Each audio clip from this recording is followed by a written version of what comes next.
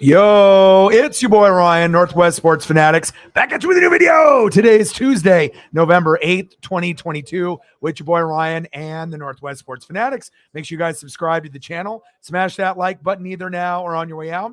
Donate to your boy if you can. Cash App, $ ORION NWSF, or the YouTube Super Chat right here. So today's show, we're going to go over some NFL news as well as a NFL Fantasy Football 2022 week number 10 Q&A.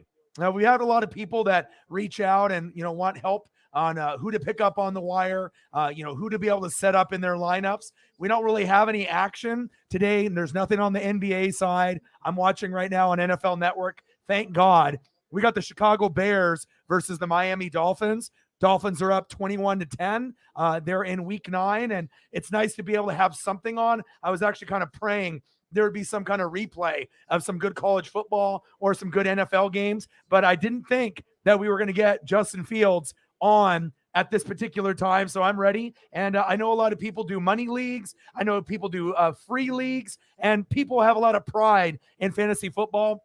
Because not only is it bragging rights and you can flex at the end of the day if you get first, second, or third in a 10, 12, 14-man league, but ultimately it lets you learn more about the league as a whole instead of your favorite players or your favorite teams. So we'll see how it goes. And like I said, I'm live on Twitter right now as well. So we'll get to a point where we'll probably get some people trickling in. And like I said, I'm watching right now David Montgomery rumbling and a bumbling. And like I said, I got kind of lists configured for you guys. So once we get people coming in and they have questions, obviously I'll have to do a little breakdown to see, okay, who are they playing? What have they been projected for?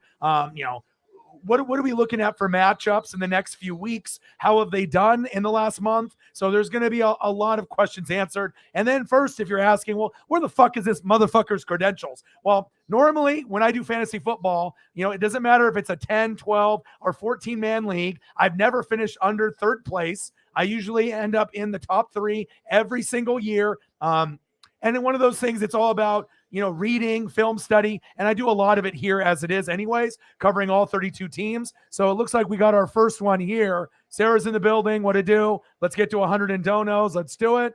Elliot is in the building. What to do? How are you, Elliot? What's good? All right, Chris. He said, need a running back. Would you trade Lockett for Najee? Well, right now, if you know what's going on with Najee Harris, it hasn't really been very good for Najee this season. I had him as a rookie, and it panned out for me tremendously. So at this point,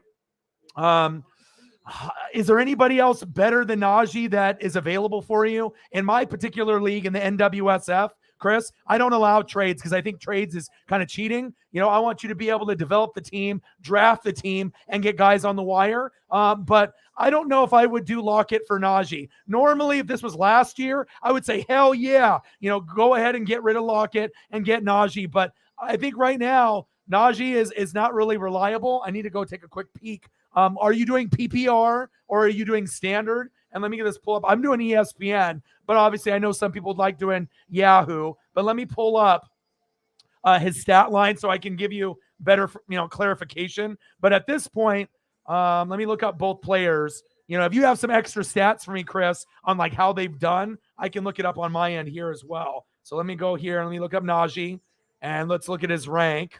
He's 26th rank, so that's not very good. But the average points is 10 points. So you have to think, all right, he scored 10, 13, 13, 7, 6, 12, 11, and 11. It's PPR. All right, let me take a look at his receiving. So he's not really getting a whole lot of targets, but he's getting more than what he was at the beginning of the year. He was getting 2, 6, 3, and 0. Now it's 4, 3, 4, and 6 with attempts. The yardage is garbage. He's under 30 yards receiving. You would hope that would be a little bit higher. And he hasn't even cracked 100 yards in the season, and he only has 1 tutty, right? So let me look at that. But as we know, running backs are scarce this year, just like tight ends. If you don't have Travis Kelce or Mark Andrews, you're fucked, right? In most cases. So I'm looking at the numbers, and in the last 3 weeks, he's put up 12, almost 13, 12.9, 11, and 11.96, which is good enough to roster as an RB2 or a flex because the running back position is very, very thin. All right, now let me take a quick peek at Lockett. So that way you're not giving away too much if you're the one that has Lockett and you need a running back. Now let me look him up real quick. Let's take a quick peek. Let's Lockett. Lockett's stats. He's position ranked number 9. So that is probably not someone that I would get rid of. Let's take a look here. So Lockett has gotten 5, 19, 16, 13, 27, 3, 11, 15, and 17. So if this is me, right, I understand that you need a running back, but do not trade it for Tyler Lockett. If you got Lockett or DK or Geno, I got Geno Smith and Jason Myers on my bench. I'm 8-1, and the only reason I lost this week is I had Nick Chubb, who's a top 4 running back, Saquon Barkley, top 4 running back, Mark Andrews, number 2 tight end, and Dallas Cowboy defense, number 1. All 4 of those with Greg Dulcich, obviously with the Mark Andrews injury, on a bye. So half of my lineup was on a bye. So I wasn't able to manufacture enough points to get the win. I got close. I only lost by like 12 or 13 points. Normally I'm, projected for 130, 140, and I'll hit 150 to 200. So even though I ended up losing because half of my lineup was on a bye or injured, I'm 8-1. So I'm still projected to win, the championship, or at least get there. So if that is me, Chris, is there anyone else that you can give up for Najee? I would not trade Lockett for Najee because Lockett right now, you could end up getting wide receiver 2, or you could even throw him up at the flex as well. So I get it. I mean, if you want to be able to trade away 10 points a week at running back for a guy that will probably get you 10 to 30 points each week, that's not really a fair trade. So, I mean, if you're the one that has Lockett, they're trying to swindle you. They're trying to pull a fast one to see if you'll bite. And Najee hasn't scored touchdowns this year. He's got 1. So Lockett, to me, is the more valuable piece. Now, if you can get a trade for Najee with someone not as good as Lockett, but again, Lockett is ranked 9th. Najee's ranked 26. That's a bad trade. I know you probably have lots of wide receivers, right? But you don't want to do that. I mean, like I said, I've been in money leagues where I pay $200 up front, to get in there. Anybody that's on Seattle, Geno Smith, DK Lockett, DK Metcalf, Tyler Lockett, or Jason Myers, you're going to want to hang on to those. Myers is the number 1 kicker. Geno is in the top 7 in fantasy points. I got him. I got Justin Fields and Justin Herbert. When Herbert had the injury, I had to find other pieces. I had Kirk Cousins, had to drop him, decided to go with a couple other guys like Jared Goff. It didn't work. So then I was like, fuck it. Geno was available about 2 weeks before he got really hot. I picked him up, and it was a smart move. And then I just got Justin Fields a couple weeks ago, and things are working out good. He put up, obviously with the thumbnail, 40-plus points. So that would be pretty easy for me. You got to keep Lockett. But if there's someone else that you could trade that maybe they would bite, if you let me know the rest of your lineup, I might be able to tell you who would be maybe a good trade. Or if you let me know who's available on the wire,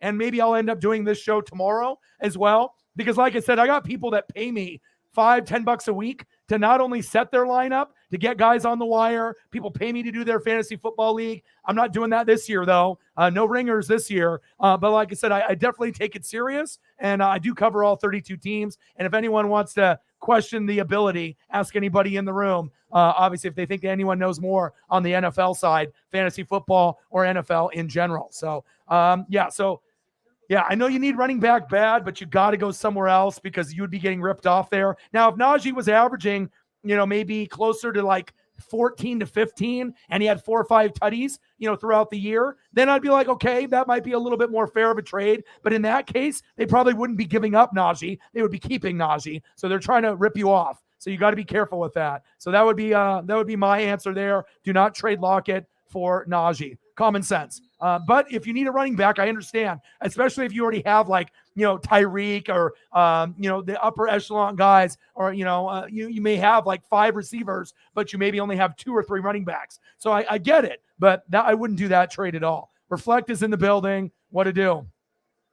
Ooh, 8-1. Nice. I'm 8-1 as well. And honestly, I'm kind of pissed that I ended up losing because I've made the right decisions all year. I've also made some mistakes and left some points on the bench, but my only loss came to having, 2 of the top 4 running backs in points have a bye, on top of Mark Andrews getting hurt and Dallas Cowboy defense. I mean, that's rough. I mean, those 4 spots alone, Chubb, Saquon, Mark Andrews and Dallas Cowboy defense, that gives me like 100 points. So to manufacture better options than those, you're not going to.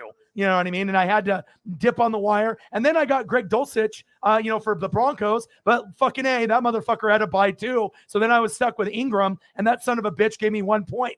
And then I picked up Deion Jackson. I was like, oh, projected for 14. He'll at least get me 10. Fucker got me 5. So I hate getting guys on the wire that I have to do for fillers for 1 week. I like to get guys that I'm going to keep for the rest of the season, or at least for a few weeks. And that was part of my downfall. I have a great team. And just to kind of give you an idea of what my team is looking like. So if you have any question, here's my team. I'm 8-1. I should be 9-0. I got Justin Fields, Nick Chubb, Saquon Barkley, Justin Jefferson, D-Hop, DeAndre Hopkins, Greg Dulcich. Normally it would be Mark Andrews, but he's hurt. Josh Jacobs at flex, Cowboys D, number 1. And then I got Jason Myers at kicker as well. On my bench, Mark Andrews, Justin Herbert, Chris Godwin, Bills D, Geno Smith, and Evan Ingram. And then I got Elijah Mitchell on IR, and I'm deciding if I want to keep him or if I want to drop him, because if CMC gets hurt, Elijah Mitchell's number 1 running back for the Niners. And obviously we know Jeff Wilson got traded to the Dolphins. So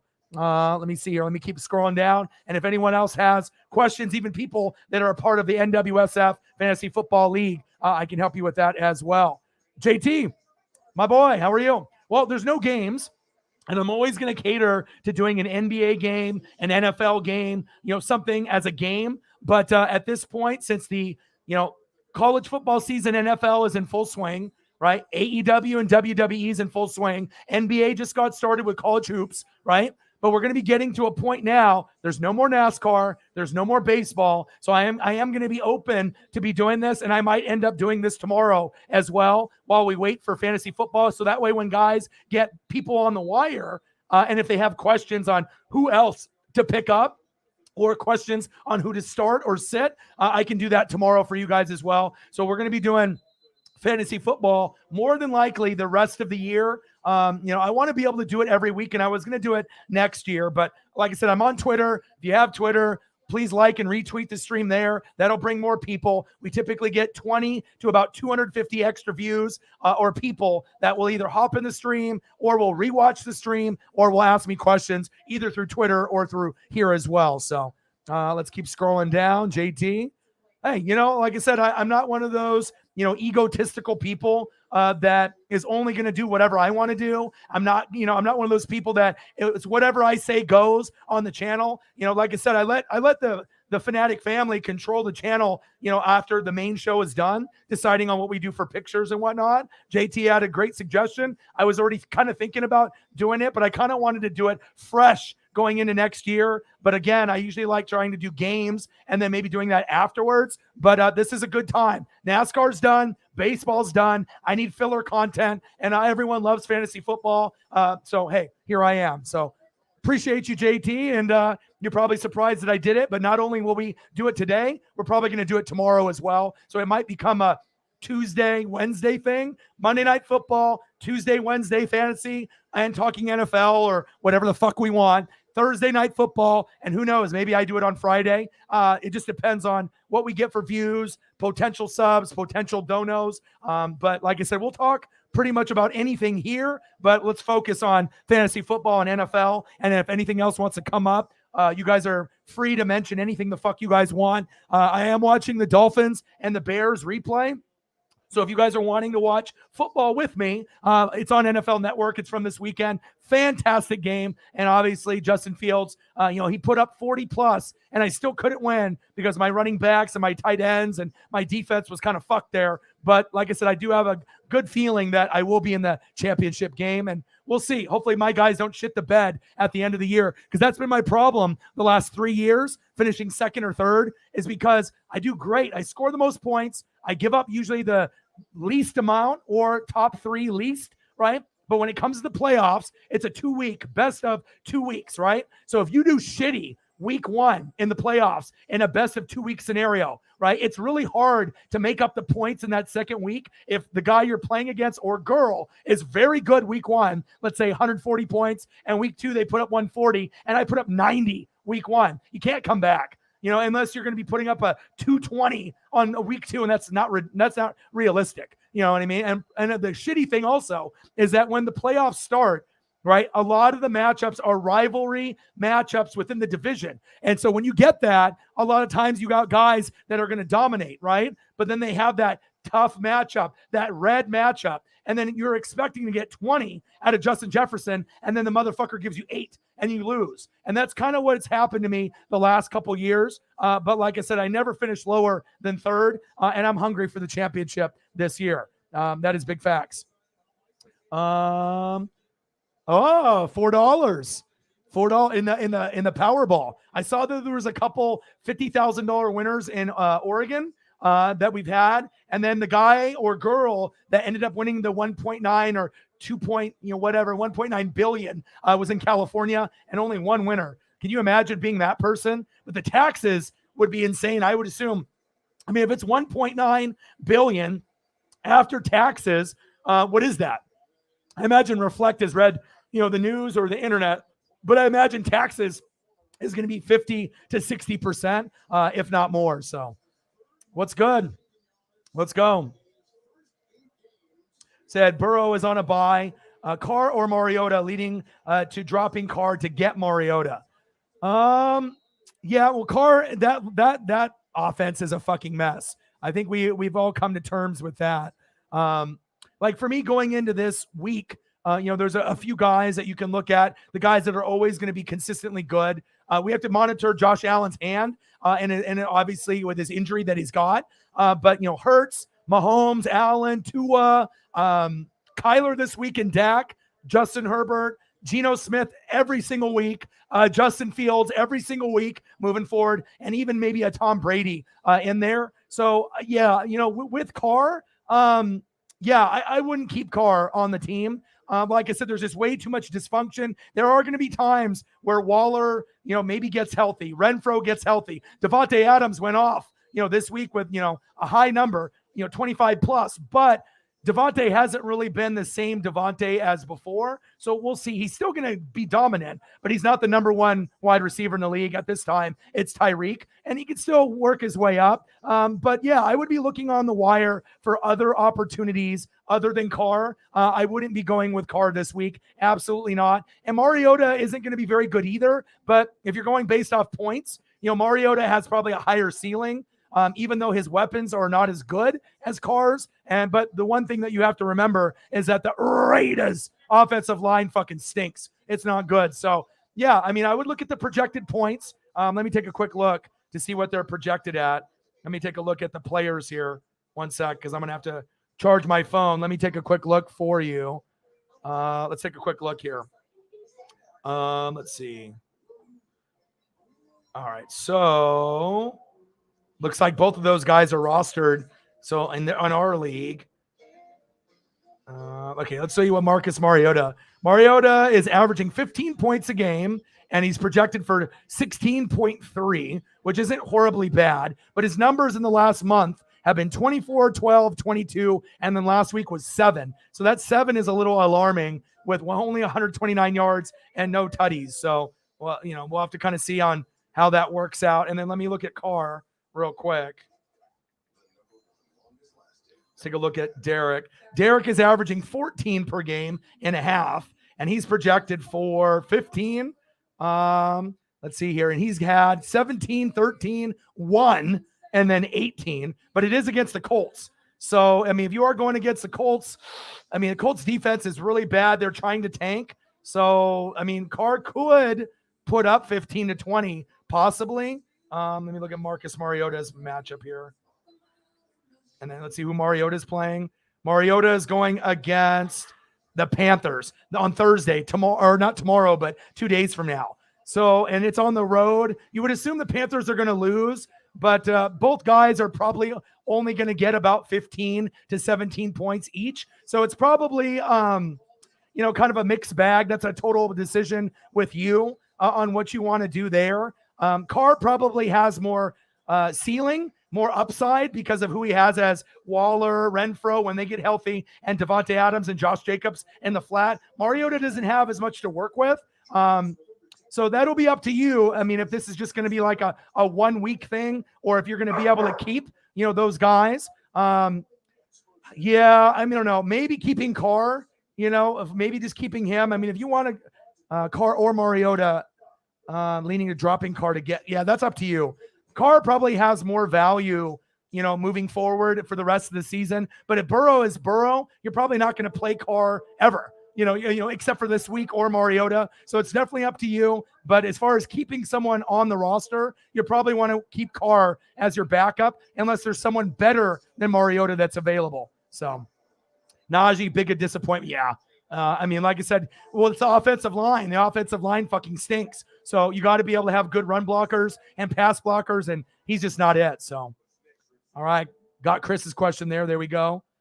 Yeah, I should be 9-0. You know what I mean? Like I said, if I just had Mark Andrews healthy, I mean, it's one thing to have the Cowboy defense and then have Chubb and Barkley. And the thing that makes it the worst is that those are two of the top three in the NFL. So it's like at one point I had the number 2, 3, and 4. I had Saquon Barkley, Chubb, and Jacobs, but Jacobs has kind of slid back a little bit. He hasn't been doing those 30-point games anymore. So, but yeah, I should be 9-0. But how often do teams go undefeated in fantasy? It's very rare. Even the greats usually lose 1 or 2 games by, just luck. Someone, gives you their Super Bowl, lineup, or you play against someone like Mixon who throws up a 50 plus. And then no matter who you got, you're probably going to lose. So, you know what I mean? Eagles John in the building. What to do? I'm seriously considering putting Evans on the bench. His last performance with his drop passes has me concerned. At least got Christian Kirk, though. Right. And obviously I haven't been playing Godwin, even though Godwin's going to get a shitload of targets, and he'll get me 10 to 13 or 14 points. But I already got D-Hop. I already got Justin Jefferson. And I like running backs at the flex over wide receivers unless I got a wide receiver that I can count on. Brady hasn't been good. The offensive line stinks. Godwin and Evans are very up and down. They will give you points. But if you're hoping that they're going to give you like 30-point performance, it's not going to happen this year. And if it does, it's going to be Mike Evans, not Chris Godwin. I mean, I got Godwin and I barely started him all year. And I'm a Buccaneer fan. So normally I'd be like, hell yeah, Godwin. But this is not the same Godwin in years past. So let me take a look at wide receivers as we go through. So like this week, as far as wide receivers are concerned, we got Cooper Kupp, Tyreek, Diggs, Jay Jetta, AJ Brown, Devontae, D-Hop, Waddle for sure, Amon-Ra St. Brown, and then CeeDee Lamb coming off the bye, Amari Cooper. Mike Evans is probably going to be ranked somewhere between 10 and 14 this week. So Mike Evans is going against Seattle. Seattle defense has been very good in the last month. I had this like crazy stat that I actually was sharing with Sarah, believe it or not, with the Seattle defense. Look at these stats right here. This is almost like crazy. Seattle defense, and this is not from the beginning of the year, okay? We're living in the upside down in Stranger Things. Seahawks defense in the last 4 weeks, yards per play, 4.3. Can we guess what rank that is? Number 1 in the NFL. Yes, I said it. Seattle defense in the last month has been number 1 in the NFL in yards per play, 4.3. Mind-blowing, okay? After being one of the worst defenses and the worst offensive lines when Russ was there. Sacks, 19. Can we guess what ranking that is? First, tied for first with sack lunches in the last 4 weeks. Yum, yum, yum, yum, yum, yum. QBR, 31. Tied? No. Second overall. Takeaways, 7. Tied for second. So they're first, second, and tied for second, and they're 4-0 in that stretch. Now, will Seattle be able to hold that, for a long period of time? I don't know, but like I said, Brady isn't Brady. Evans and Godwin aren't the same because of Brady and that O-line. But I don't know, man. I'm not really sure if I would bench Evans. I mean, if you feel better with Christian Kirk, you can go that route. Kirk right now is going to be a top 20. I think he's ranked 19th.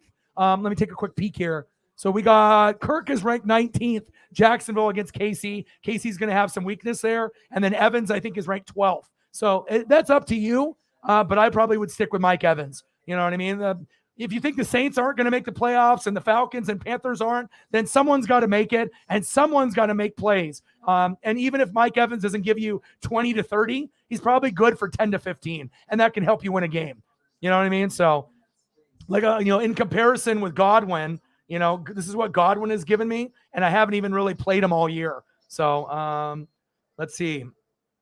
Let's go here. And the good thing is with my team, I actually drafted most of my team, from the start. I have done a lot of pickups though. I've done the most movement. I've done 76 transactions and we're only on week 10. That's probably 50 more than any other team. The more that you put passion into fantasy, the better that you're going to do. The more research you do, the better results you're going to do. If you just ho-hum it and you don't improve your bench, you're never going to win a championship ever. Not even by luck. It ain't going to happen.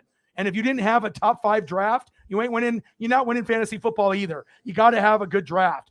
All right. So Chris Godwin has been averaging 11.8, right? Per week average since he came off the injury. So he played week 1, 6.5 with Brady, and then that horrible O-line that I got. Then he was injured for 2 weeks, and this is his numbers. Not bad. Pretty good. 12, 12, 15, 11, 13, and 10. Right? So that's pretty good where I could use him as a flex or a wide receiver too. But I usually go with like Josh Jacobs, at the flex, because Josh Jacobs is the 7th ranked running back. And Josh Jacobs has put up 8, 9, 14, 34, 30, 36. And the last 2 weeks have been bad, 7.4 and 11. So I might be missing out on a couple points, but the upside is a little higher, for Josh Jacobs, even though that offense and the Raiders stink. You know what I mean? So I always like doing the 3 running backs. If you do 3 wide receivers, you better hope you got like a Jay Jetta and you got like a Chris Godwin and D-Hop as your flex. If you don't have someone as dominant as like a D-Hop at the flex, you might as well put a running back in there. That's my strategy usually. So, all right, let's keep going here. Oh, nice. There we go. Well, we'll see how it goes. Hopefully we can end up getting to a good number, with donos, and we'll get probably some people that will come through from Twitter, YouTube, just having questions. But yeah, I have a passion for it. And next year we'll end up doing it every week. Well, we'll end up doing maybe multiple times a week. But you got to understand, I'm not just doing NFL like a lot of these YouTubers. I'm doing NFL, college football, NBA, college hoops, AEW, WWE, NBA, NHL, World Cup, baseball, NASCAR. So, I'm busy. You know what I mean? But I definitely have time for fantasy.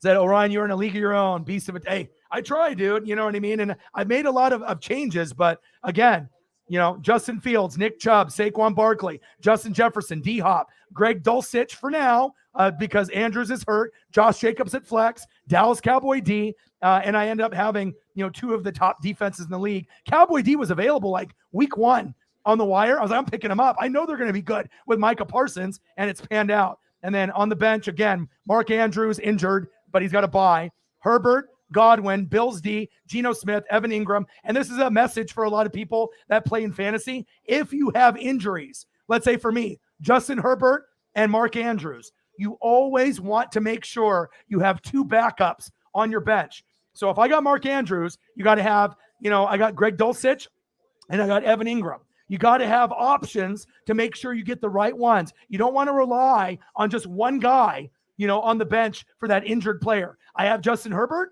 right? But who else do I have? Geno Smith, Justin Fields. If you want to win a championship, you got to make sure that you are protecting your investment. And if your investment is Herbert and Andrews and it hasn't been working out, you got to make sure you have 2, not 1. 2. Yeah, I know there might be a running back that's better or a wide receiver or defense that's more coveted. But if you look out for yourself, you give yourself the best chance to be able to look and compare and to be able to win that championship. I think my dog just took a fat shit because I'm in here with the fan on and all I smell is dog dew. So I got to take a quick 5-second break here. And let me go clean this shit up real quick. And then I will be right back. So give me 1 sec and I'll let you guys look at the greatness is the Macho Man. What's that? Paisley.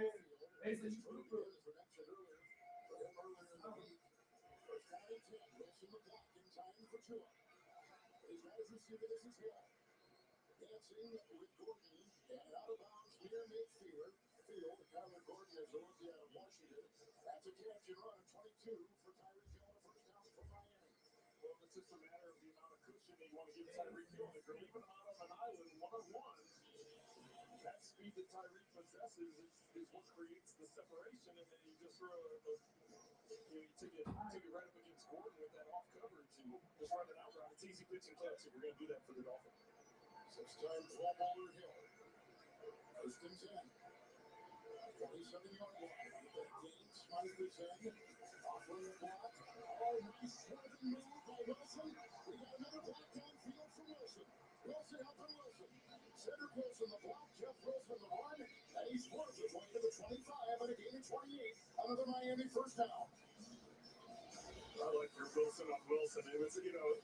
It's impressive. It's just all of a sudden you're going to come back. You see the over pursuit of the defense. You see the lane of the second level. All right, I'm back. And then the additional blocking upfield. Straight poo-poo party, yo.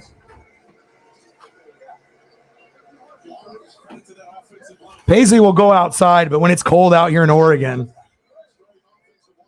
we try to leave the doors closed a little bit. Poo-poo, picked up and clean. We are good. All right, we got the Dolphins 21, Bears 17. And I always like to go back and watch, not only for fantasy purposes, but just, for the channel and for me, myself, to be able to go back and watch games of like Justin Fields and Tua and see how these guys are developing. So that way, if it's someone that I'm going to keep, someone that I'm targeting, or someone that I already have on my roster. So that way I can decide, who do I want to start? And the crazy thing is, and another piece of advice that I have for you guys that do fantasy, whatever the projected number is in fantasy, don't look at that. If you end up looking at that and you have a gut feeling, right, that the other player is going to do better, right?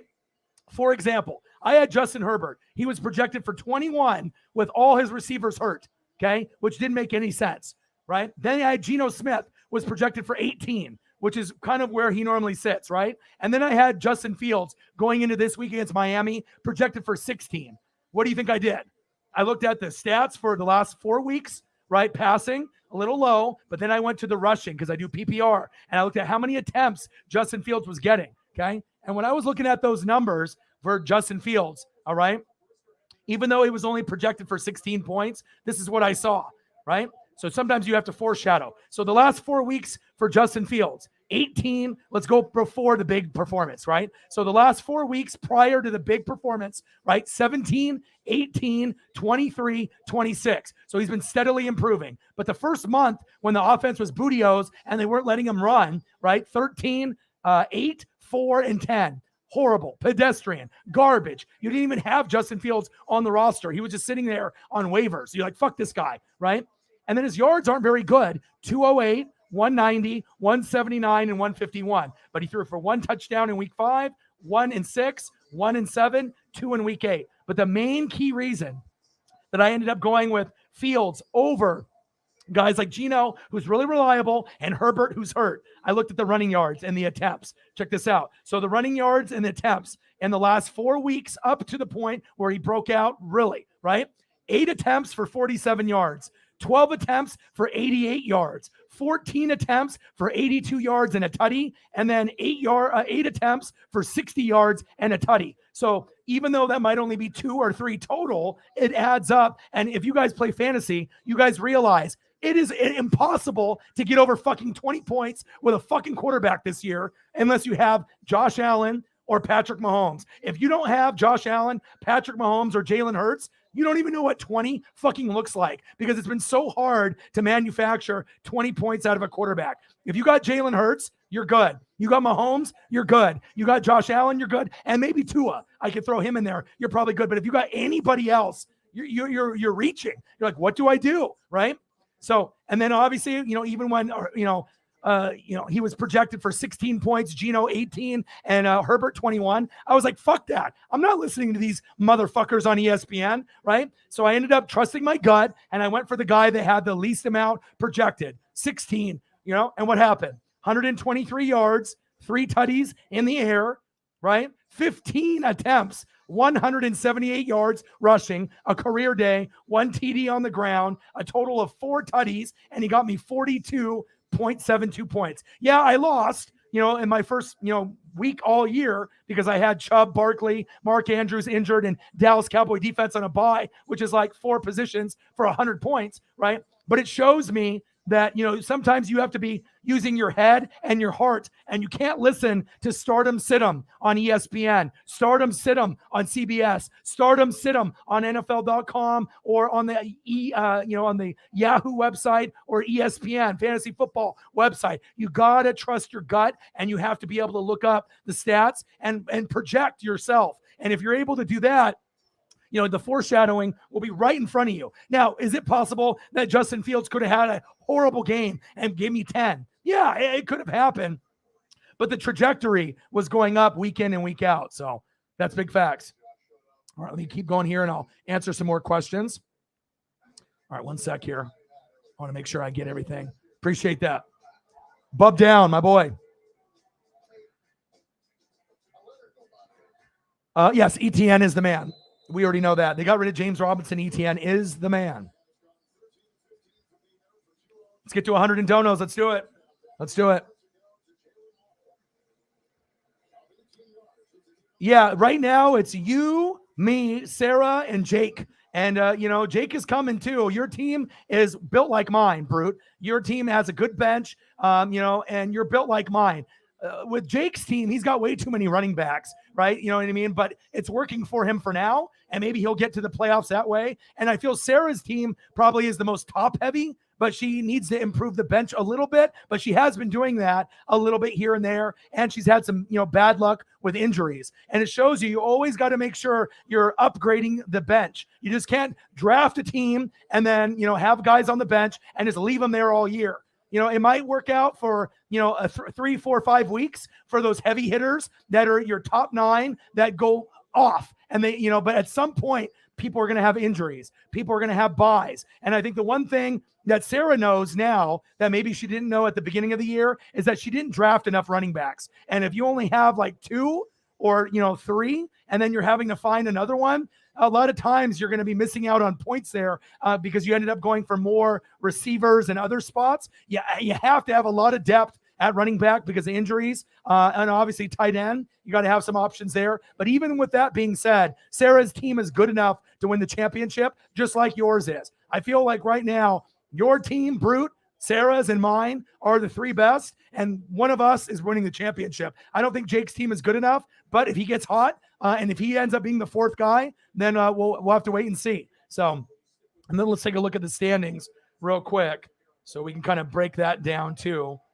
So with the league that we have, I'm 8-1. Dirty Birds, Shep is 5-4. Fluffers 5-4. Holly Hundo 3-6. But the crazy thing is, she's the 2nd in points overall, and she's 3-6, and she's 2nd in points to me, and she's 3-6. She should be 6-3. That's wild. And then Air Whitey 1-8. He quit. I don't like people that quit after the first couple weeks. So Air Whitey probably will never be in our league ever again because I don't like when people, say, "Oh, Ryan, I really want to do your fantasy football league." And you always get at least one guy or girl every year that quits within the first 4 weeks. That's irritating as fuck to me. I don't like people asking me for a favor and then I put them in and then they quit after 4 weeks. I don't like that shit. So, if someone has that type of tendency, I don't like having those people in the league. But you always have one of those in every league in fantasy football where they start off 0-3 and they just give up. I hate that shit.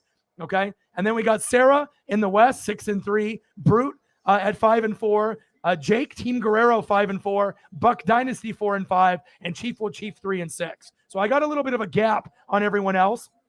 But those teams that are 5-4 and 6-3, they can easily catch up to me if I have a couple injuries or if things, don't match up properly. So, but Brute, your team is nice, man. And we'll go over Brute's team real quick here so you guys can hear. You've heard my team. We'll go over Sarah's and Brute's as well. Sarah's team, Josh Allen, Jeff Wilson, Eno Benjamin, Tyreek Hill, Amon-Ra St. Brown, Travis Kelce, Gabe Davis, Bucks D, and Carlson at kicker. On the bench, Jonathan Taylor, Mike Williams injured, Kareem Hunt, Macom Puke Ayuk, Brandon Ayuk, Trevor Lawrence, Gesicki, George Pickens. It's a squad. She's got a good team. And she actually was undefeated with me up until just a couple weeks ago and kind of hit a wall, and it happens. And let's go over Brute's team.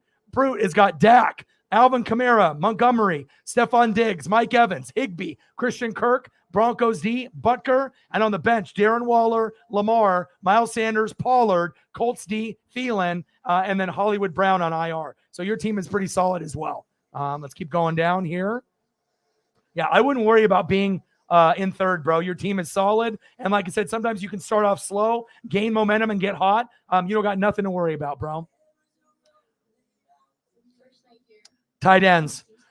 Yeah, and like I said, tight ends, if you don't have Travis Kelce or Mark Andrews, and you have Waller, and Waller normally is a great player to have, like, in the past, Waller and Kittle, awesome. But now with the injuries, I mean, even now Mark Andrews. So now if you don't have Travis Kelce, I'm looking. I had to pick up Dulcich from the Broncos, and I had to pick up Ingram, and that Ingram motherfucker only gave me one. He had a back issue and went out of the game, so I get it. But, I mean, when I'm trying to win every week, I don't expect my tight end that I'm putting in for Mark Andrews to give me a fucking one. But it shows you how thin the tight end position is. But Dulcich, if he didn't have a bye, I'm pretty confident I could have hit 10 to 15 with him, and I might have won last week. So it is what it is. Eagles John. Walker was my biggest mistake. I was kind of forced to drop him because of the penny platoon. Oh, yeah, you can't. Yeah. Any rookie like that, Breece Hall, Kenneth Walker, if you watched college football, you knew that they were going to be starters eventually. Wow. Yeah. And then you had ETN. Right. But required patience. True. Yeah, and sometimes it does, especially with Jacksonville. Let me see here. Jason, would you trade Herbert and Godwin for Hurts and Mike Williams? Yes, absolutely. If you have Herbert and Godwin, absolutely. Herbert, I got him, and I have Godwin too. Godwin's good for 10 to 15 points. Herbert isn't giving you 20 points a week anymore after that injury. So if you can get Jalen Hurts and Mike Williams, yes, I would do that 100% because Jalen is one of the best in fantasy football. Him, Mahomes, and Allen are up at the top. Mike Williams is hurt right now, but Hurts gives you more value than Herbert and Godwin. Even if it was Herbert and Godwin for Hurts, I would have done that. But if Mike Williams is thrown in there after he comes back from his injury, you might be able to use Mike Williams as a wide receiver 2 or a flex. So, yes, I would do that trade. He said, I'm getting Justin Fields. Well, most people, if they're cashing in, already have Justin Fields. But if you can get him, congratulations. But most people are having a hard time or he's already rostered. Let me see. Reflect. 12-person league, so only Mariota's left sitting there being then grab him. You got to grab him. Mariota or Garoppolo. Man, let me look to see what Garoppolo is right now, and I'll get caught up here. Let me look to see. And you also have to look for, is this 1 week, or are you looking to add like a good bench piece? You know what I'm saying? So let's take a look at Jimmy and see what he's at. All right, Jimmy is averaging 15.4. But you have run CMC now, so that adds value. So 16, 8, 13, 18, 16, 16, 17. Yeah, so I would go Garoppolo because you added run CMC. So run CMC will be able to get passes, and you got Kittle and Debo and make him puke Ayuk. They don't have Jeff Wilson anymore, so it'll be CMC and Elijah Mitchell. So at this point, I would say, he's coming off the bye and it's the Chargers, but Jimmy G gives you a higher ceiling because you can throw to run CMC also than handing it off. So there's a little bit more value, more weapons on the Niners than there are in the Falcons. So I would go Garoppolo. That would be my advice. But if Garoppolo's gone, pick up Mariota as insurance. So all right, let me keep scrolling down. He said, yeah, back to Burrow after the bye. Yeah, but going Jimmy for a week, the lowest Jimmy will probably get is 10, but I would assume 15 to 18 points is probably what he, more than likely get. 14 to 18, somewhere in there. Let me keep scrolling down. And I just got your question there. So, yes, I would do that trade. Now, if you have Hurts and Mike Williams, don't do the trade. But if you have Herbert and Godwin, yeah, I would do that trade. If Herbert is your main quarterback and you're looking to upgrade that position, definitely go with Hurts. As long as you have other wide receivers than Godwin. You don't want to have your wide receiver room depleted if you don't have anyone else besides Godwin. But I think I would do that trade. Curtis Samuel. Yeah, I had Curtis Samuel earlier this year. What's up, Jake? What's good? Cade Otton. He scored his first touchdown. If you actually look at the numbers, that could be someone that you could look at tight end. I mean, a lot of these people that are asking questions, they're asking me, and they're in the league that I'm in. So obviously, I can't give them misinformation because I'm not an asshole like that. But like right now, we have Noah Fant, Cade Otton, and Cole Kmet available. They all have green matchups. So if you grab any one of those guys, you do have a chance to get 10 points. And on the tight end position is thin. Otton, Fant, and Cole Kmet are going to be on and off. They're not going to hit every week. You know what I mean? But if you're looking for a filler for 1 week, you can't really go wrong with any of those three. Noah Fant, Cade Otton, or Cole Kmet.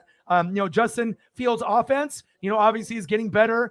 Tom is looking at the tight end position more, and Noah Fant, Geno is going to go to DK. Geno's going to go to Lockett. Geno's going to go to Walker, but every once in a while, Noah Fant will get a look as well. So Noah Fant is averaging 6, and he's 20th. Cade Otton is 22, and he's projected, and he's averaging about 6. And then Cole Kmet, 21st, and he's averaging about 6. But they do have, an opportunity to go a little higher. So let's see. Noah Fant, last game, he put up 14.6. Cade Otton, after his mom just died and his first touchdown, he put up 17. And the game-winning touchdown. And Cole Kmet, last game, put up 22. But remember, just because they put up a big game last week doesn't mean they're going to put up a big game for you this week. And that's another thing with tight ends. Let me take a quick look here. So Kelsey, Goddard, Ertz, Kittle, Hawkinson, Everett, Pitts, Dulcich, Hill, Freiermuth. Those are going to be the main. And then anyone else that is available, it's going to be kind of hit or miss. But like I said, there might be some upside there. So let me keep scrolling down. $2 holla for my girl Sarah. Thank you so much. $2 from Reflect. Thank you guys so much. 4 in the bucket. 96 to go. Thank you so much. Bang, bang. Bang, bang. Bang, bang. Thank you so much. Appreciate you guys. Let's go. $2 for Sarah. $2 for Reflect. And we only got 96 to go. Let's go, baby. Bang, bang. And I don't mind giving good information to help people out, especially if it can help them get to the playoffs. Said Eagles is like, I have Mariota and Jimmy G need to improve at quarterback, to say the least. Yeah. But Jimmy, if you start him and having Mariota as a backup, I mean, you're probably not going to be able to find, if you were able to get Justin Fields, you would have been in good shape, but I swooped him up, you know what I mean? But, at this point, all you're trying to do, Eagles, is get fourth or third and just get into the playoffs. But like I said, if Jimmy starts throwing the ball more, he might be able to be a top 12, fantasy quarterback, and he might get higher to 19 or 20. Right now, it's going to be probably 14 to 16 projected. But there will be games where Jimmy will get more than 20 because CMC is there. You know what I mean? So Bears are so glad Seattle didn't pull the Russell Wilson trade for 3 firsts and Roquan Smith. Yeah, no kidding.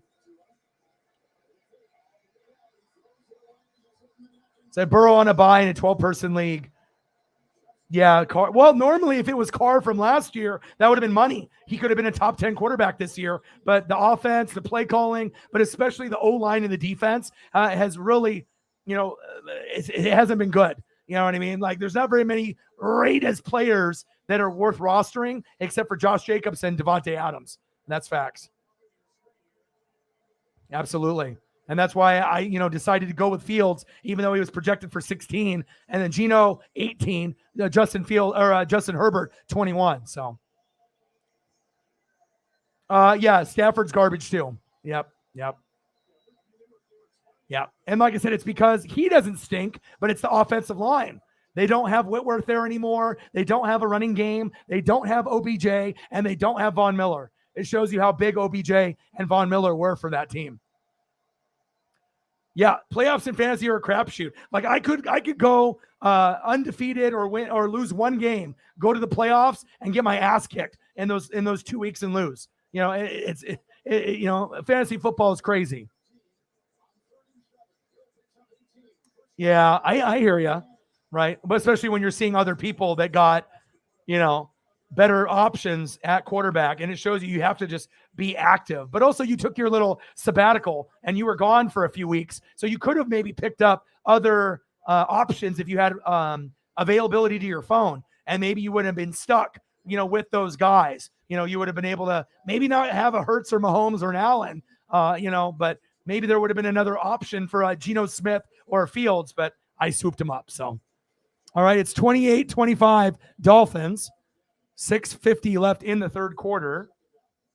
And I'm just going to chill and watch the game. And like I said, if you guys have any other options for me, let me know. If you guys want to share the channel, obviously on Twitter for me, it would be greatly appreciated. And anything else that you guys want to talk about, please do. Any photos you guys want to bring up. This is, not necessarily, just for fantasy football or NFL, but I figured I'd cater to Jose and some of the fantasy football people that if they want me to do this, we'll give it a try. We'll see how it goes. And I was going to do just a kind of like a Q&A show anyways. So you might as well do NFL Q&A and just add fantasy football to it as well. Pittman. Yeah. Yeah. I know.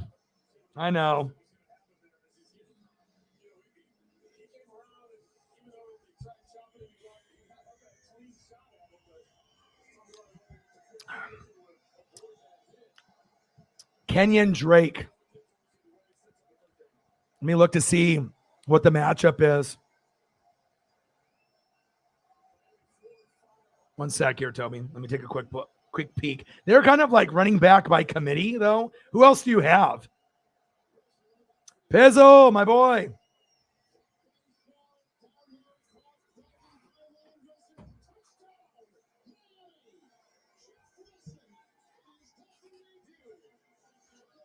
All right, let me see here. My phone doesn't have a charger that's long enough, so I got to kind of like do one of these things here.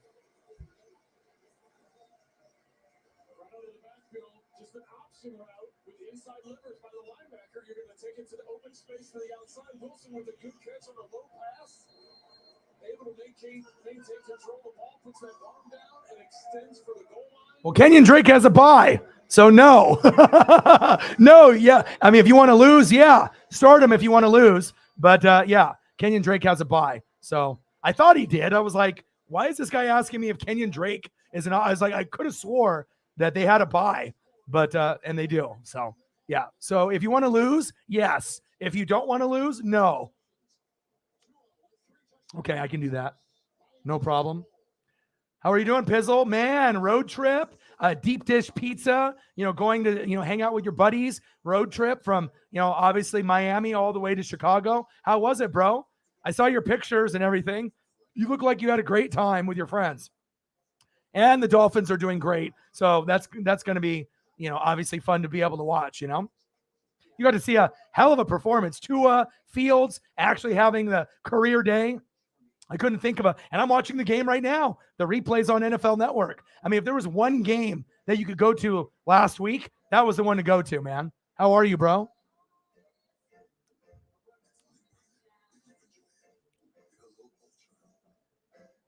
ETN and Patterson. ETN is going to be a top 10 start, and Patterson's top 15. 15 to 17. It's against Carolina. Here, I'll show you what I got for my thumbnail here for tomorrow. Check this bad boy out.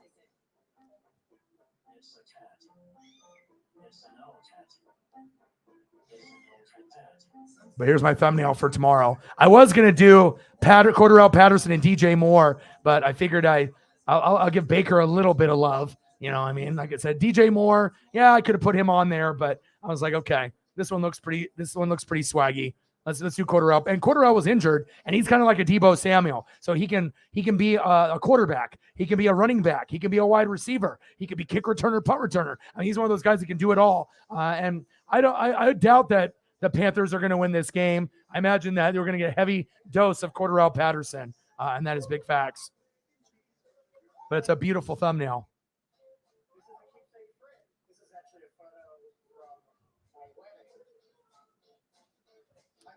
Good to see you, man. My boy, Pizzle. what a magical season for the Dolphins too, since a lot of times the Dolphins are not the best team. You know, they've gone through some struggles, and it's just nice to be able to see that Tua's stepping up with Mike McDaniel, and then they can make a decision with all the draft picks and free agency. Do we want to continue to work with Tua, or do we want to try to go for like Lamar? You know what I mean? And like I said, Lamar, is he going to stay or is he going to go? Sean Payton might be coming back next year, and maybe Sean Payton and Lamar link up. Lamar maybe leaves Baltimore and goes somewhere else. You know, the best fit for Lamar would be Miami. But if Tua keeps playing like this, I mean, Lamar's better than Tua, but the way that Lamar has been playing and the way that Tua has been playing, you might be satisfied with Tua as long as he doesn't get hurt, because it looks like in the near future, Miami might be able to get to an AFC championship game and win a couple playoff games sooner than later within the next 4 years. Yeah, we know the Jets are getting better, the Bills, the Chiefs, the Bengals, and all these other teams that are there, but I like the trajectory of Miami moving forward. So what was your favorite part of the trip in Chicago? The pizza, the food, obviously the game, but I mean, what was the best food that you had? And where did you go? Did you go to what Chicago one did you go to? Because I've been to Oregon, Washington, California, and Japan, but I did go to Chicago for business, and I ended up going to have some of their deep dish there. And there's a couple famous places that they have.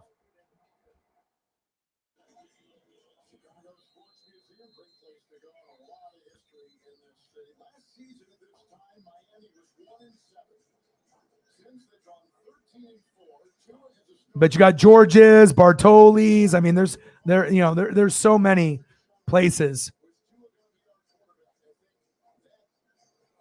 And so it just depends on what you want. But Giordano's and Lou Malnati's, those are the two best. Those are the ones that I got to try, and those ones are perfect. Yes, if you love offense, it was your game. I know, right? Trey's in the building. What to do, bro? He said, should I drop Butker for Marr? Kickers are more valuable in my league. They lose points for misses. Ooh.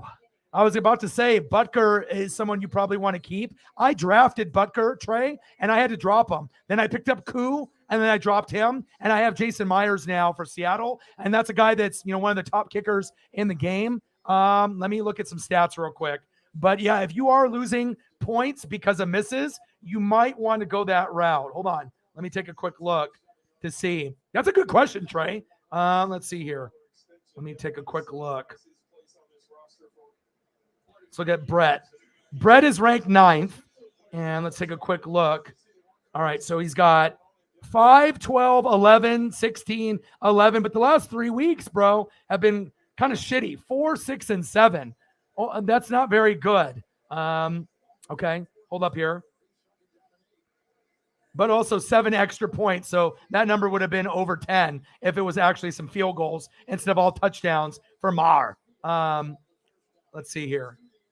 All right. And then let me take a look at Butker, because Butker has been missing, obviously, extra points and field goals. So let me take a quick look there.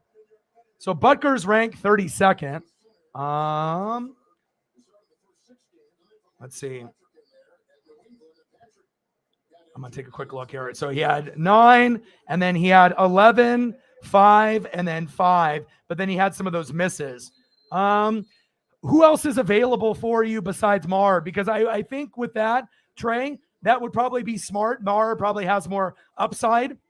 I mean, we know Butker and that offense is going to click, but we don't know if we're going to get the good Butker or the bad Butker. So, I mean, that's tough. Butker is the better kicker, right, overall, but this season he's been hurt, and yeah, you're probably going to want to find someone else. Is there someone better than Marr that you can pick up? But I think Marr for Butker for now would be good, because like I said, Butker's not healthy. He's missing kicks, and on top of that, you're losing points for misses, so that's a reason why you want him out of there. If you're trying to win a championship, you have to make adjustments. I drafted Butker. I picked up Koo, and then people were like, why did you drop Koo? Because Jason Myers was available, and I got him before he got on a hot streak, and I saw that he had like 2 double-digit performances, so I was like, ooh. I was like, and I saw how Geno was playing, so I was like, you know what? I hate to drop Koo, but who's going to get to the red zone more? Atlanta or Seattle. And at first I thought it was Atlanta for a while, but then they started fucking up. And Myers right now is the second best kicker.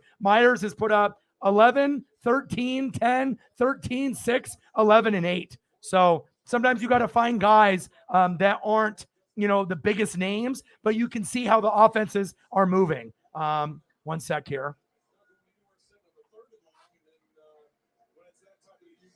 I need a fucking longer cord for my phone here since my phone is about to fucking die. All right, let me keep going down here. Chris in the building, what to do? You had the classic Lou Malnati's. Nice. Lou Malnati's is so good. And I've only been to Chicago once, but there's a reason why people are overweight there, because their food tastes way too good. I mean, it's impossible just to have like a serving, and one piece of Lou Malnati's or Giordano's is like 4 regular size pieces. You literally have one and you're kind of full because it's like 4. That's big facts. All right, let's go with Chris here real quick. So I'm looking for my advice on my team here, sitting at 5-4. Okay, give me your team, and I'll do that. Let's get back to Trey. He's the best available and not on buy unless I can get Robbie Gould. Ooh, Robbie Gould would be good. Let me see.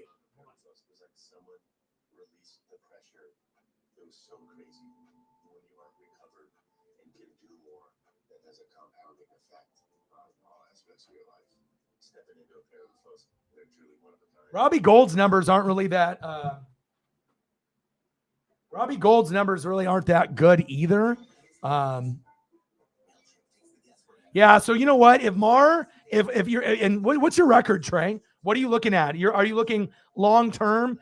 I mean, is it possible that you can keep Butker and then also get Marr and just drop one of your garbage or not as valuable wide receivers or backup tight ends, or maybe your third defense? Do you have another option? Because I think that with the way the offense is going, I think Butker will eventually pan out, but I'm not sure if you want to just drop them all together and then all of a sudden he gets hot and starts, throwing up 10 points a game or more, and then Marr starts slumping and throwing up 5. You know what I mean? So it's like, if you can pick up Marr but not drop Butker, but maybe drop another, 5th option wide receiver, so that way you have options. Having options is what it's all about. So, that's probably what I would do. Try to get another kicker. And sometimes having 2 kickers, you can win championships that way. At one point I was going back and forth, with like Koo, and I was going back and forth with 2, Butker and Koo. You know what I mean? So sometimes you have to look at those matchups as well. So you're 5-4. Okay. Let me see what you got.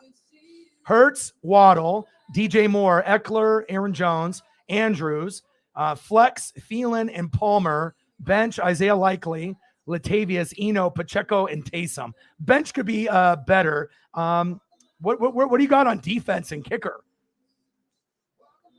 Yeah, because like I said, Hurts, you want to keep. Waddle, you would want to keep. DJ Moore, Eckler, Aaron Jones, Andrews keep. Thielen. Palmer is kind of, Palmer likely, just as Andrews is injured. I get that. But Palmer would be droppable. Latavius, Eno, Pacheco, Taysom. I wouldn't roster any of those guys.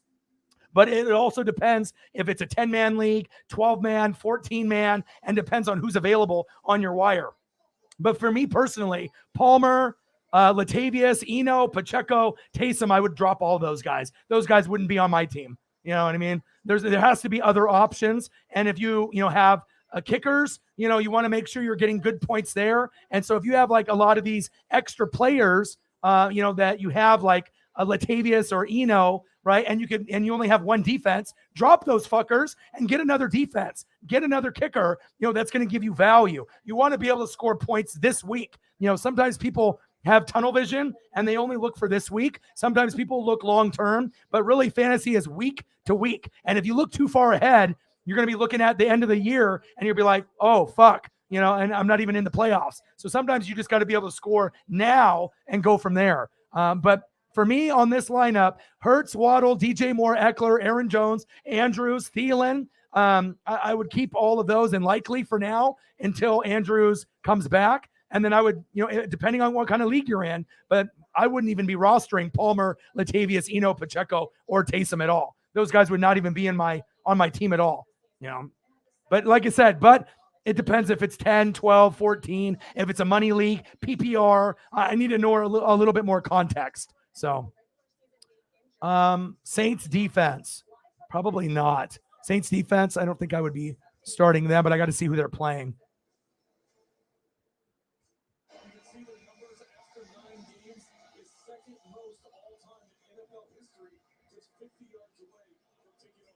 All right, hold on one sec. Let me see.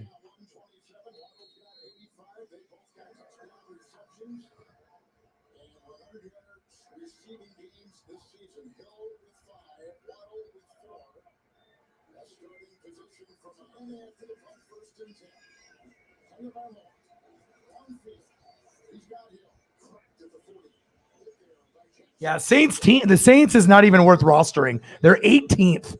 So I mean, if you want to have a shit number, in fantasy, then keep them. But I wouldn't even roster the Saints defense. Normally, the Saints defense is like a top 10 unit, and usually they can put up points. But this year, they are not very good this year. So yeah, I would not even roster the Saints defense at all. They wouldn't even be on my bench. That's how bad they are this year.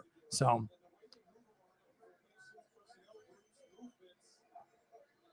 Yeah, maybe, it's whatever offense, and obviously we know the Cowboy offense will start picking up with Dak being there. And we also know with the Niners, they're going to be scoring points too. So yeah, either one would be good to pick up, but I don't know if I would just drop Butker for them. I would drop another player so that way I could have Gold, Mar, and Butker. You can have one of the Gold or Mar, and don't drop Butker, because if you drop him and then he ends up going for 10 points a game, like in the backstretch, and you lose in fantasy, that would be horrible. So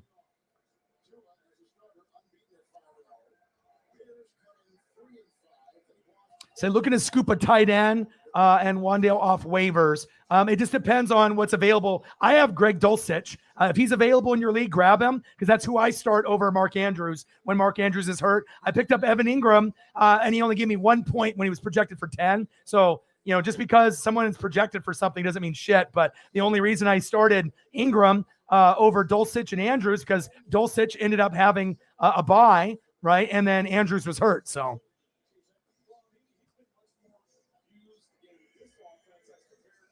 Yeah, any one of those three are all projected for around the same amount. They've all averaged about 6 points a game, but last week they all did pretty well. So you just have to look at matchups, and they're all green. So you just have to think, okay, is Brady going to go to Otton? Is Justin Fields going to go to Cole Kmet?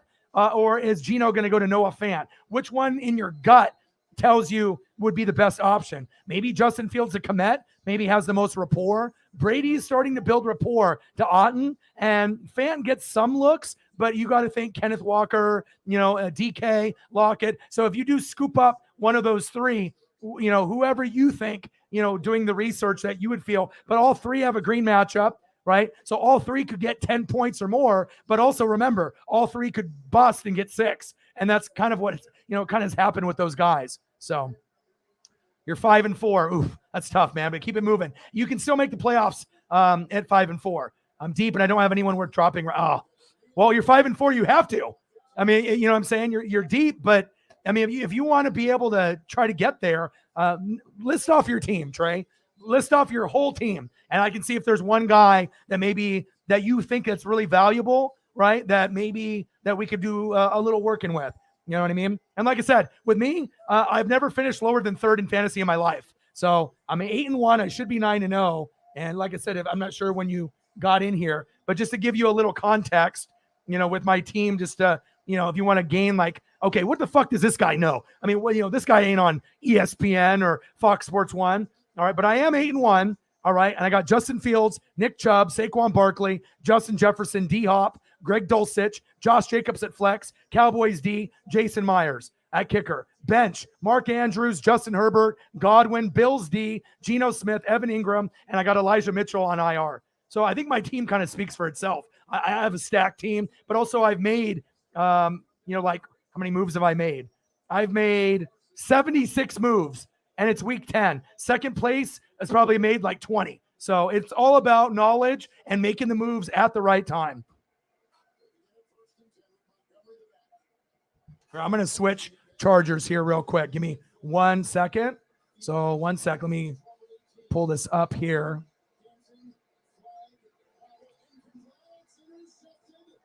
We'll look at beautiful Justin Fields, and I'm so ecstatic that I got him because I could have drafted Patrick Mahomes, but I let Holly have Patrick Mahomes because it was her first year doing fantasy, and I never had Herbert. I didn't think Herbert was going to get hurt, but it's a blessing. With all my hard work, I was able to scrap Geno and Fields, and now I feel very confident that I don't even need to play Herbert the rest of the year unless I'm forced to, and I can just run with Geno and Fields the rest of the year. All right, let me go grab this other charger. One sec.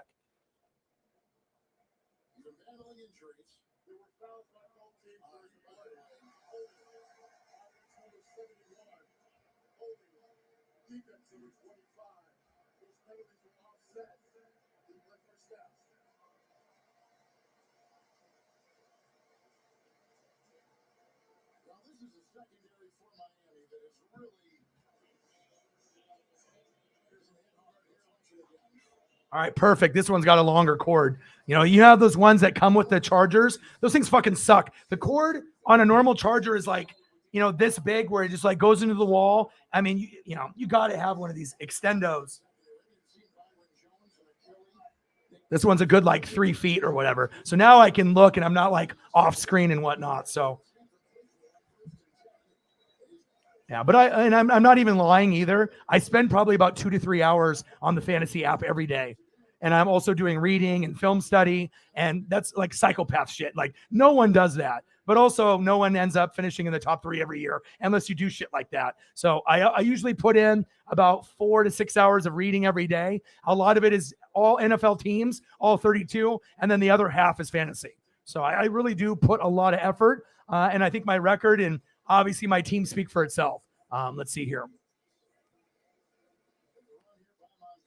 And like I said, on our wire, all 3 of those guys are available in our wire as well. But remember, tread cautiously because just because the guy put up 22 last week or 15 or 14 does not mean that they're going to hit this week, even though they all have green matchups. I mean, there is a chance all 3 get more than 10, but be cautious. And you have to do some extra research, on which one you feel the best with. And then you have to look at target. Here, let me do some research for you. One sec. Here, let's do it real fast. Let's go here. And a lot of times when players are close to each other, right, what do you look at? Targets, okay, and who they're playing. All right, so let's take a quick look.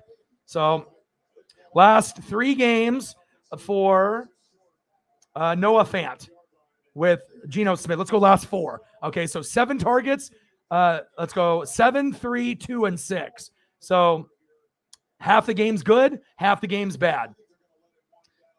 And then let's go to Cade Otton for the Bucks with no Gronk. 3, 5, 5, 6. So that's a little bit better because you're seeing consistency. If we go back a game in week 5, Cade Otton, 7 targets, 3, 5, 5, 6. So when I see that, Cade Otton might be a little bit more reliable than Noah Fant. And then we got Cole Kmet. Cole Kmet, 3, 3, 2, and 6. So obviously that's the worst out of everyone, but he did put up 22 last week. So if I'm, looking at that, I'm not sure if I would be grabbing Cole Kmet. And then when I look at Noah Fant, 7, 3, 2, 6, that's kind of hit or miss. So I think if it's me, maybe Cade Otton would be the best option. He's put up 7, 3, 5, 5, and 6, and he's put up 10, 4, 10, 3, and 17. So if I'm looking at those numbers, yeah, Cade Otton could shit the bed and give you 3 points or 4 points like you did in week 6 or week 8. But in week 5, week 7, and week 9, he put up 10, 10, and 17. And that's better than the other 2. So, I mean, it's under your own discretion, right? Fant, Otton, and Kmet could all blow up this week. Green matchup for Noah Fant against Tampa Bay, 24th. Cade Otton against Seattle, 31st. And then with Cole Kmet, Detroit green matchup, 29. So if it's me, I'm probably doing Cade Otton, even though Brady hasn't been very good. But I think that if you're looking for a guy that gives you probably the best consistency, the best chance, I mean, he's the only guy that's hit 3 out of 5 weeks with 10 or more. The other 2 have not. So that's what I look at, as well as green matchups. I also look at home or away. I look at to see how many targets. So I think I'm going to go Cade Otton if you're going to be looking at those 3. That's someone that I would even consider maybe grabbing on my bench, but I already have Dulcich, Evan Ingram, and Andrews. So, and that's just me being honest and real. You have to dig deep. If you don't ask yourself 5 or 6 questions, right, between this player and this player, you're not doing it right. If anyone, says, hey, this guy or this guy, and they give you an immediate answer, that motherfucker knows nothing about fantasy football. You have to go deep into the stats and the analytics, or you're never going to be able to get the projected right answer. And even with that analytics, you still might be wrong, but at least I can put you in a better position. And that is big facts. What do you have? Eagles D and Folk at kicker. And going to need another kicker as well. Okay, let me know who you have available at kicker. And like I said, I might be able to help you with that too. Yeah, but doesn't it show you that you should have drafted more, in the draft? You got Mike Williams and you got Amon-Ra St. Brown, right? Which was awesome, right? They are normally the 2 best wide receiver 2s who act like wide receiver 1s. But if you would have decided to not get Mike Williams and you would have got another running back, since Jonathan Taylor wasn't Jonathan Taylor this year and just Kareem Hunt, then you could have put yourself in a little bit better position, kind of like how I did, when with Chubb, Barkley, Josh Jacobs. I was always trying to stack. You want to make sure you have 4 studs and running back at the beginning of the year, 4 wide receivers, 4, you want to make sure you don't have 6 wide receivers and only 2 running backs or 3, because if you got an injury or someone isn't playing good like Jonathan Taylor, but the thing that saved you is that you have fucking Tyreek and you got Josh Allen and you got Kelsey. So if you got Josh Allen, Kelsey, right, and Tyreek on top of Gabe Davis, Amon-Ra St. Brown, and Mike Williams, so if you would have decided to get 1 less out of Gabe Davis, Mike Williams, Amon-Ra St. Brown, and instead of picked one of those guys, got a good running back or like a Josh Jacobs, you probably would have been able to, have a better lineup, especially when guys have a bye. But I think that you'll learn. I always am going to look out for you, Sarah. And even with your strategy, with that being said, you're still kicking ass. You still can win the championship because your top 9 are so strong. Yeah, you're going to have injuries with Gabe Davis and Mike Williams and Amon-Ra St. Brown. But the bottom line, if you have Josh Allen and you have Tyreek and you have Kelsey, that could get you 100 points, 90 to 100. And you can win with those 3 guys. So if you have heavy hitters, that's what can help you win. I got Chubb, Barkley. I mean, if you look at my lineup, I got three pieces that could give me 100 points, or 4 pieces. You know what I mean? Like if you look at my lineup, I'm always usually projected for 130 or 140. And I think a lot of the other teams are probably like, what the fuck? You know what I mean? But like, for example, let's see here. Let's go to the list.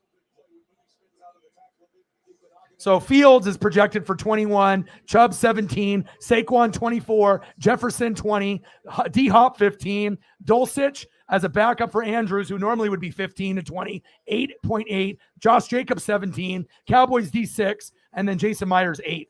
And then on the bench, Herbert 18, Godwin 14, Bills D5, Geno Smith 17, Ingram 8, and then Mitchell 0. You want to make sure you have as good of a bench as your starters. And another rule in fantasy, don't have anyone on your roster, right, on the bench that you wouldn't start that week. You want to make sure you have guys that you would consider starting. If you don't have a guy that you would consider starting, why the fuck is he on your team? Unless you're doing it for depth, or whatnot. You always want to make sure that you're not just leaving guys on the bench to collect dust. You know what I mean? You want to make sure that you would actually use a guy. If he's never going to be used, why do you have him? Dump him, get someone else. If you have a hole at defense and you got 6 wide receivers and 1 D and the defense has been doing shitty, drop a receiver, grab another defense. If you have a kicker that's doing shitty, giving you 4 points a game, and you got 6 wide receivers, drop the 6th one, grab another kicker. You have to be able to have depth at all positions. Like I said, if you have an injury, I have 3 quarterbacks and I have 3 tight ends, because those are the positions that are injured for me, right? Justin Herbert, Mark Andrews. You want to give yourself depth. So that's my advice. And like I said, I've won championships with this kind of advice as well. So you're in a 10-man. Okay, I'm in a 10-man as well. PPR. Okay, bub down. Allen getting checked for UCL. Could be big. And, And then, like I said, if he has an injury, there goes their chances of, going to the AFC Championship game or Super Bowl. And then the Chiefs move up. And then we got Chiefs-Eagles. So I hope Josh Allen isn't hurt for Sarah's fantasy purposes and all the Bills fans. But, yes, I hope for Bills fans, Josh Allen fans and Josh Allen, fantasy football owners, I hope it doesn't go down like that. That's facts. All right. You've never heard of the UCL? They got ACL, they got PCL, right? MCL, UCL. There are all kinds of L's, dude. Some of them are going to be in the hand. Some of them are going to be ligaments. Some of it's going to be in the knee. Justin Fields, touchdown. Cole Kmet. Bang, bang, bang.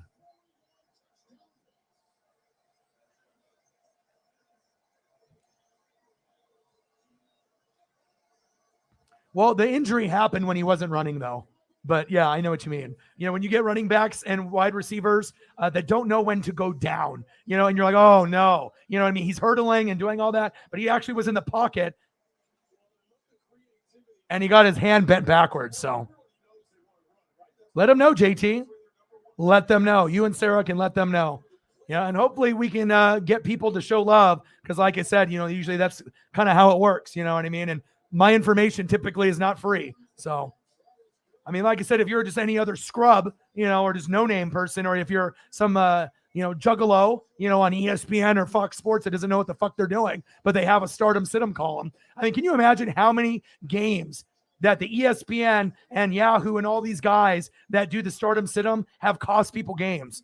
And then they do stupid shit where it's like the obvious. Like, oh, you should start Patrick Mahomes. Well, no shit. You got to do the deep dives. You got to do the research. Let them know, JT. Let them know. $4 in donos, 96 to go. So not football related, but Maryland legalized marijuana. Yeah. Well, we got it here. And speaking of that, yeah, boy. Yeah, boy. I got the gummies on deck. Let's go. All right, Trey. Let me see what you got here. Hurts, Swift, Cook, Connor, Ertz. All right, Robinson, Gordon, Tony, Denver defense and New England defense.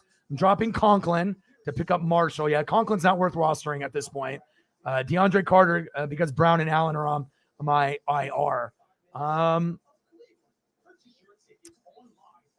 mean, you got a lot of running backs. I mean, at this point, dropping like a Kadarius Toney or a Melvin Gordon or a Robinson to get another kicker, I would do that. It's all about value, and you have to be able to have value. It's not going to mean anything to try to get you to the playoffs or the championship if you got fucking 6 or 7 running backs and one kicker that's underperforming. You know what I mean? You want to have options. So I know it's not sexy to have 2 or 3 defenses or 2 or 3 kickers, right? But sometimes you got to do it. Of course, running backs and wide receivers are sexy, right? But sometimes you got to sacrifice a position to get another position. So if this is my team, I could easily drop Melvin Gordon. Kadarius Toney. That would be the first guy that I would probably drop. You don't need him.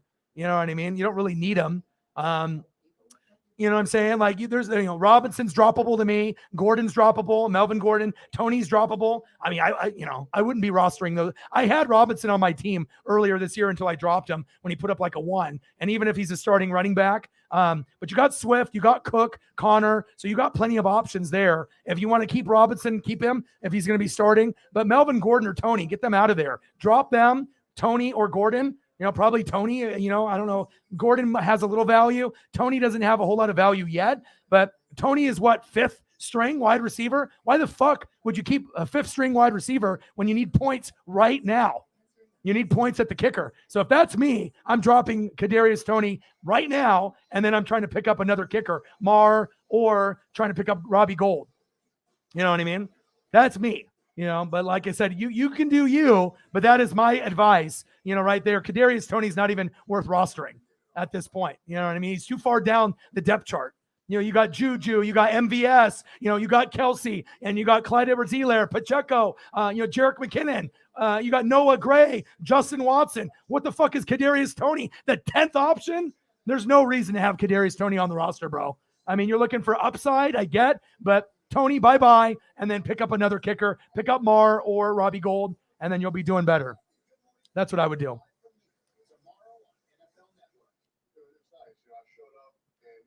Yeah, and obviously you can see Titans defense looks pretty legit. They're not going to play like that all the time, right? But it shows you that they have potential, and they're really good against the Chiefs, as we can see.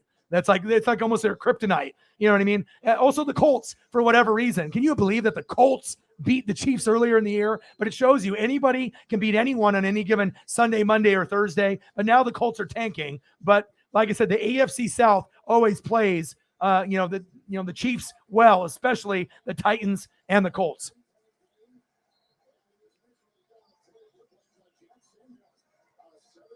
Oh, Miles Sanders. Yeah, I was going to say, I thought you had another running back somewhere that you weren't mentioning. You have lots of running backs, right? So at that point, if you had to drop Melvin Gordon and Tony and you pick up 2 extra kickers, is it really going to kill you? No, you know what I mean? Because the thing is, I know it sounds crazy to have 3 kickers, you know what I mean? But if Butker, you want to evaluate him and then you have other options, it's all about getting points now. You know what I'm saying? And so, like I said, it's up to you on what you decide to do. But, having 2 kickers or 3 defenses, there's nothing wrong with that. Or sometimes even having 3 kickers if someone's injured. I know it sounds crazy, but sometimes you have to do that to evaluate. Because if you go kicker for kicker and you get Maher, he starts slumping, Butker starts taking off, and the guy that beats you for the last spot picked up Butker, you're going to be kicking yourself. So, you always have to look at value now and value later. You know what I mean? So that's what I would do if I was you.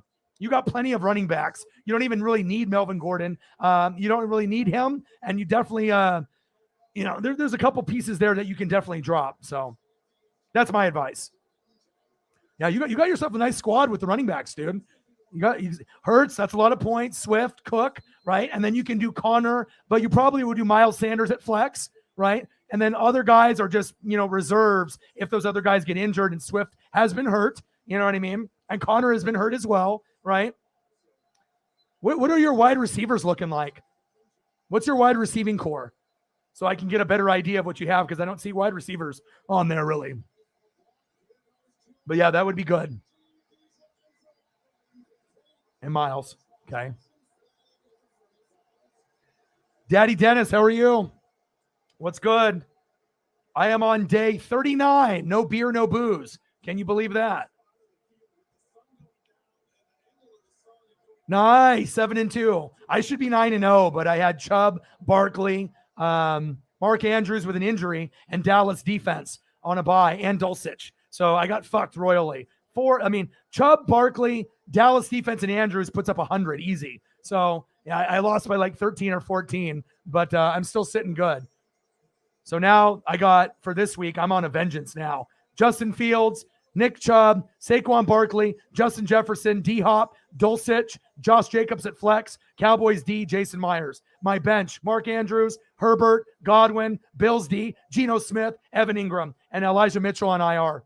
I'm ready to come for that chip. I hate losing, though. I've never started 8-0 before, but I knew when I looked ahead like 3 weeks ago to see what my hardest week was going to be, week 9, I was like, oh, hell, Chubb, Barkley, and Dallas D. And then I found out Mark Andrews in the last 2 weeks, and I was like, oh, fuck, I'm fucked. And then I picked up Dulcich, and then his bye week was the same week. So if I would have had Dulcich, I think I could have won, but that's neither here or there. Sometimes you got to lose in fantasy. And most people don't finish undefeated in fantasy, as you guys know. I actually don't even know anyone that's finished undefeated in fantasy. I think the best that I've seen is 1 loss going into the playoffs. So, but I imagine it's been done before. But how many people have actually gone undefeated all the way through? I imagine in the history of fantasy, it's happened if you're playing against shitty people. But in most cases, it's very uncommon. Even 1 loss in fantasy is uncommon, to be honest. So I'm doing good, man. How are you? What's good?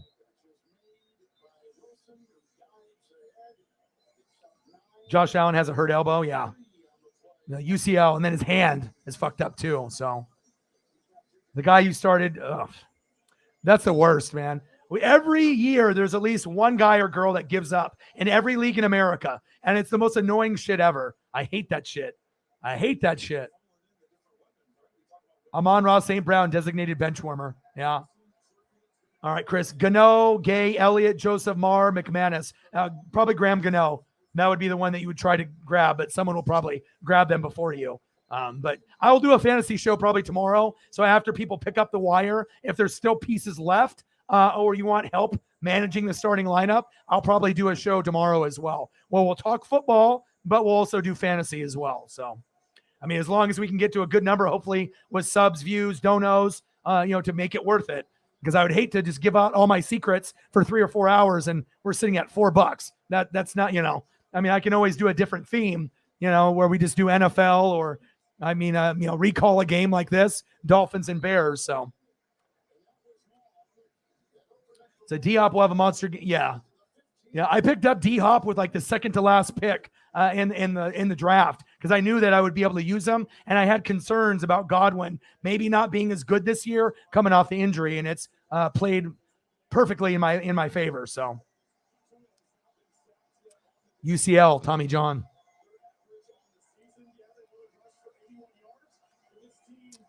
$35-32 Dolphins are up on the Bears on NFL Network right now. No, this is not a rebroadcast. Surya says, should I trade Andrews, Jamar, and Amon-Ra St. Brown for Devontae, Miles, and DJ Moore? No.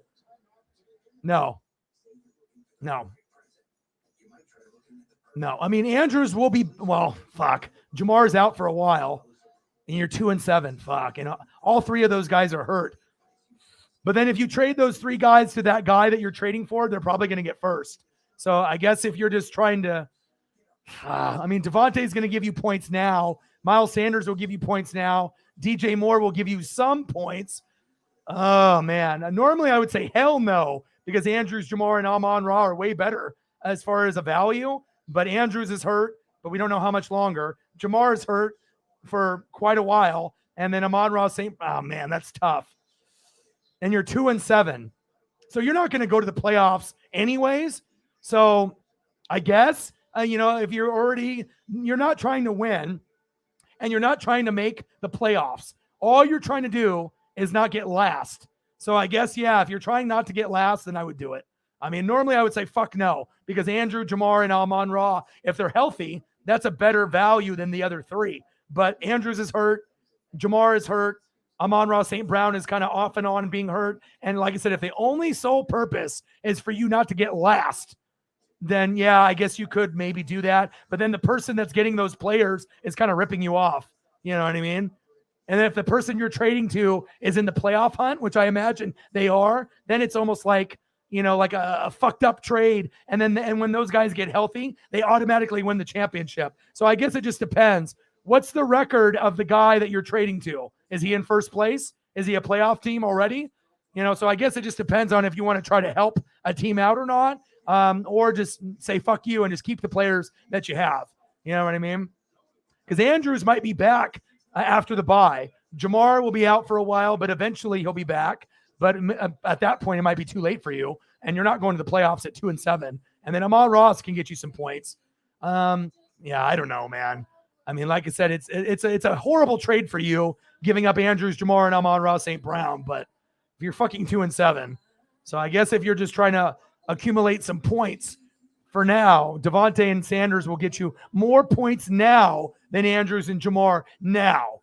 And then Amon-Ra is better than DJ Moore. So I don't know. It's kind of a lose-lose trade, but I guess,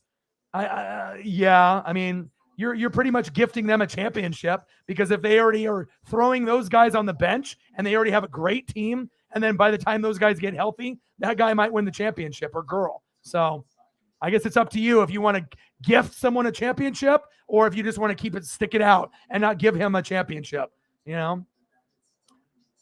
don't know. I don't know, man. If it was me, maybe I would just stick with who you have.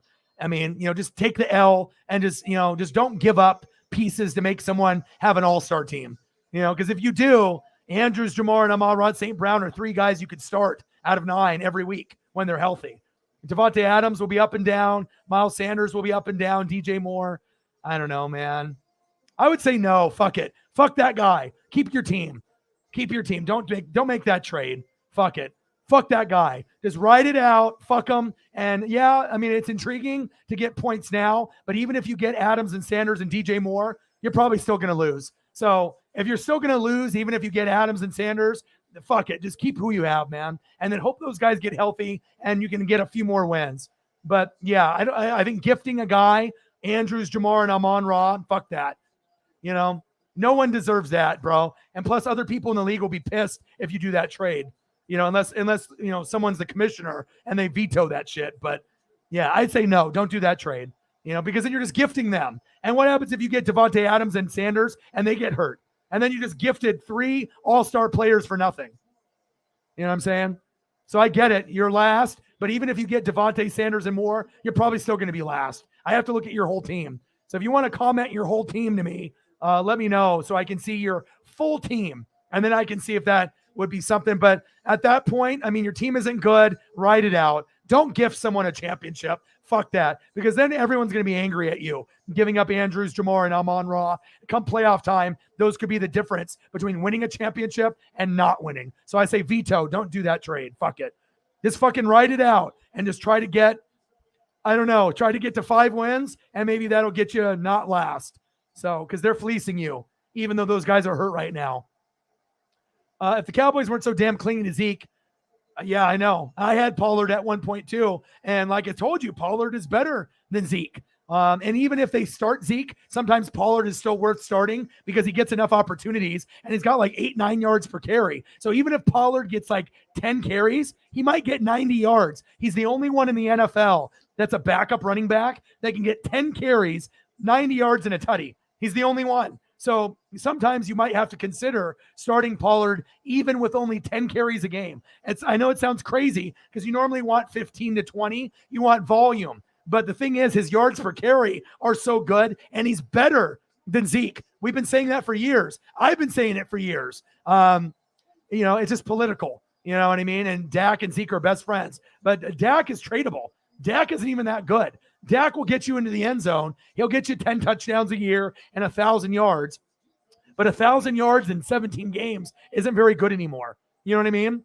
Like the new standard is like 1,200 to 1,400 yards, not 1,000 like it used to be. It used to be if you got 1,000, you're good. Not anymore. So don't do that trade. I know it sucks being 2-7, but honestly, if you get Adam Sanders and more, you're probably still going to be 2-7. So I would keep Jamar, Amon-Ra, and Andrews. Don't trade that. You're gifting someone a championship when they get healthy. So.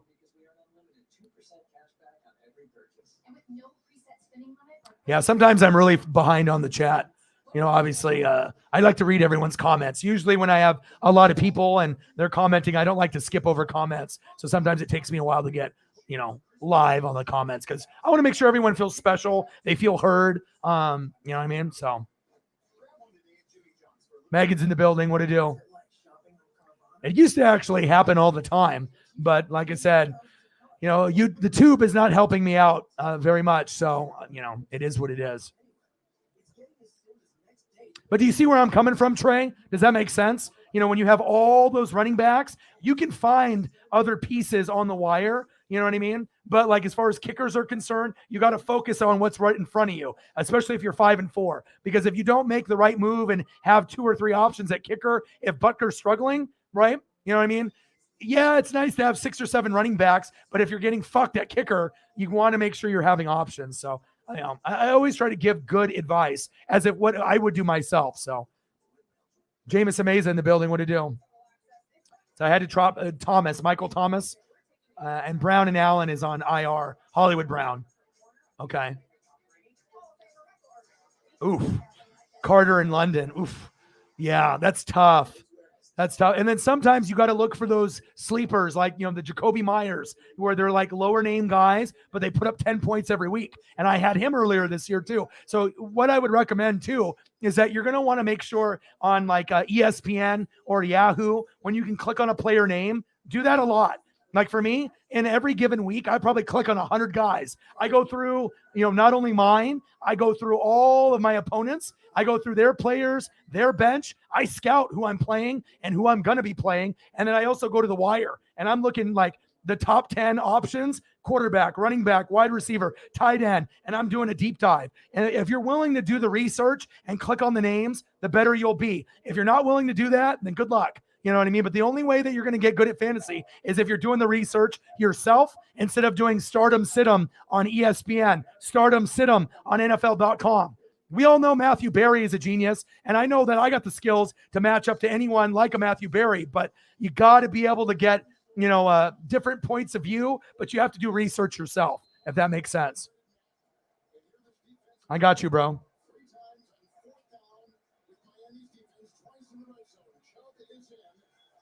The guy you're playing is 6-3. Yeah, fuck that. Don't gift that guy a motherfucking opportunity to go ham and get 3 guys that he can insert right away off injury. Ja'Marr Chase, who could put up 20 or 30. Andrews, 20 to 30. Amon-Ra St. Brown, 20 to 30. That's like 3 guys that could put up 90 if they hit all in the same week. Hell no. And I know Devontae can put up some numbers, and Miles Sanders can as well. But DJ Moore is kind of more hit or miss because Baker sucks. So, yeah, you would definitely be getting fleeced in that trade.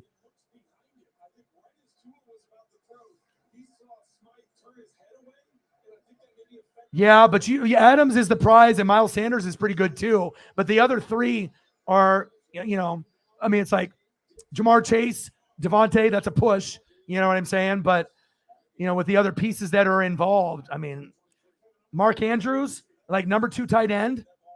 Amon-Ra St. Brown, when he's healthy, like, I don't know, it's a fleece job, dude. Deciding to start at flex, Lockett against the Bucks, who's a good matchup, or ETN against KC. Ooh, that's tough. Let me look at the projected numbers. Who else do you have at wide receiver? And what else do you have at running back? Because I need to be able to look to see who you have. Because maybe you could start Lockett at wide receiver 2 and then have ETN at flex. I just need to look to see who you have. If you want to type in your team for your wide receivers and your running backs, so that way I can kind of give you the best option. Usually it's best to do running back, flex, running back. But let me take a quick look to see the projections and the opponents. All right, so we'll Lockett. Let's do him first. Is it PPR? I need to know that as well. All right, Lockett is the 9th rated wide receiver, and Geno's been hot. I have Geno and Jason Myers. So last 3 games, he's had 8 and 5 targets, 11, 15, and 17. And Geno is awesome. So, okay. And also on top of that, there's only been 2 games all year that Lockett hasn't put up 6 points or higher. Week 1 and week 6 against Denver and Arizona. And then he's put up 5 week 1, 19, 16, 13, 27, 3, 11, 15, 17. So Lockett is almost a guaranteed must start. And then ETN is a must start as well. So let's look at ETN.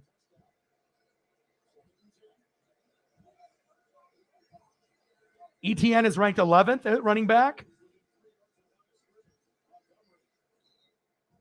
All right, ETN, 8, 8, 10, 3, 14, and his last 4, 12, 18, 25, and 26. His last 2 games, 24 and 28 carries. So it's a no-brainer, ETN at flex. But depending on who your wide receiver 2 is, we might be able to swap that, for whoever you have at wide receiver 2, we might be able to put Lockett there and take the other guy out. So if you want to let me know who your wide receivers are, who your running backs are, I can give you the best combination for flex, wide receiver 1, wide receiver 2, flex, RB1 and RB2. It's all about matchups.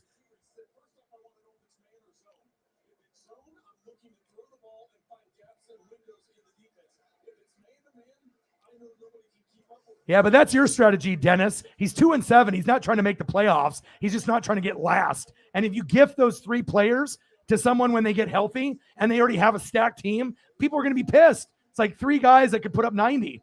You know what I mean? I don't know if you have a rostering any of those players. You know what I mean? Or if you did, but I don't know.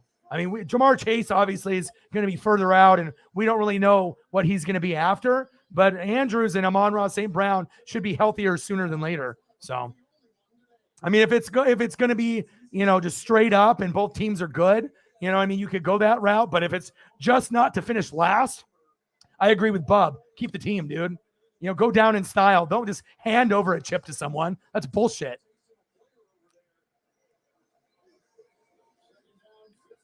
Yeah, but that's your reasoning and mine. You know what I mean? You've won championships in fantasy, so have I. You have a different strategy, but I wouldn't do it. You know what I mean? Devontae Adams and Miles Sanders right now, but even if he gets those players, he could still continue to lose. So, I mean, if you're already fucking 2-7, it's not like he's trying to make the playoffs.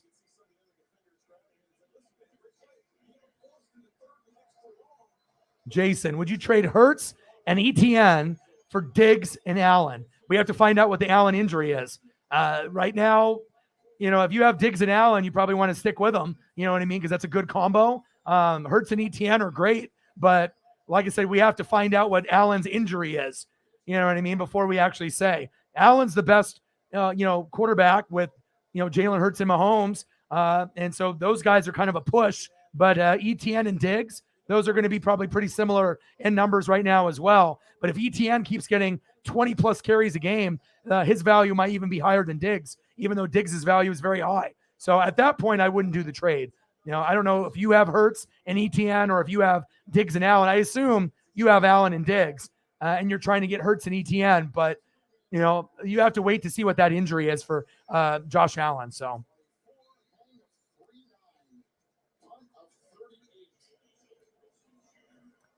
I think he's got Diggs and Allen, though. So he's trying to get Hurts and ETN. So also going to start Hurts against Washington. But now that Fields has looked great, I was debating starting him since he's against the Lions. Yeah, I have Fields right now on top of Geno Smith and Herbert. So you just have to look at the matchup. Yeah, that's a little bit tougher of a decision when you have Jalen Hurts and you have Fields, based off progressions and whatnot. I think right now Fields is probably like the 9th rated quarterback this week, and Hurts is 1. So you would just keep rolling with Hurts. And then you can keep, Fields as like insurance, and then do the matchups, back and forth. So.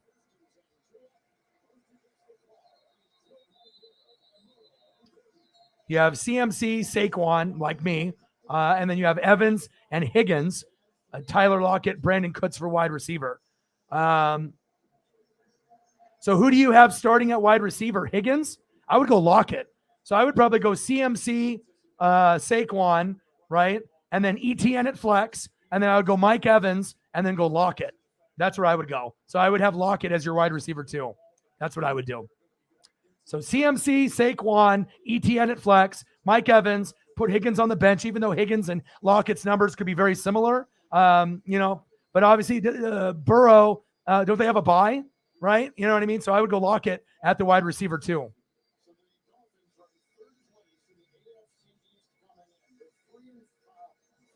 Exactly. That's why I don't allow it in my leagues, because people try to do that shit and it's cheating. You know what I mean? I don't agree with that. If you can't win in fantasy by doing a draft yourself and picking up guys on the wire, you don't deserve to win. And Daddy Dennis will disagree because he's been doing it for a long, long time. But that's my philosophy. If you're not good enough to draft well and be able to work the wire, you're not good enough to win a championship. Just because someone trades you 3 good players and then you win, that doesn't show skill. That just shows that you fleece someone.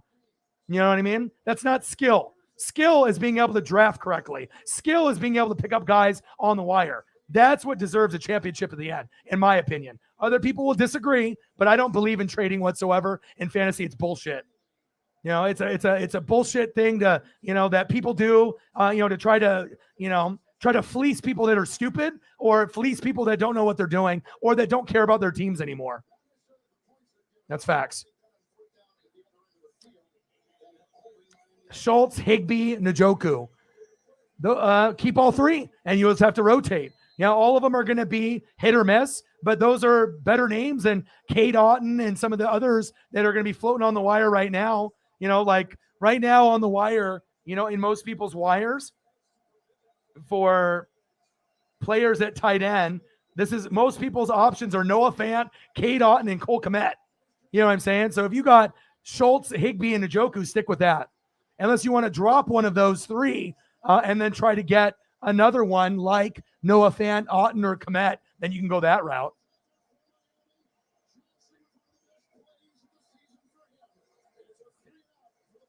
Yeah, last 4 weeks, I had a really good stat in the last 4 weeks with the Seattle defense. But yeah, I know that Tariq Woolen is good, but it's Mike Evans. He's a Hall of Famer. There's a difference. Woolen is good this year, right? And the defense has been good. And this is a pretty shocking stat, right? So Seahawks, right? Seahawks defense in the last 4 weeks. Yards per play, 4.3. Number one. Sacks, 19. Tied for first, number one. QBR, 31. Second in the league. And takeaways, 7. Tied for second. So I get it. Tariq Woolen is good. But you got to think Mike Evans is Mike Evans. I mean, he's the most underrated wide receiver in the NFL as far as elite ones. And so even if Brady sucks, Godwin and Evans will get looks. Evans has had some drops, you know what I mean? But, that's up to you on where you want to go. But that's where I would go. I mean, you already have a good stacked team. You'll make up the difference if Evans only gives you 10 with what you got at running back. So trades are for bad drafters. I agree. I only approve trades that strain friendships, which is all of them. You know what I mean? It causes a lot of drama when people do trades, or if you have a commissioner that's dirty. You know what I mean? That allows the trades to happen. Like if 2 people are in cahoots and they try to combine the 2 teams into one, and if they win the money, they split it. And that's not and if you act like that hasn't happened before, it happens all the time. In other leagues. So. How much longer do I squat in Keenan Allen the rest of the season? Rest of the season, you don't drop them. You keep them on your bench. You have to for talent like that. So.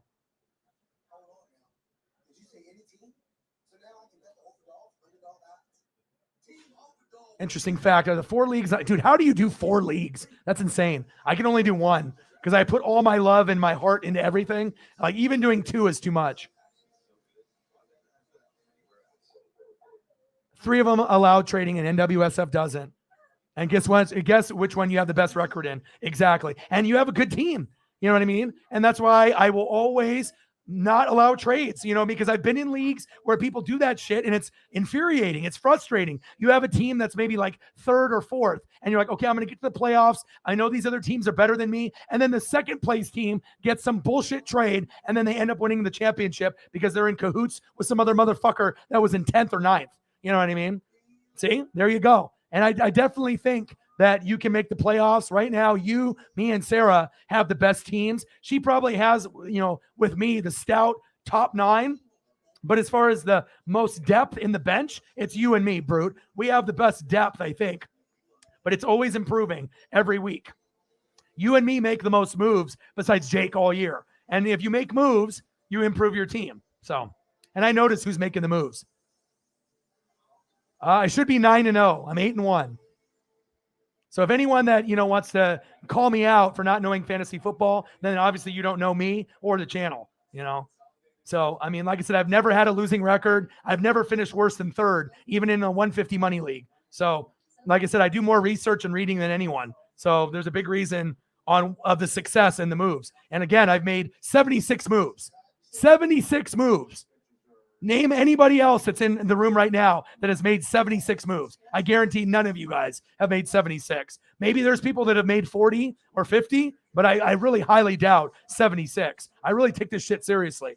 Justin Fields, Nick Chubb, Saquon Barkley, Jefferson, D-Hop, Dulcich, Jacobs, Cowboys D, Jason Myers at kicker. On my bench, Mark Andrews with a bye, Herbert, Godwin, Bills D, Geno Smith, Evan Ingram, and then Elijah Mitchell. And the only reason I lost last week is because I had Mark Andrews injured, and then I had Dallas Cowboy D, number 1, on a bye, Nick Chubb on a bye, Saquon Barkley on a bye. So if you have 4 of my starting 9 pieces on a bye that usually get 100 points, how the fuck am I supposed to win? And I only lost by like 12 to 14 points. So, it is what it is.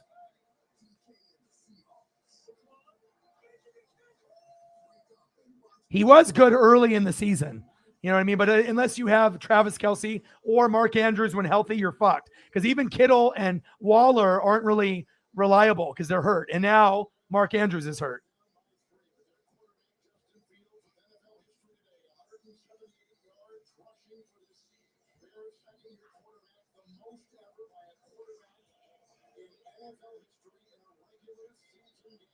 Yeah, you don't have to trade, and it shows more skill that you actually know what the fuck you're doing, when you actually draft correctly. Because if you don't have a good draft, if you're not a top 5 drafter out of 10, 12, 14, you have 0% chance to win. Zero.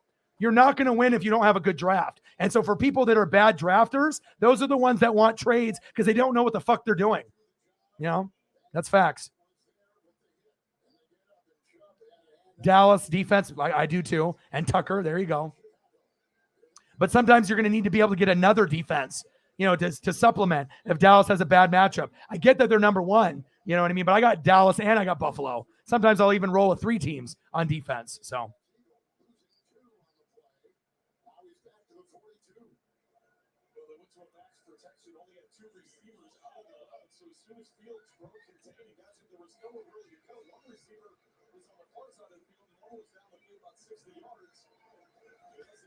Starting Herbert over Swift at flex. Khalil Herbert? I had Khalil Herbert and I dropped him because I just had a feeling that he wasn't going to get looks.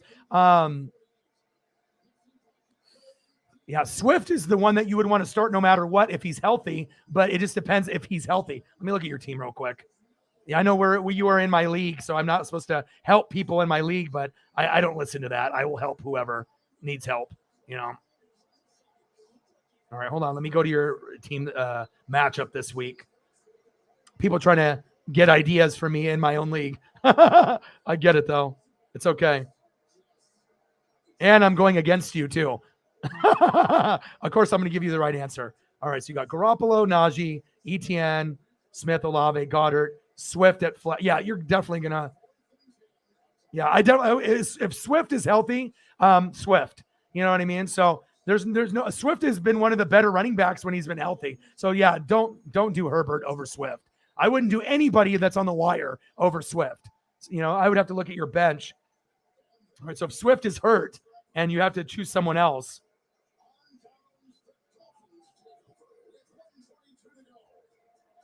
Gosh, you don't really have a whole lot. It would have to be Michael Pittman. It would have to be him.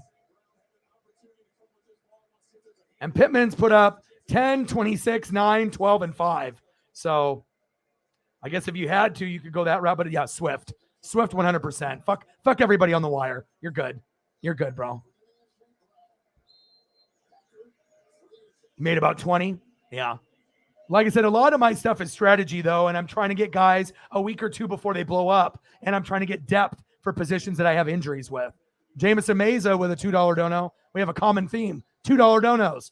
$2 dono. $2 dono. $2 dono. Bang, bang, bang, bang, bang. Thank you. I didn't know fantasy advice is only worth $2 a dono. Oh, we're going to be here for a while if I'm trying to get to a hundo. 94 to go. Thank you. Appreciate you very, very much. Jamison Meza. Duck. Should I start in Taysom Hill or newly acquired Njoku? Taysom Hill is hit or miss, so I probably wouldn't do Taysom Hill. Sometimes Taysom will get, over 10 points, and other times he's going to give you like 4. So let me look to see what Njoku is projected for. And Njoku was kind of banged up. Let me take a look. Njoku is ranked 9th. And he hasn't played since week 7. I'd probably go with Njoku. I mean, Taysom Hill could be, someone that gets a big, big game, but I think smarter would be go Njoku if he's healthy, if he's playing. Is he starting this week? Let me look at him. He's questionable. So he's projected for 10. Yeah, so I would probably go Njoku as long as he's healthy.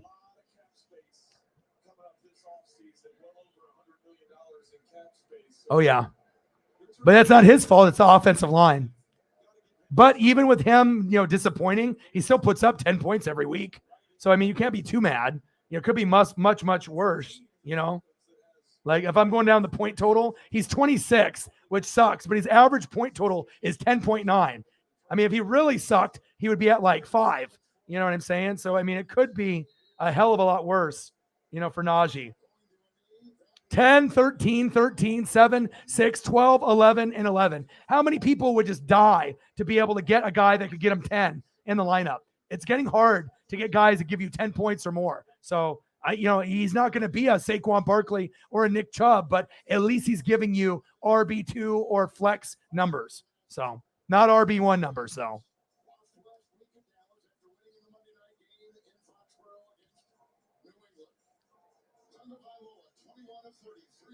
Yeah, the health is a concern for sure.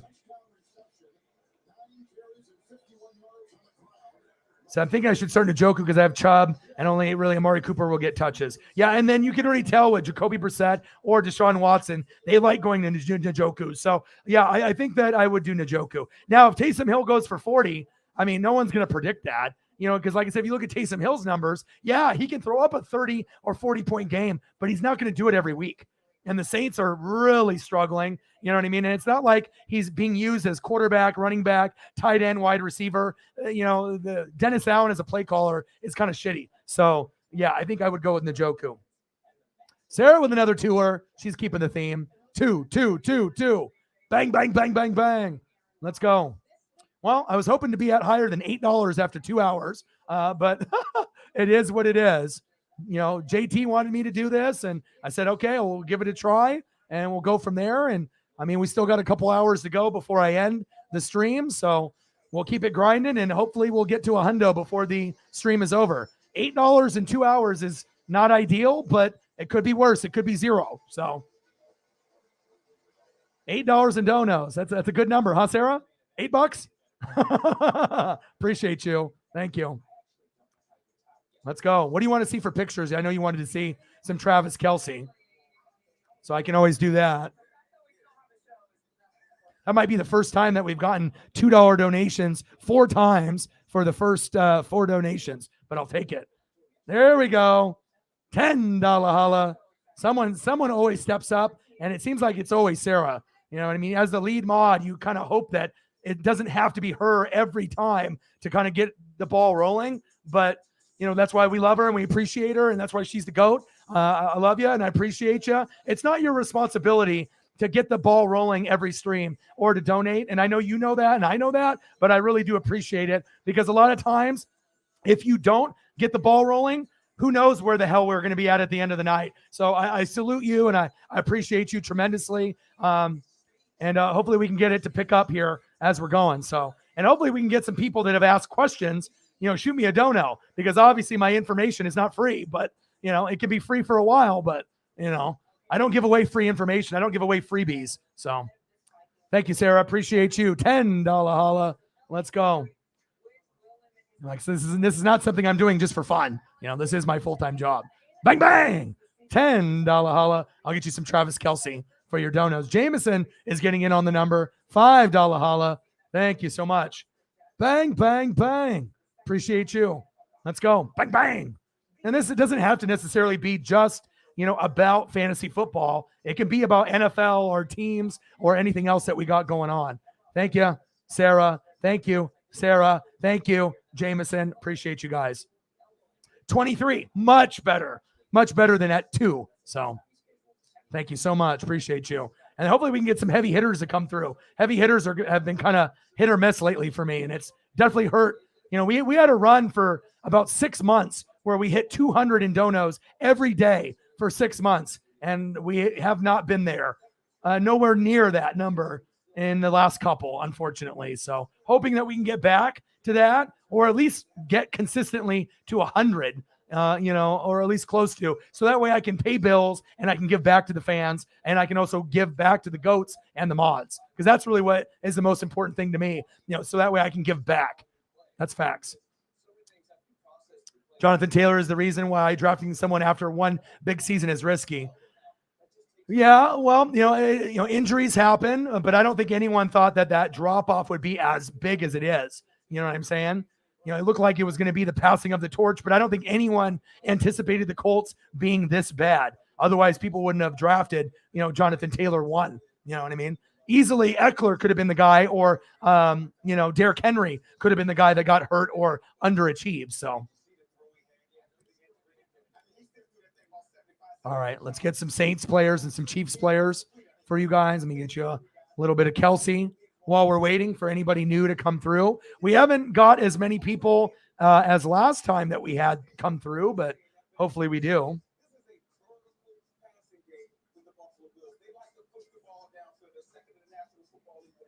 And let me check Cash App because I haven't checked it, but I doubt that there's. I mean, I imagine someone would have mentioned to me that they did something on there if they did donate. So nope, nothing on there. But I'll give you some Kelsey's, and we'll get some Saints for Brute Saint.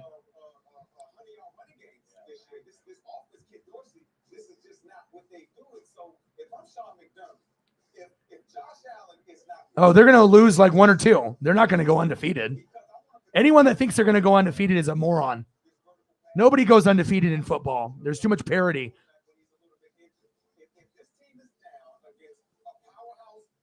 Yeah, AJ Brown has been nice.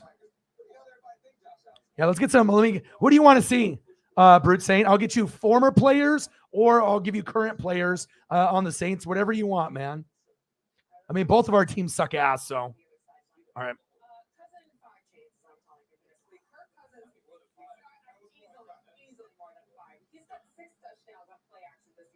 Yeah, but I do take a lot of pride in fantasy and in obviously this channel and NFL. You know, I don't do this shit just for fun. Let me see here.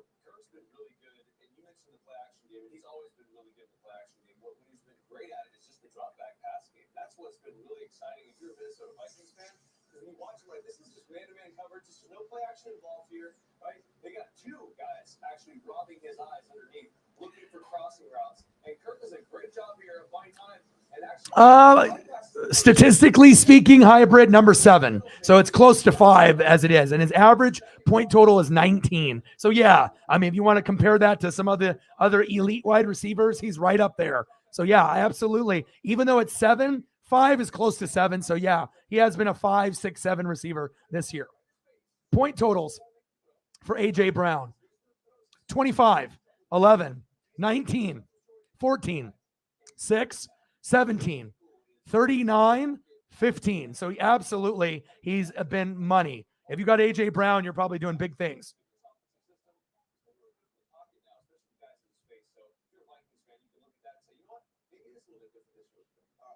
Yeah, it might not even be Dallas, bro. It might be someone that you're not even thinking of. Could even be someone like Washington, like a trap game. You know what I mean? If the Eagles are going to lose, it'll be on the road. It's probably not going to be at home. At home, they're very, very good. But there will be a game or two when they're on the road where they take someone for granted and they're, you know, not necessarily maybe being cocky, but just like, this team, the Lions, fuck this team. And then they play them and they lose by like a field goal. You know what I mean? So. Some AK and Olave. Okay, let's do that. Good choices. We'll put Justin Fields up here for now. Love me some Justin Fields.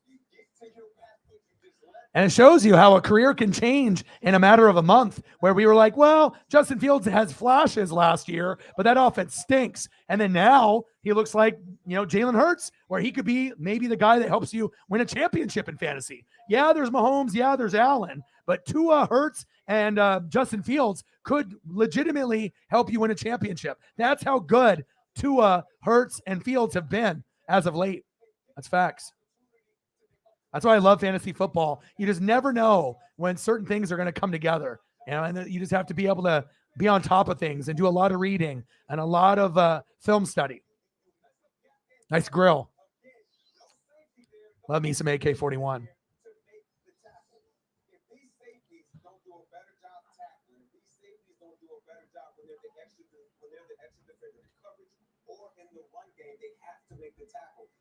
I'll even hook you up with the Color Rush, my favorite Color Rush besides the Raiders one with the silver.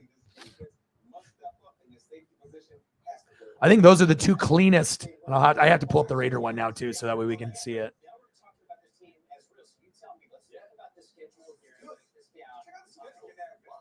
But I mean, look at all of the jerseys, right, for Color Rush. Like, look at that. And then look. Those look the best. The silver inside the number and the gold, those look so clean. I could rock both of these jerseys. Like, I mean, I'm not going to, but I mean, just as far as looks, that's a swag fucking look.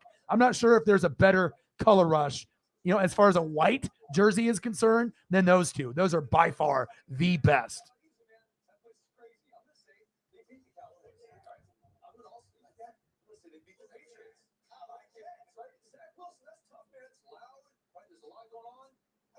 on doing this, but they're 10-2. And they got 20 wins on that D-line in New York, and he balling. I understand, but my goodness, simple.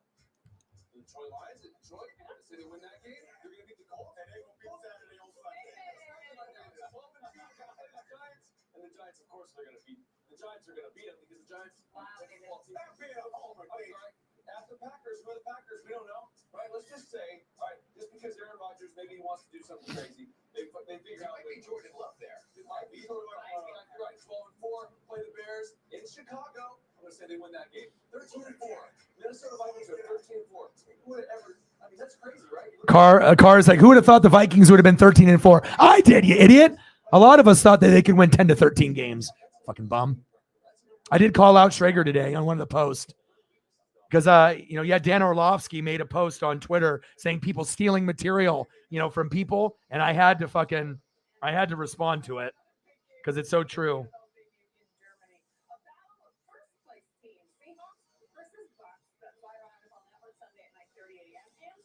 I'll pull up the tweet. So Dan Orlovsky tweeted. Let's see, where is it at?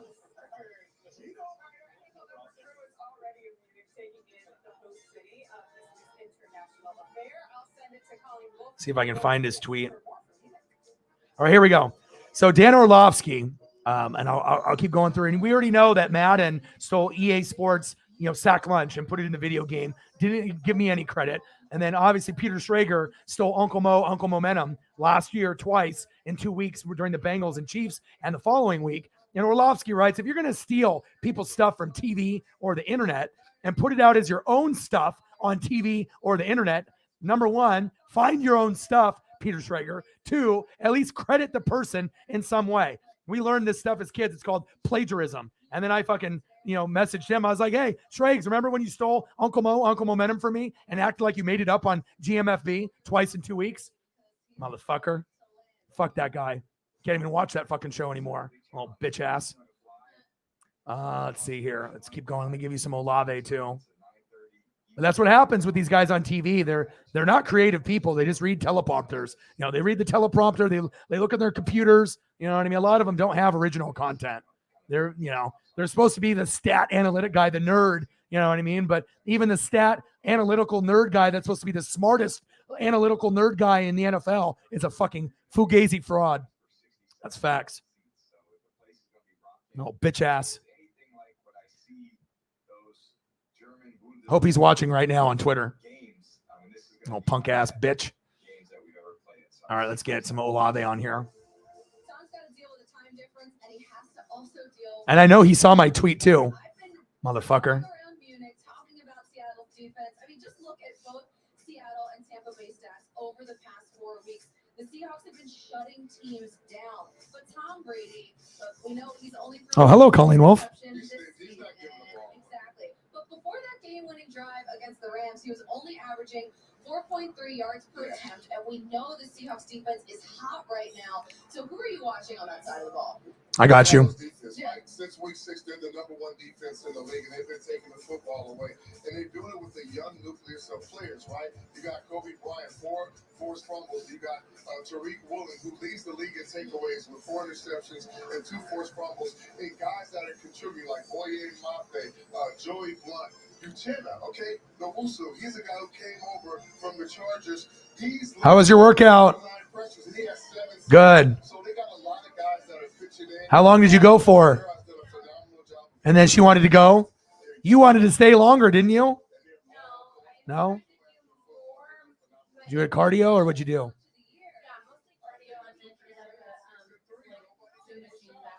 Oh, okay. All right. The incline?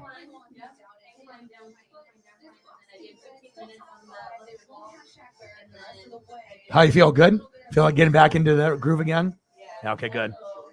Okay, good. And I know you will feel good. I know it just sucks, the idea of working out, but once you actually are doing it and then you're done, you really feel accomplished, You're going to sleep good tonight too, you know what I mean? Like anytime you can get that good exercise in for an hour or two, it definitely will, you'll sleep refreshed. You'll feel better.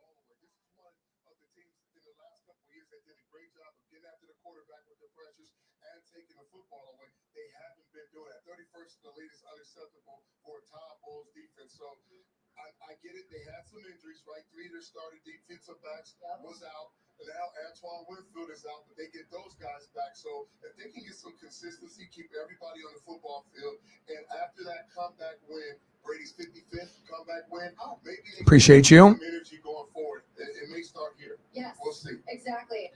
We got to watch Kenneth Walker as well going up They against run the that Bucs defense. They really do. They run it well. All right, we The keep going Bucs down defense the has been allowing line here. 160 rushing yards per game over their last 3. That could be an issue. Not happening. This is a Super Bowl caliber team, not a Pittsburgh Steelers team. Not happening. 0% chance of that happening. Yes, Kupp is still a top 5 wide receiver. I mean, obviously we know Stafford, it sucks, but Cooper Kupp still every week is putting up number 1, number 2, number 3 stats, number 4, number 5. I mean, it's still going to be Kupp, Tyreek Hill, Diggs, Jefferson, A.J. Brown, Devontae Adams, D-Hop, Waddle, Amon-Ra St. Brown, and then even you could sprinkle in guys like CeeDee Lamb coming off the bye and Amari Cooper. Those would be guys that and Mike Evans, Olave, Metcalf, Juju is getting some better value. But yeah, I mean, going into this week, Kupp is considered the top start. So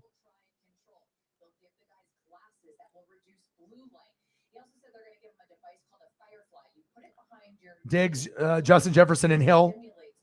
Are you talking about like in general, or are you talking about fantasy, or are you just talking about your personal favorite?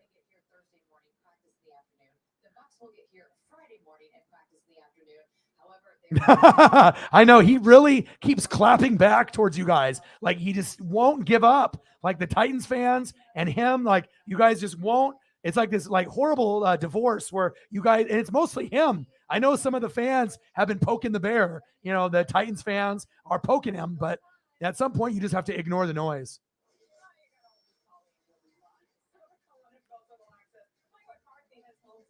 Exactly. You know what I mean? And that's why so many of the people that are on TV and podcasts, they're not good. Like I really believe if you put the best YouTubers that do sports on a channel, like a YouTube channel, like a ESPN Ocho, we would get better ratings on there than most of the ratings on the normal. I mean, that's where do you think they got the idea of Manningcast and doing that type of format? It's been watching YouTubers and people on Twitch doing what we do, and they're just trying to get their famous players, that played and to try to do that type of format. You know what I'm saying? The only thing that they're missing is like a live chat, while it's going on. And of course they couldn't do that because of all the fucked up shit that would be on the chat on the TV. You know what I mean? The fucked up comments. You know what I mean? But I honestly feel if you put, the best of the best, on Twitch and YouTube on like a sports channel, like the best 5, I think we would definitely crush anything that they got on except for maybe like a Pat McAfee show. That would always do great. But as far as like Good Morning Football and Get Up and all these other shows, I think that the people on Twitch and YouTube would just beat the shit out of everybody in the ratings except for Pat McAfee show. I honestly feel that. Not a whole lot of originality there. You know that, man. Yeah, he never responds, though, and I blocked him on Twitter. You know what I mean? But the worst part about the whole thing, I loved Good Morning Football. I liked Schrager. I liked Kay sometimes, even though she treated Will Selva like shit, and she was being a bitch. You know what I mean? Like, she would talk down to him all the time, and I didn't like that, just because she thought she was like, her shit don't stink. And I started to dislike her. But I liked Nate. And obviously Kyle Brandt with his energy, but they had good chemistry with the 4 of them. Once Nate left to CBS, went downhill, then they lost Kay, and now the show is unwatchable. I have not watched the show once this year. And if Schrager didn't steal shit for me, maybe I would still watch it. But I'm never going to support that show, if they're going to watch my show and steal from me. So, fuck that. I ain't going to watch that. I'll watch Pat McAfee. I'll watch The Herd, and I'll just do my own research and do this show. So,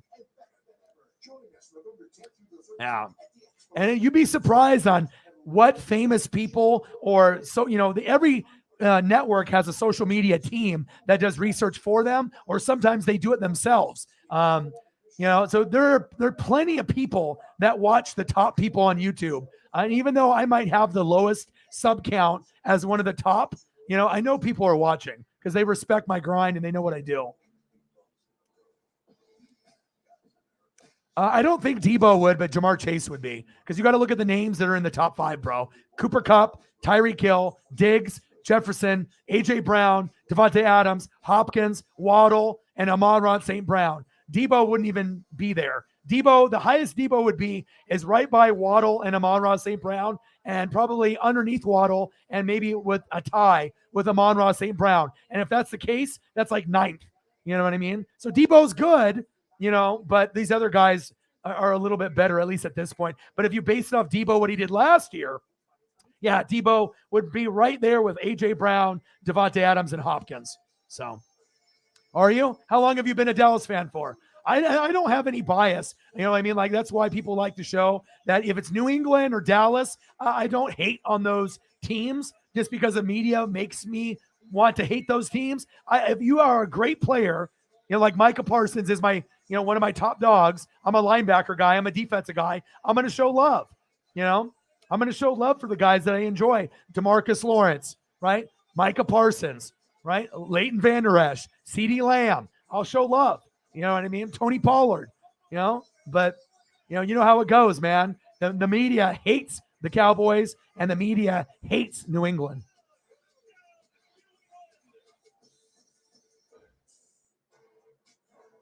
Yeah, I know. And you have to live with it, though. You know what I mean? And the main reason that people do that is because Dallas fans are extra. And the thing is they're loyal and they're sometimes biased like a motherfucker. Some of them know football and some of them don't. So the ones that are loudmouths that don't know football, those are the ones that give the Cowboy real fans a bad reputation. Because there's some really good Dallas fans, but there's a lot of douchebags too. You know what I mean? And I don't think you're a douchebag at all. But, you're going to get douchebags in every fan base. It's just facts. Eagle fans, some are good, some are bad. Dallas, some are good, some are bad. Tampa Bay Buccaneers, some are good, some are bad. Some are just Brady bandwagon guys. And as soon as Brady's gone, they'll leave too. They'll follow Brady to San Francisco next year. And they'll be like, oh, I'm a Niner fan. Since when? Yesterday. So you're just going to have to live with it, as far as Dallas is concerned. Right. And then the further you get, the less people will talk, but for all the hype every year and then always getting eliminated, that doesn't make it easier. But if you fire McCarthy and Kellen Moore, and then you can end up getting, someone like Sean Payton, I think that Sean Payton, Dan Quinn could get you guys to win a game and can get you to the NFC Championship game. But if you don't get Sean Payton, it's never going to happen. It has to be someone like that.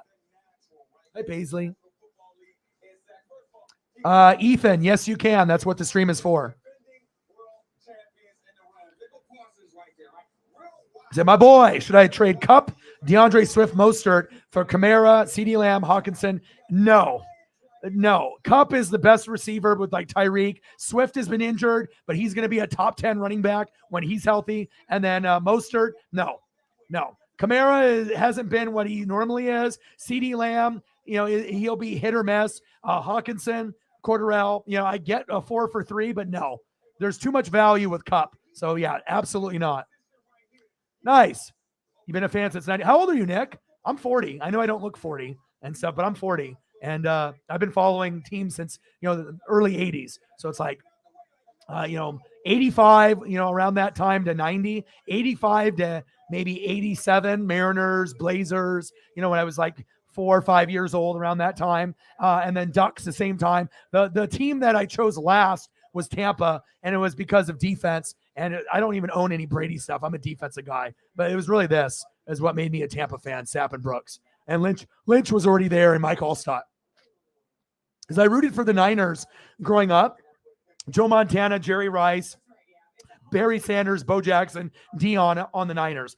But after Dion left in 94 and they won the Super Bowl, their 5th, I didn't want to be that kid or that dude in life saying that, hey, look at me. I just inherited 5 championships, and I only saw maybe the last, 3, the 2 in the late 80s and then the 1 in the 94. I didn't want to be that guy. Plus, I thought that after Steve Young, they weren't going to ever win one. I was like, they're not going to ever win one again. And they haven't. So I made the right decision, but I always keep a close eye on the Niners, the Eagles, and the Chiefs. Those were the teams I followed as a kid. But, once you stick with your team, you have to have players you identify with. And the Seattle Seahawks didn't have defense. Raiders didn't have anyone besides Howie Long. Niners didn't really have anybody. They got Patrick Willis later, and they had Dion in 94. But I felt, I need to find someone that I can connect with. And it was Allstott, it was John Lynch, Sapp, and Brooks. Those talking shit, heavy hitting, decleating, studs, the Hall of Famers, and the rest is history. So, and I've gone through my good times and bad times too. I won the Super Bowl in 2002 against the Raiders, and then made the playoffs in 2005 and 2007 with Chris Sims, as well as Jeff Garcia. But then from 2008 to 2019, I had like 12 years of shit. So, it is what it is. Oh shit, we're about the same age then. Right on, bro. There we go.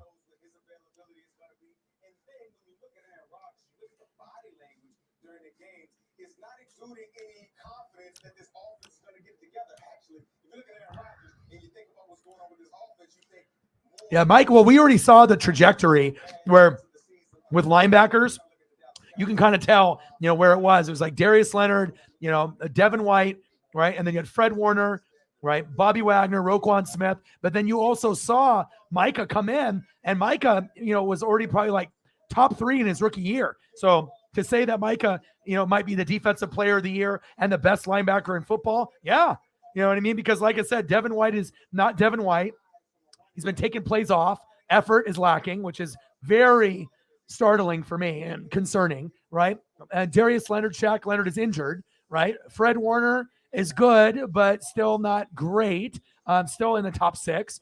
Bobby Wagner's old. And then you got Roquan Smith who's still good. So yeah, I mean, it looks like it's going to be Micah Parsons, division for him to have a grasp on it for quite some time until Devin White returns to being Devin White and Darius Leonard is Darius Leonard. So, yeah. Yes. Exactly.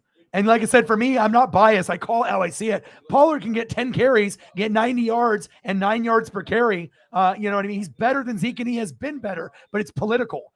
Jerry, I don't want to say Jerry needs to pass away because I'm not going to be like that. But the only way that the Cowboys get better, even if Jerry passes away, his sons are still in control. So you're fucked. So it's like you got to get the right coach in there, like a Sean Payton, to have control. And if, Jerry Jones allows control with Quinn and Payton, maybe you guys can end up getting to an NFC championship game or winning a Super Bowl or just winning a fucking playoff game. You guys should have won the playoff game last year. You were the better team and you were at home, but it shows you play calling is everything, and running a draw, right? With like 15 seconds left with no timeouts. Well, that was the dumbest play call in NFL history. So,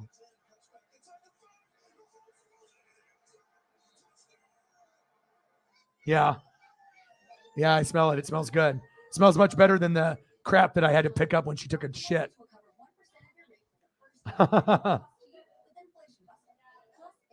Yeah, it was stinky. All right, $23. I hope we get some more goats coming through. I mean, it's better than 0, but I don't know if people are just not coming through because of the title of fantasy football. I mean, everyone knows when we talk about whatever we talk about, it's not just that. We can always touch on Major League Baseball, wrestling, NBA, whatever it is. So hopefully we can get a few more people in the room. So. But see, that's why, I usually don't like doing fantasy football things, because fantasy football people don't pay. They don't show love. You know what I mean? They just want all the information for free, and they're not willing to show love. I mean, some people will show me love because they know that I'm smart and I do the work. But if it's someone that doesn't know who I am, I can't expect them to pay me because they don't know who I am. You know what I mean?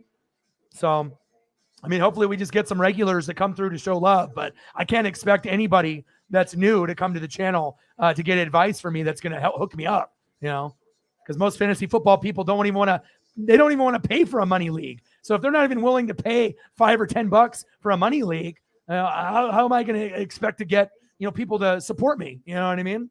So hopefully it'll grow and it'll get bigger and bigger as I help people get W's in the win column. But, fantasy football players in general, they don't usually support, at least I haven't seen it. Maybe I can be the first YouTuber that does fantasy football that actually gets support from donos in that way. But I've never seen, just a lot of people that want some free fucking information is what that is. So that's why usually I don't like doing fantasy football streams, because I'm giving away my fucking secrets for free and I have other people that pay me for them. So, it is what it is, but at least it's another topic that we can do. If I was just like freestyling it and I didn't really give a shit, then yeah. But I mean, I take a lot of pride in what I do, and I don't work for free. Bottom line, I've been doing this shit for way too long. I didn't sacrifice a Jordan rookie card worth $30,000 to do this job for free. You know what I mean? That's facts. Sebastian's Aaron Jones and Myers for JT, full PPR redraft. Who are we talking about? Are we talking about Jacoby Myers? What Myers are we talking about? Not Jason Myers, the kicker. I would assume Jacoby Myers and Aaron Jones. Is that what we're talking about? You need to be more specific.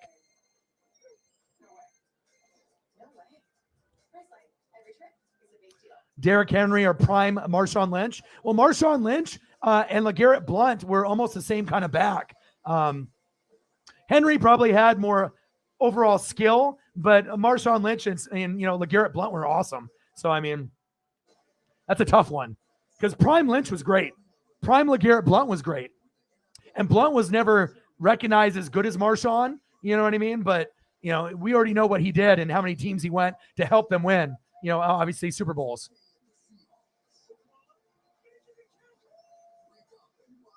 Yeah, there's horrible fans everywhere. That's facts. So I have a son that gets smashed on the internet because he's a Dallas fan, especially because we live. Oh, wow. You live in Philly? Oh, shit. Yeah, dude, I'm surprised that you haven't gotten beat up or your son. Philly fans are ruthless. But also, too, if you were a Philly fan living in Dallas, you would be getting harassed all the time, too. So Holly's in the building. How are you? $5 holla. Well, we started off doing this fantasy football show, and we were getting which is okay, but obviously it was from kind of like the regulars, but like $2 donations at a time. But like I said, most people I feel that have fantasy information, it's not worth money because they don't know enough. But for someone like a Matthew Berry, or someone like myself that dedicates 2 to 3 hours a day specifically to fantasy, toss in a couple bucks here and there to help you win. It's worth it. You know what I mean? Unless you just are just doing fantasy for fun. And that is big facts. Thank you so much. $5 holla. We can always rely on a goat to come through to save the day. How are you? Bang, bang, bang, bang, bang. Let's go. Yeah, thank you so much. We've been waiting for just a boost, a lift into the stream. And here we go. We got it. Now we're at 28. There we go. Thank you so much. And that, like I said, I don't want to come across as this fucking arrogant, cocky fucker that just thinks he knows everything. Because I feel that I'm very confident in who I am and the abilities that I have. And I know I rub people the wrong way sometimes, but you have to understand that with the amount of work that I put into this channel, I outwork everybody on YouTube and on Twitch. And I think my results speak for themselves. And I'm not going to get along probably with everyone, and not everyone's going to like me. That's fine. But like I said, I don't like doing shit for free. I already did that with the channel, with the reaction videos, when I was getting 100,000 views, 50,000 views, 10,000 views on these videos, and we weren't getting anything in return. You know what I mean? So, for me putting in all this blood, sweat, and tears where they were eating off of me and putting their ads on my videos and I wasn't really making anything. Now we're getting to a point where I'm doing live streams and then they're not supporting me anymore, and pushing my channel. It's frustrating, but, like I said, every person that works hard, no one works for free. So hopefully if I keep doing these fantasy football shows in the future, as we do that this year and we get into next year, hopefully we'll have some loyal fantasy football players that actually care about their team, that maybe are doing a money league, that if they actually do want my advice and good advice, because I'm the only person that if you ask, okay, should I start Mahomes or Josh Allen? 9 times out of 10, people will just say a name like that. And that shows me you know nothing about fantasy, that you're just reaching. You're just going for a name. You have to dig deep. Who are they playing? Is it home or away? What have they done in the last 3 games? You have to go. Is it a red matchup or a green matchup? Good or bad? You have to ask like 8 to 10 questions before you give an answer. And these guys on the internet and on TV, they start firing off answers and they don't even explain. You know what I mean? And you wonder why all these guys suck at fantasy because they don't know what they're doing. You have to put in the work. If you put in the work, you'll get the results. So hopefully people will start recognizing that expertise and what I'm doing, because I want to help people win money. I want to help people win not only betting on games, but also in fantasy as well. But I do appreciate that. I know some people don't like me, and that's fine. I don't have to be liked by everyone, but I do want to be able to help as many people as possible, but just not for free. You know what I mean? Jacoby Myers is nice. You know, he's a guy that is slept on, gets 10 points every week. I had him on my team earlier this year. Wish I still had him. If it's for a redraft next year, I mean, we would assume that Jonathan Taylor will be back, being the way that he should be. Aaron Jones and Myers for JT for a redraft. Are we talking about a redraft for are we talking like keeping the same players and continuing it on for next year? Or are you doing a redraft? What are we talking about redraft? Are we talking about this year doing a redraft? Or are we talking next year and it's like a keeper league when you keep the players? I need more specifics and PPR as well. Thank you. Appreciate you, Ollie.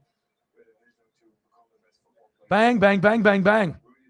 Because you also have to understand too, bang, bang. When people ask questions about fantasy, you have to know the whole league. You just can't wing it. You know, like, oh yeah, this guy. Like you literally have to read not only about all 32 teams. I got to know every fucking player that's on the NFL. I have to know every fucking guy out there. Do you know how much effort that takes to know every fucking player and bench guys? It's fucking exhausting, but I do love it, but it's not easy. So that is facts. Absolutely.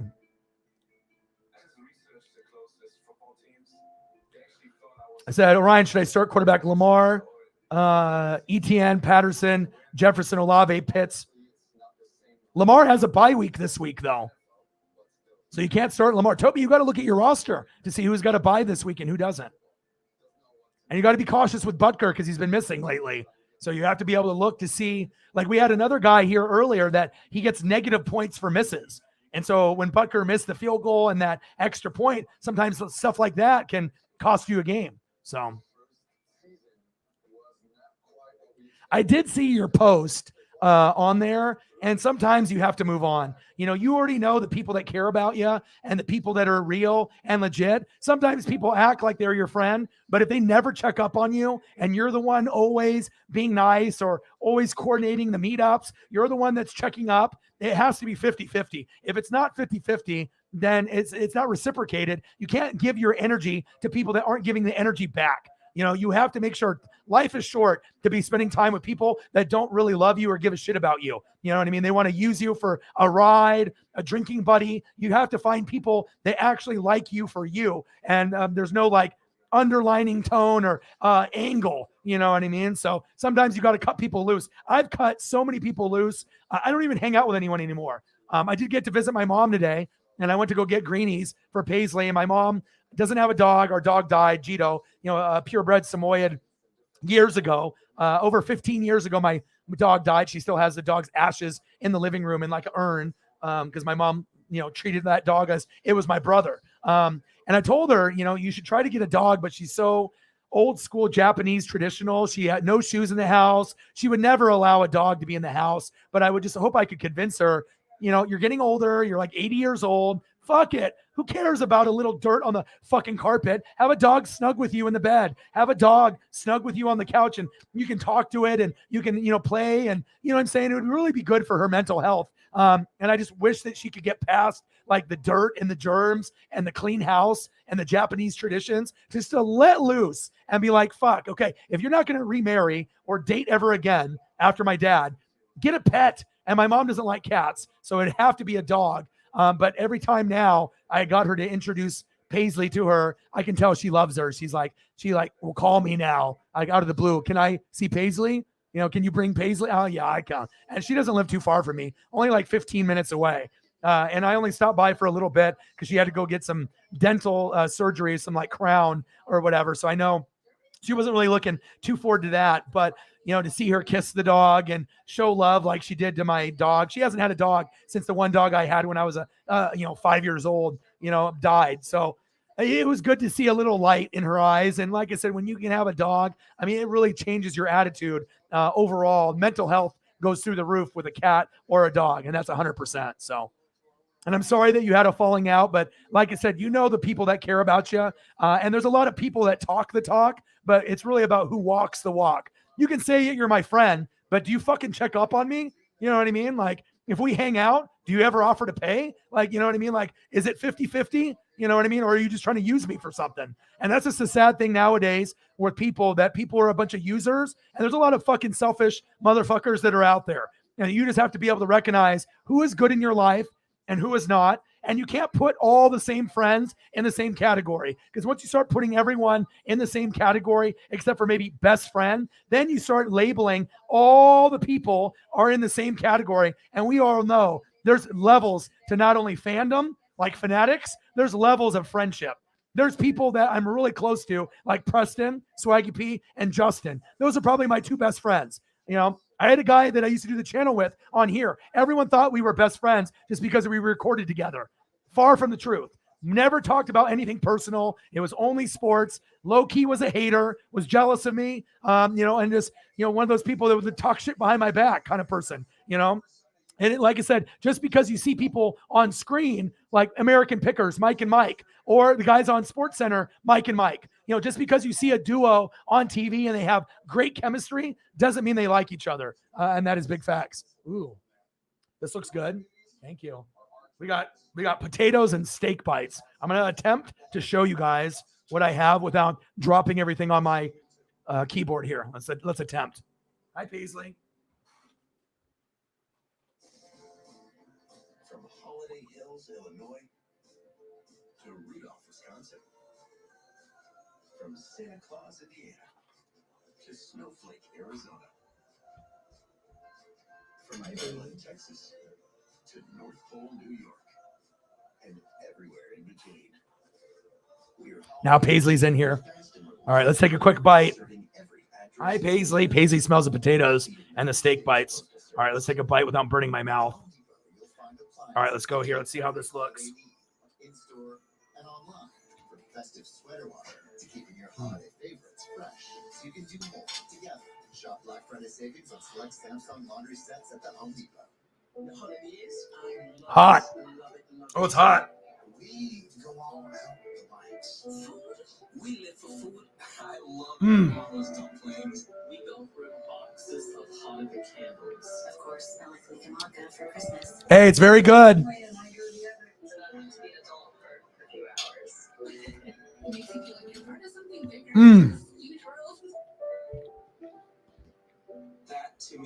I haven't had steak in like months. Oh my God, that was good. I don't want to just sit here and just keep eating for forever. Oh my God, that's good.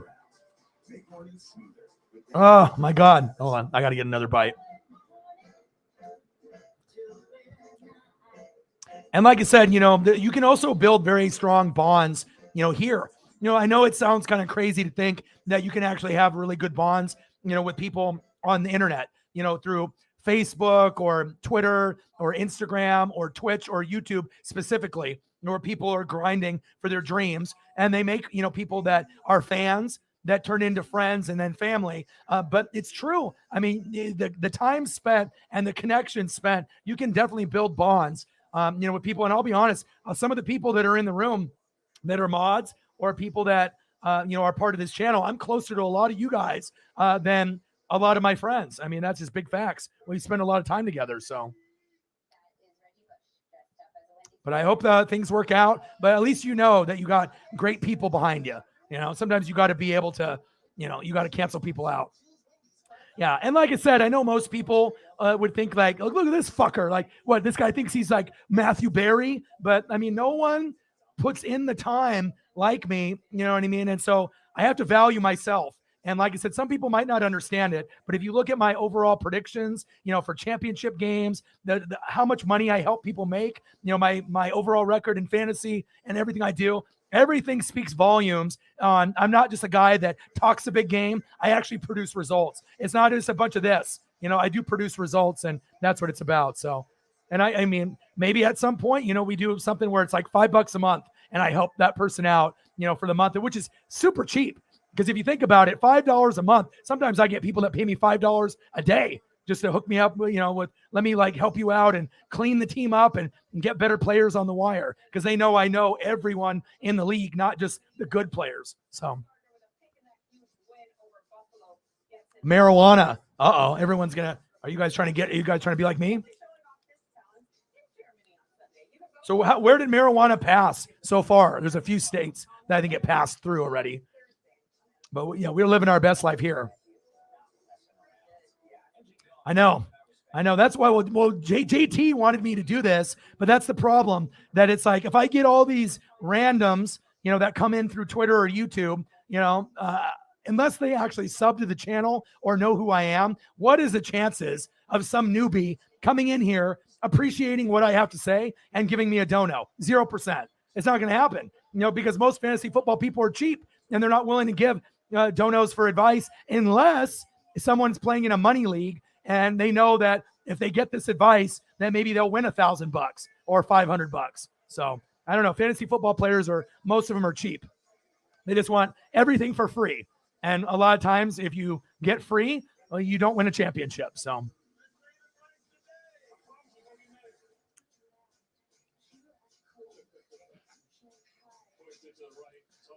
yeah, well, it's more than just injuries. It's the offensive line. It's the coaching, the play caller, the defense.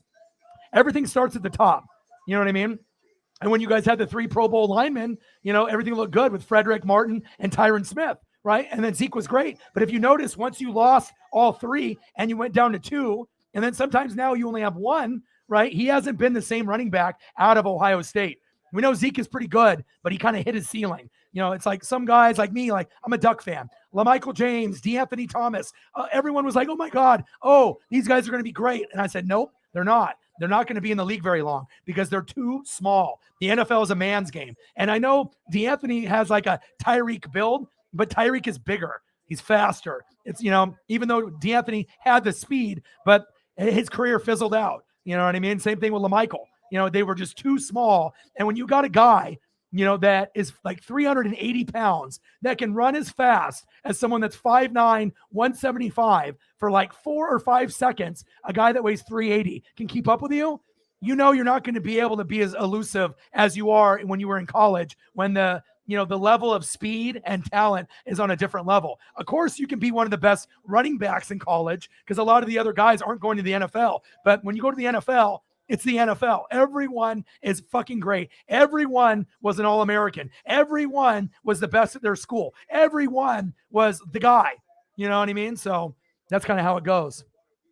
I appreciate that. At least someone knows, But that's why, like, if I do these type of shows, it's like, hopefully we get the regulars to be able to help me out. But, I already know how fantasy football people work, Unless they know me already. The chances of actually someone donating unless we just make it a point, if you want your question answered, you got to donate. You know what I mean? But, most people probably wouldn't do that to someone that they don't know unless I have a better reputation globally, or in the United States.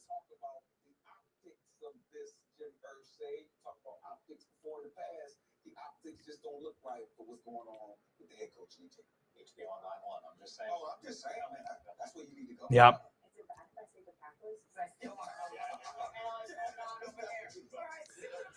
Big Trev, DPJ, Hardman. Oh, I have to look things up. Can you? So hold on. Let me look up some stuff here. Let me take a bite of steak here. Hold on. We've got your back, Road Warriors. Because we know you're picking up the pace. Steering like the 10 and 2. Very good. Fire. And we can always do like a tortellini, or a soup tomorrow or another day. But yeah, this is good. All right, still in there? Oh, you haven't cooked it there for later. Oh, okay. All right, awesome. All right, and I assume DPJ is Donovan People-Jones. Is that correct? I mean, when you throw up names like DPJ, then you have to make me really think about every single wide receiver in the NFL. But I assume that's Donovan People-Jones, but I would assume out of 100 people, only one person would know that. So, but I assume that's who you're asking for.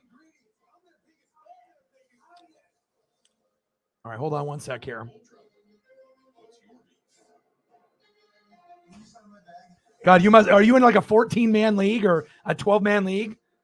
Because that's pretty crazy to have those as options. And is this for your bench or oh man. All right, let me go through numbers here.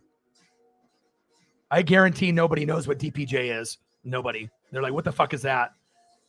All right, Donovan People-Jones has been pretty good this year. 12, 9, 11, 11, and 12. getting a good amount of targets, 9, 7, 5, 6, and 4. So Donovan People-Jones would be definitely one to look at. McCole Hardman is going to be kind of hit or miss because Juju has been the guy that has kind of been, the guy that is the first option wide receiver. Every once in a while, McCole Hardman will have a game where he throws up like 3 touchdowns like he did a couple weeks ago. But that's not going to be consistent. Let me see. In the last 4 games, we got 12, 13, 28, and 19. Okay, so he's been pretty consistent in the last 4. And then T. Marsh would be Marshall on the Panthers. Terrace Marshall. Let's go him. One sec here. And I got to look at the matchups here real quick. I can't just answer it just right off the fly. I need to look at, green matchups, red matchups. I got to look at all the extra factors here. Trust me, it'll be worth the time. All right, let me put in.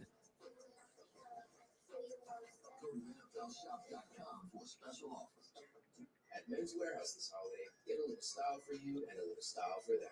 Earn $20 in MW money for every 100 you spend now. Okay. 20. No restrictions. And the last 4 games for Terrace Marshall, 0, 5, 12, and 14. So, and it's against Atlanta. So Marshall could score in that game. He's projected for 10. All right, let me go to the other ones. Because we already know they have problems with their defense. And then we got Donovan People-Jones. He's projected for 9. And it's against what? At Miami. Okay. At Baltimore, he hit 11. And at Atlanta, 12. At Carolina, 12. So playing on the road is not too big for DPJ. I look at stuff like that. Okay. Donovan People-Jones. And then let me go McCole Hardman. Hold on. Joining us from Munich, Kyle Brandt and the Good Morning Football crew caught up with the first round pick, born in Germany, former Colt, Bjorn Werner, and he was a witness to a pretty intense, angry France. All right, one sec here. Hey, everybody, I'm here with my friends, and I'm with my cool German friends. What's up, everybody? And then Hardman is going against Jacksonville. Okay. And based off. All right, so based off what I would do, I would go DPJ and Hardman. Those would be the 2 that I would go. Now, it is always possible that Terrace Marshall goes off. You know what I mean? But we know that the Panthers haven't been very good. Yeah, I know Atlanta's defense is kind of suspect at times, but if it's me, based off the numbers and what they've done in the last month, DPJ and Hardman have been more consistent, and I would go with those 2. Now, if Marsh goes off, I mean, you can live with that, but I would go with DPJ and Hardman. That would be my advice. Those would be the guys that I would be sticking with. And like understanding that if Marsh goes off, so be it. But the better 2 are DPJ and Hardman week in and week out. They're more consistent. Marsh only has been good in the last 2 games, and the previous 2, it wasn't good. So do you want a guy that's been good for the last 5 games, DPJ, 5 games, Hardman, or the last 2 with Marsh? And that's not saying that Marsh doesn't go off for 18 to 30 tomorrow or on Thursday. It could happen. But if it's me, I'm going DPJ and Hardman. So based off targets, the matchup, and like I said, you never know what's going to happen in fantasy. DPJ and Hardman could bust and do shitty. Marsh goes for 30. You know what I mean? But if I'm just doing it based on what I see, I would go DPJ and Hardman. And I imagine Big Trev, that's what you think as well. And you just wanted some clarification.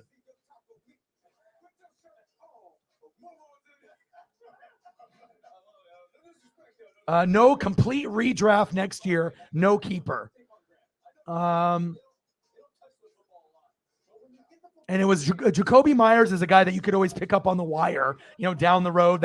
He's a good player, because he gets you 10 points or more every week. And then you got Aaron Jones. You would assume Jonathan Taylor will be better next year. So yeah, I think getting Jonathan Taylor for those 2 would be worth the risk. It would be very shocking to see Jonathan Taylor have 2 bad years in a row, but we have to see what happens with the Colts. And who's going to be the coach, who's going to be the quarterback, who are the wide receivers, and hopefully he doesn't get hurt. But Aaron Jones and Jacoby for Jonathan Taylor, you have more upside with Jonathan Taylor than with the other two. Aaron Jones will always be a top 10 running back. Jacoby Myers will always be a sleeper, but Jonathan Taylor gives you an opportunity to have the best running back in the league, possibly. So I think that if you were going to get Taylor, that would be worth the risk. And you could always find another Jacoby Myers or another Aaron Jones type of talent, if that makes sense. So, and I imagine that's what you thought as well. And it's full PPR, yeah, and that matters too.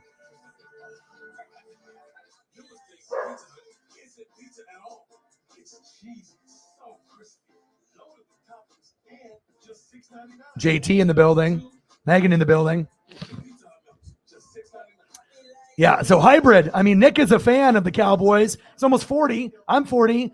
Zeke hasn't been good since his rookie year. I mean, if we're talking good, if you think good is 1,000 yards rushing and 10 touchdowns, yeah, Zeke is good. But if you're actually talking about the flow of the game, how many games Zeke has lost them, how many times he runs backwards, he dances around. If you actually look at Tony Pollard, when Tony Pollard gets 10 touches, he can get 90 to 100 yards. He's the only running back in the NFL that is an RB2 that could be an RB1, except for who? Nick Chubb and Kareem Hunt. Those are the two guys that could get more carries and give you 100+ yards almost every week with a decent line. But everyone that watches Cowboy games, right, that's not a bandwagon or just someone seeing from afar, everyone knows that Tony Pollard has been the better back for years. The last couple years, he just doesn't get enough touches. But when they do give him touches, they do split. 10 for Zeke, 10 for Pollard, right? And Zeke might get the goal line look, but Pollard is the one rushing for like 9 yards a carry. It's clear. It's all political because Dak and Zeke are best friends and Jerry Jones does whatever the hell they want. It's not the best for the team. I mean, look who they have at coach. Kellen Moore can't call plays. He lost his opportunity to be a head coach by calling that draw against the Niners with no timeouts left. He'll never be a head coach in this league, ever, because of that. And McCarthy's garbage. Even Nick will tell you. But if you get Sean Payton, then you can turn it around. And Sean Payton knows talent. And so, like I said, can Zeke get 1,000 yards? Yes. Can Zeke get you 10 touchdowns in a season? Yes. But I don't define that as successful. I think the Cowboys would be more successful with Pollard because he doesn't dance. He puts his foot in the ground. He's got better vision and he goes forward, and anyone that watches football knows that. So I'm not sure, Hybrid, if you watch Cowboy games a lot or you just, reading stuff on the internet, because internet, if you read what the internet tells you and you believe what the internet says, if it was on the internet, it's true. A lot of times the stuff on the internet, breaking news, is not true. That's facts. And I know Nick thinks the same way because I can already tell when you talk to football heads that are really into the game, they know, especially, on their own team. But with me, even though I'm not a Cowboys fan, I study them if they're my own, and Pollard is the better back. And he has been for many, many years. They just don't give him 20 touches. And if you've noticed, when Zeke gets hurt, right, what does Tony Pollard do?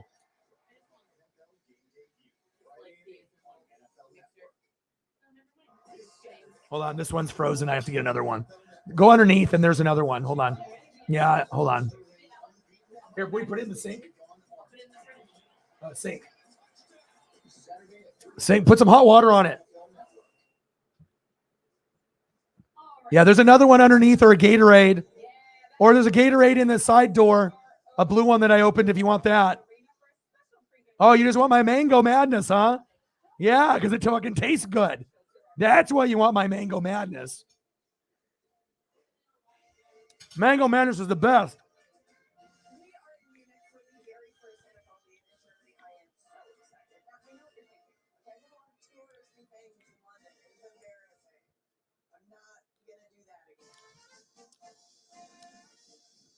Here, let's talk about Tony Pollard for you. And see, like I said, when you're a stat and analytical guy, and you're not biased, a lot of people just see what they see in front of them. But a lot of times you got to read between the lines, and you can kind of tell who's better if you're watching the games, if you know what to look for.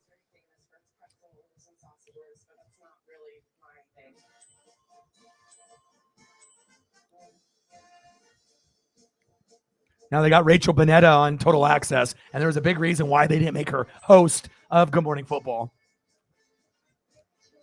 She tried to be someone that she's not. She tried to be like Kyle Brandt. And they're like, when you try too hard to be someone that you're not, it shows. When you're fake, everyone can see it. And that's why she didn't get the job. It's like they don't need two Kyle Brandts. Be yourself. That's the best thing. There we go, baby. I got you, dude.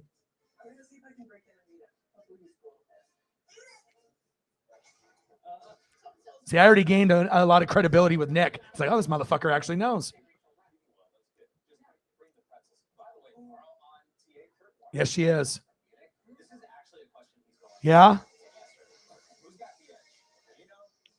Bullies and hate, I bet. Yeah. Yeah, well, we were supposed to collab, and then he lied. So I don't follow him on Twitter anymore. I don't watch any of his videos anymore. After donating, last year and keeping tabs, and we were gonna collab for, the Packers and the Bucks in the NFC Championship game last year. But at this point, it kind of seems like he was, when the raid happened, when you were a part of it, Holly, I think he was just saying it just to like look cute and look to like be cool in front of the people that were in the room. Because if he had no intention of actually, doing like a collab together, why would you even say that? Why would you even say that you're going to collab if you had no intention whatsoever, 100%, you never were going to do it? You know what I mean? And then we obviously played earlier this year and, no call, no text, no message on Twitter. So, I'm sorry that happened for you there. And it's probably not Tom himself.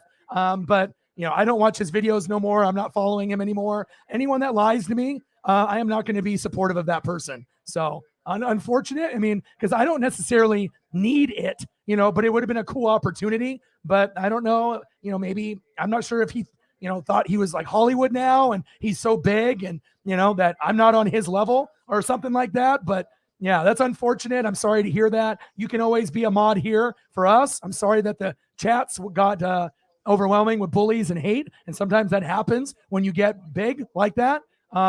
Yeah, but it was very disappointing because when people lie to me, I don't like that. And like I said, if you had no intention of, doing anything, why would you lie in front of your fan base and to me? You know what I mean? Because I wouldn't have donated anything to him if that was ever going to happen. You know what I mean? I would never have donated anything after that point, if that never was going to be in consideration. So, yeah, definitely not supporting that brand anymore. So, unfortunately. So, but when people lie, I can't accept that. So, but I am sorry to hear that the bullying and things got bad there. I mean, I do think that, overall, he does a lot of good, kind acts, and he seems like a good person. You know what I mean? But again, if you're going to lie to the fans and lie to me, I don't put up with that. So, unfortunately.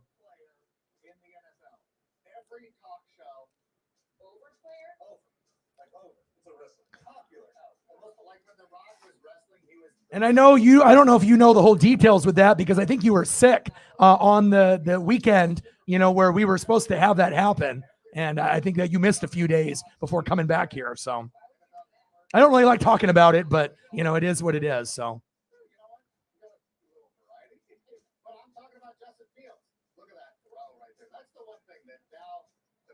TN Jose with a $2 dono. Sorry. I know that was probably from a long time ago. Thank you, TN Jose. Appreciate you. TN Jose with a double deuce, $2 holla, and another $2 holla.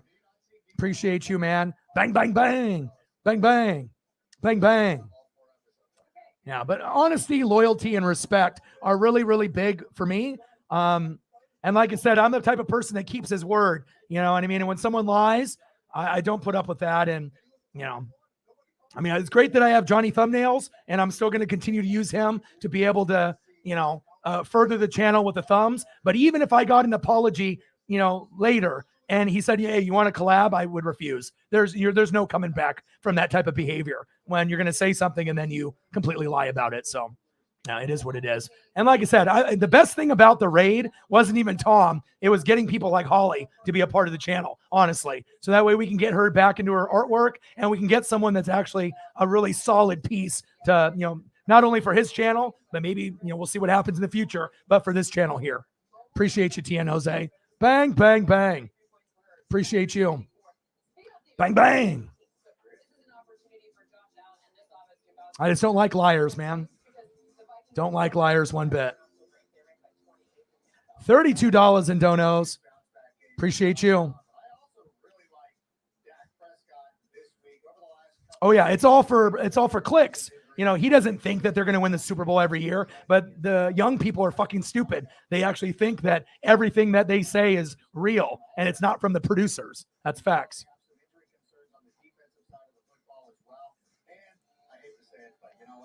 Thank you. I am also too. I have to pay $35 per thumbnail, so that's why when I work so hard, you know, I have to try to be able to make that up on every stream that I do. You know, because it's expensive. I can't afford necessarily 35 every day. You know what I mean? Or 35 multiple times in a day, depending on what I'm getting for donos. I'm not getting, you know, $1,000 every stream, so I'm not, you know, making big money. You know what I mean? So, but I'm always going to try to invest in myself and give back to the fans and give back to the GOATs. You know, if you take care of me and you're a heavy hitter, I'm going to give you, you know, a good present in return, a jacket, Mitchell & Ness jersey, something special. So.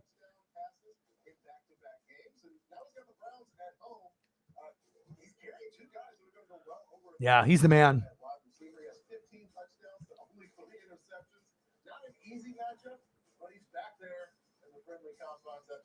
I think a good game for Tua as well. Let's get to the ones at running back. Oh, you guys are doing all the jokes in here now. It's a joke fest. Now you got Megan doing the jokes too, huh? You got Holly, Megan, and JT. It's a joke off. The 2022 joke off in NWSF. We've really just started to see what could possibly be for Christian McCaffrey because 1 week off. Yeah. Well, obviously Juju's the main target, but I look at, you know, all the deep dives in the stats. So even though it doesn't look like McCole Hardman, you know, he doesn't have to score every week to be relevant in fantasy. You just have to get 10 points or more. So, you know, even if he gets like 6 catches for, you know, 60 yards, that'll be good enough to get a decent fantasy, you know, outing for him. So, but I do feel bad that things kind of fell out there with the you know, toxic fans. And that's what happens sometimes when you just allow anybody to be a part of a channel. You get a lot of, you know, immature and toxic trolls. Yeah, that's tough. So.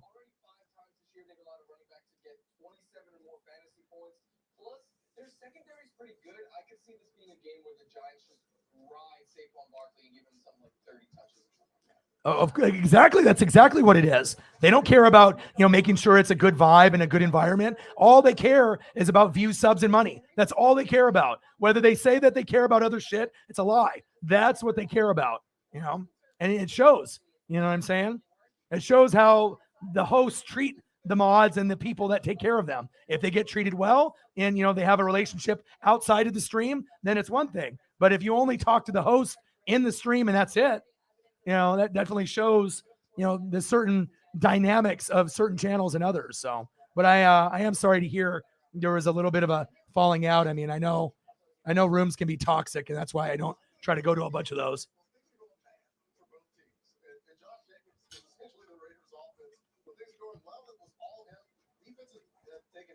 All right, where do we want to go with photos? I think I owe JT some photos, Holly some photos. What do you guys want to see? You want Mac Attack, JT? Is Jose still in here? He probably left. TN Jose, you still in the building? Let me know what you guys want to see for photos and whatnot.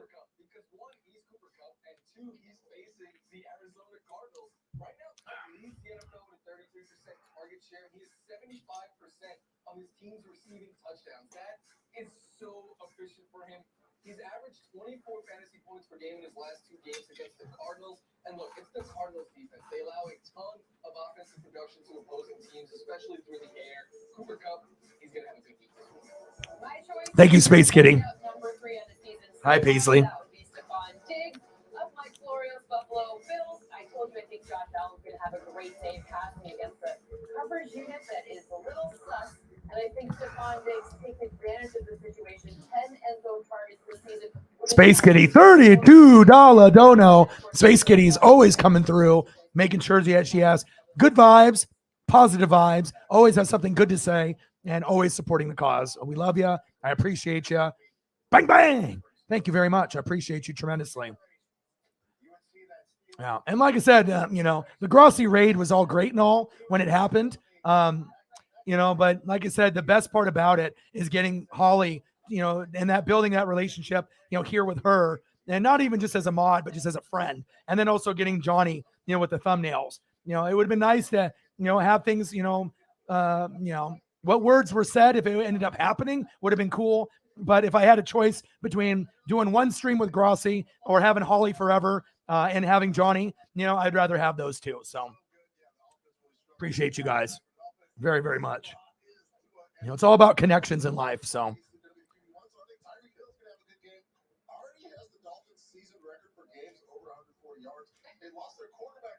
appreciate you. Bang, bang, bang.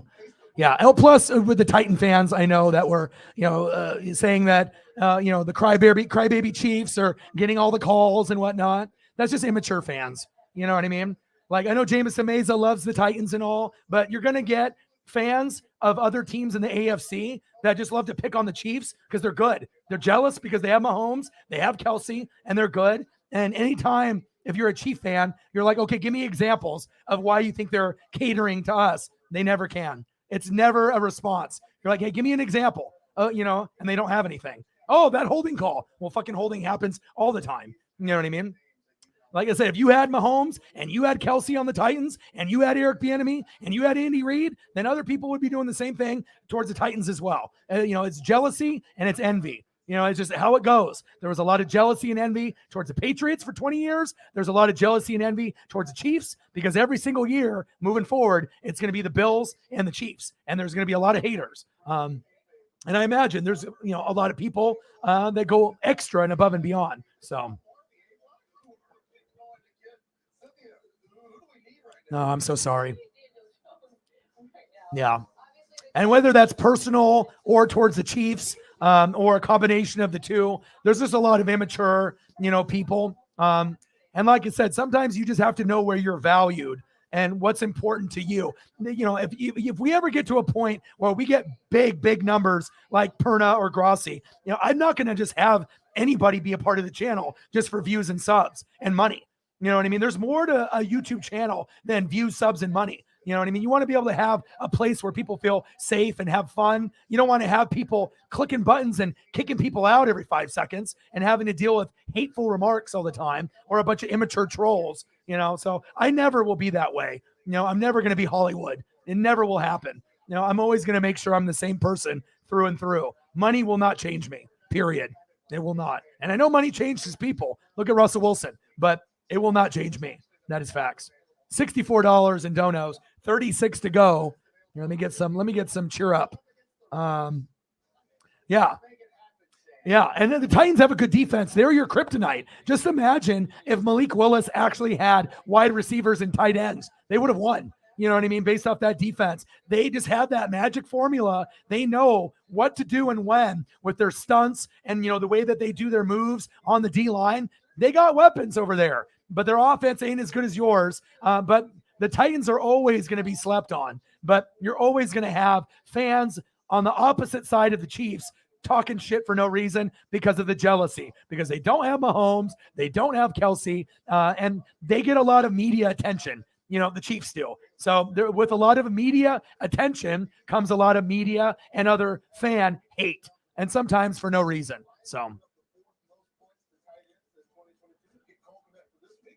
yeah, but you know what I'm saying? I saw your post on Twitter, and you get these people that just love to mouth off, you know what I mean? And they think it's just, whatever. And like I said, every fan base can be upset with a loss, but a lot of these people just talk out of their ass. So, because I've seen some Titans fans, that are good, but I've also seen some Titans fans that are incredibly biased. Like, they won't give any love or credit to any other player or any other team, and that's toxic. You know what I mean? Like, you can't have an educated conversation with someone that's like that. So, yeah, but he doesn't have any wide receivers yet. But when Treylon Burks gets healthy, Jameson will tell you, and when they get another A.J. Brown or a DK Metcalf, that offense is going to be really fun to watch. And they need a tight end as well. Even if they had Jonnu Smith there, that would have been better. So once they actually throw the ball, have Derrick Henry, and have that defense, that's when maybe the Titans will be able to get to a Super Bowl. But until they get the wide receivers and the tight end, they're going to have to wait and wait for guys to develop and get more guys that are better than what they have right now. So, yeah, we love you, and I hate to see people upset. So let me get you some photos here.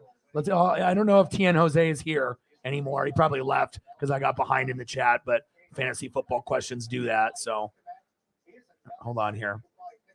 I don't know if Tien Jose is in here, but let's at least throw up some photos for him. Maybe he was in here, maybe he left, but I still don't want to skip that. So let me take care of people. I don't like to skip people at all. So I want to make sure everyone feels heard and feels special. And that's really what it's about.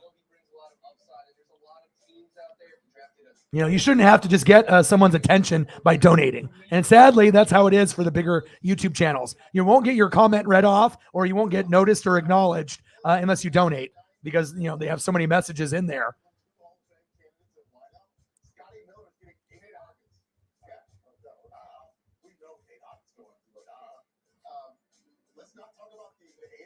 But I'm a man of my word, and that's one thing I take a lot of pride in. You know, if I say something, I don't lie, period.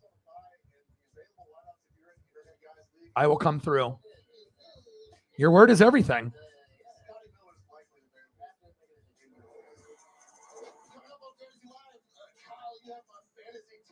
Sad thing is also, too, with the whole Tom situation, when the raid happened, every single person in the room said, hey, you should collab with this guy. There was not one negative comment about me from the people that knew me in the room and people that never even saw me before until that day. If you go back and look at that raid and that stream, like, there was multiple people, you know, so it wasn't just like, you know, hey, you know, trying to shoot my shot. You know what I mean? Like, it's just unfortunate that it played out that way, but, you know, I don't need to piggyback off someone else's success. I can always make my own name, and which I'm planning on doing, but, you know, it is what it is.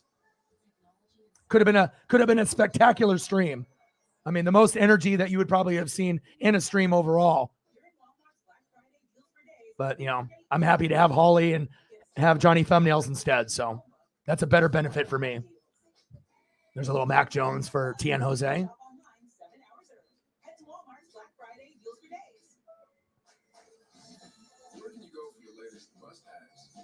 Oh, marijuana. So you guys are going to have dispensaries opened up, huh? What do you guys have to make it be a passing vote in that state? What's the percentage?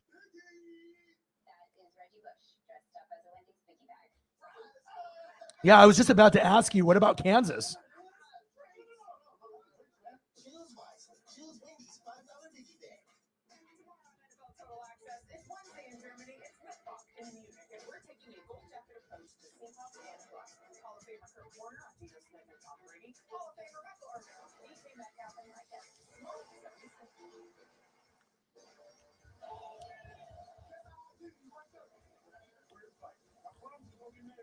All right, time to cheer up. Time to cheer up, Holly.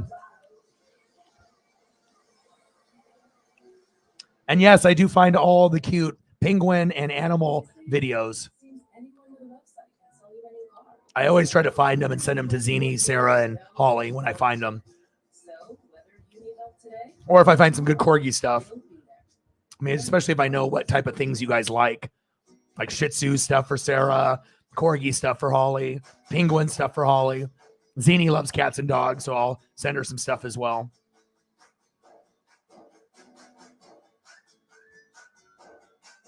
Life is too short, you know, to just be mad and upset, you know, after work. You know, like when you're off work or, you know, whatever you do for work, right? And you go into a stream, you want to have a good time. You know, you want to be able to relax and meet up with people and say hi, and you know what I mean? Like, you don't want it to be a negative part of your day. You know, you want it to be a positive part.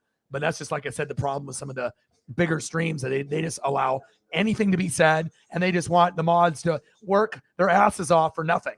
You know, little recognition, and what, they're just button clicking all day. I mean, that doesn't sound like a fun job, you know, having to fucking monitor all day and not being able to actually enjoy the stream.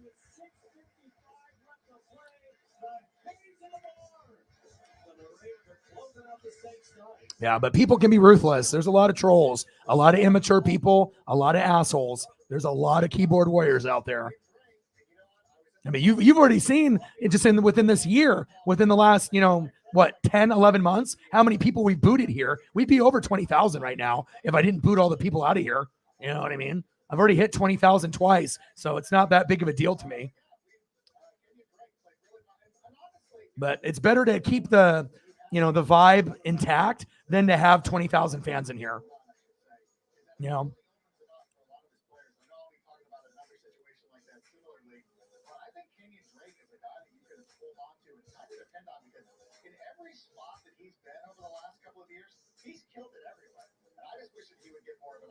Greyhounds, boom, boom, boom. Let's do it. Looking at your QB number 10 for the week, Lamar Jackson with 17.52 fantasy points, 133 passing yards and a touchdown, but it's really those 11 rushing yards and 82 yards, 11 rushes and 82 rushing yards that made the difference for you. And it also helped Kenny Drake. Well, Mr. Curly Wolf, I did fantasy football questions for 3+ hours. So, when people come in here and donate, I usually try to throw up photos of stuff that they like, since I know what they like, and I actually get to know the people that support me. So, I mean, if you got a fantasy football question, fire away. In the meantime, when people donate, I take care of them. And even when people don't donate, I take care of them. So.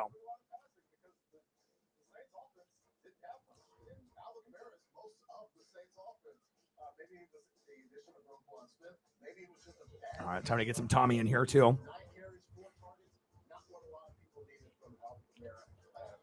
Yeah, and plus, I know if I can pull up a few pictures, and help someone turn their day around, that makes the day a success for me.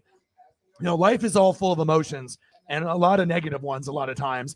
And sometimes you just need to be around people that that are going to uplift you and be there for you and not be judgmental and, just be like this right here.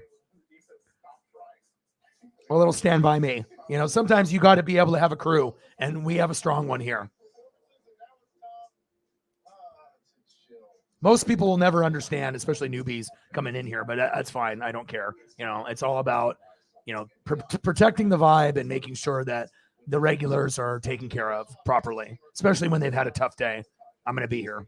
We will get through things together, no matter what. This is the best support system you're going to have on YouTube, period.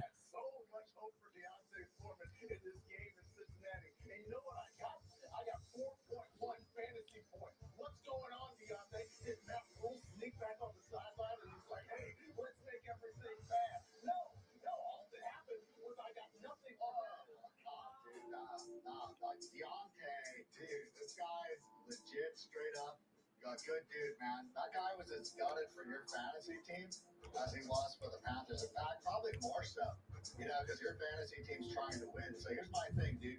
Oh yeah, Holly, and congratulations on beating me in fantasy. No hard feelings. You beat my butt. You got a key win. And the craziest thing is, you're 3-6. You're the second highest scoring team in fantasy to me. You should be 6-3 minimum. So just a lot of bad luck, but I hope you do fantasy next year.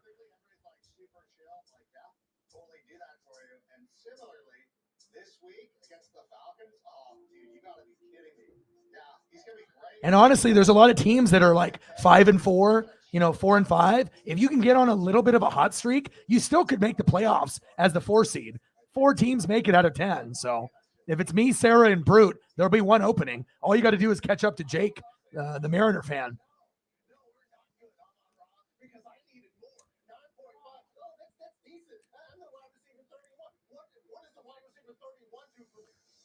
Yeah, greed and ambition. What about kindness, morals, and treat? Yeah, but a lot of times people don't care about that stuff, unfortunately. But yeah, like I said, the bonds that I've created, with the mods and with the people, I have probably about 12 people that I talk to every day or close to every day, with memes, gifts, or, sharing information and whatnot. And it's probably the most special feeling that I've had in a long time, because a lot of you guys I'm closer with you than even Preston, what I'm saying? Me and Preston are pretty close, but I'm closer with my boy Justin than even Preston. And I think I'm closer with some of y'all than even with Preston in some cases. So, all right, Mr. Curly Wolf's got a fantasy question. PPR redraft. What running back should I try for trading for Foreman and Olave? Wiener dog. I love. Yeah, I got a American Staffordshire that's one. So I'm all about my pup. So what remix should I try for trading? Foreman and Olave. I would have to know what's available for you. Yeah, give me all the names of like what you're trying to get, or so I need to have more information. The more information you give me in the chat, the more I'll be able to help you.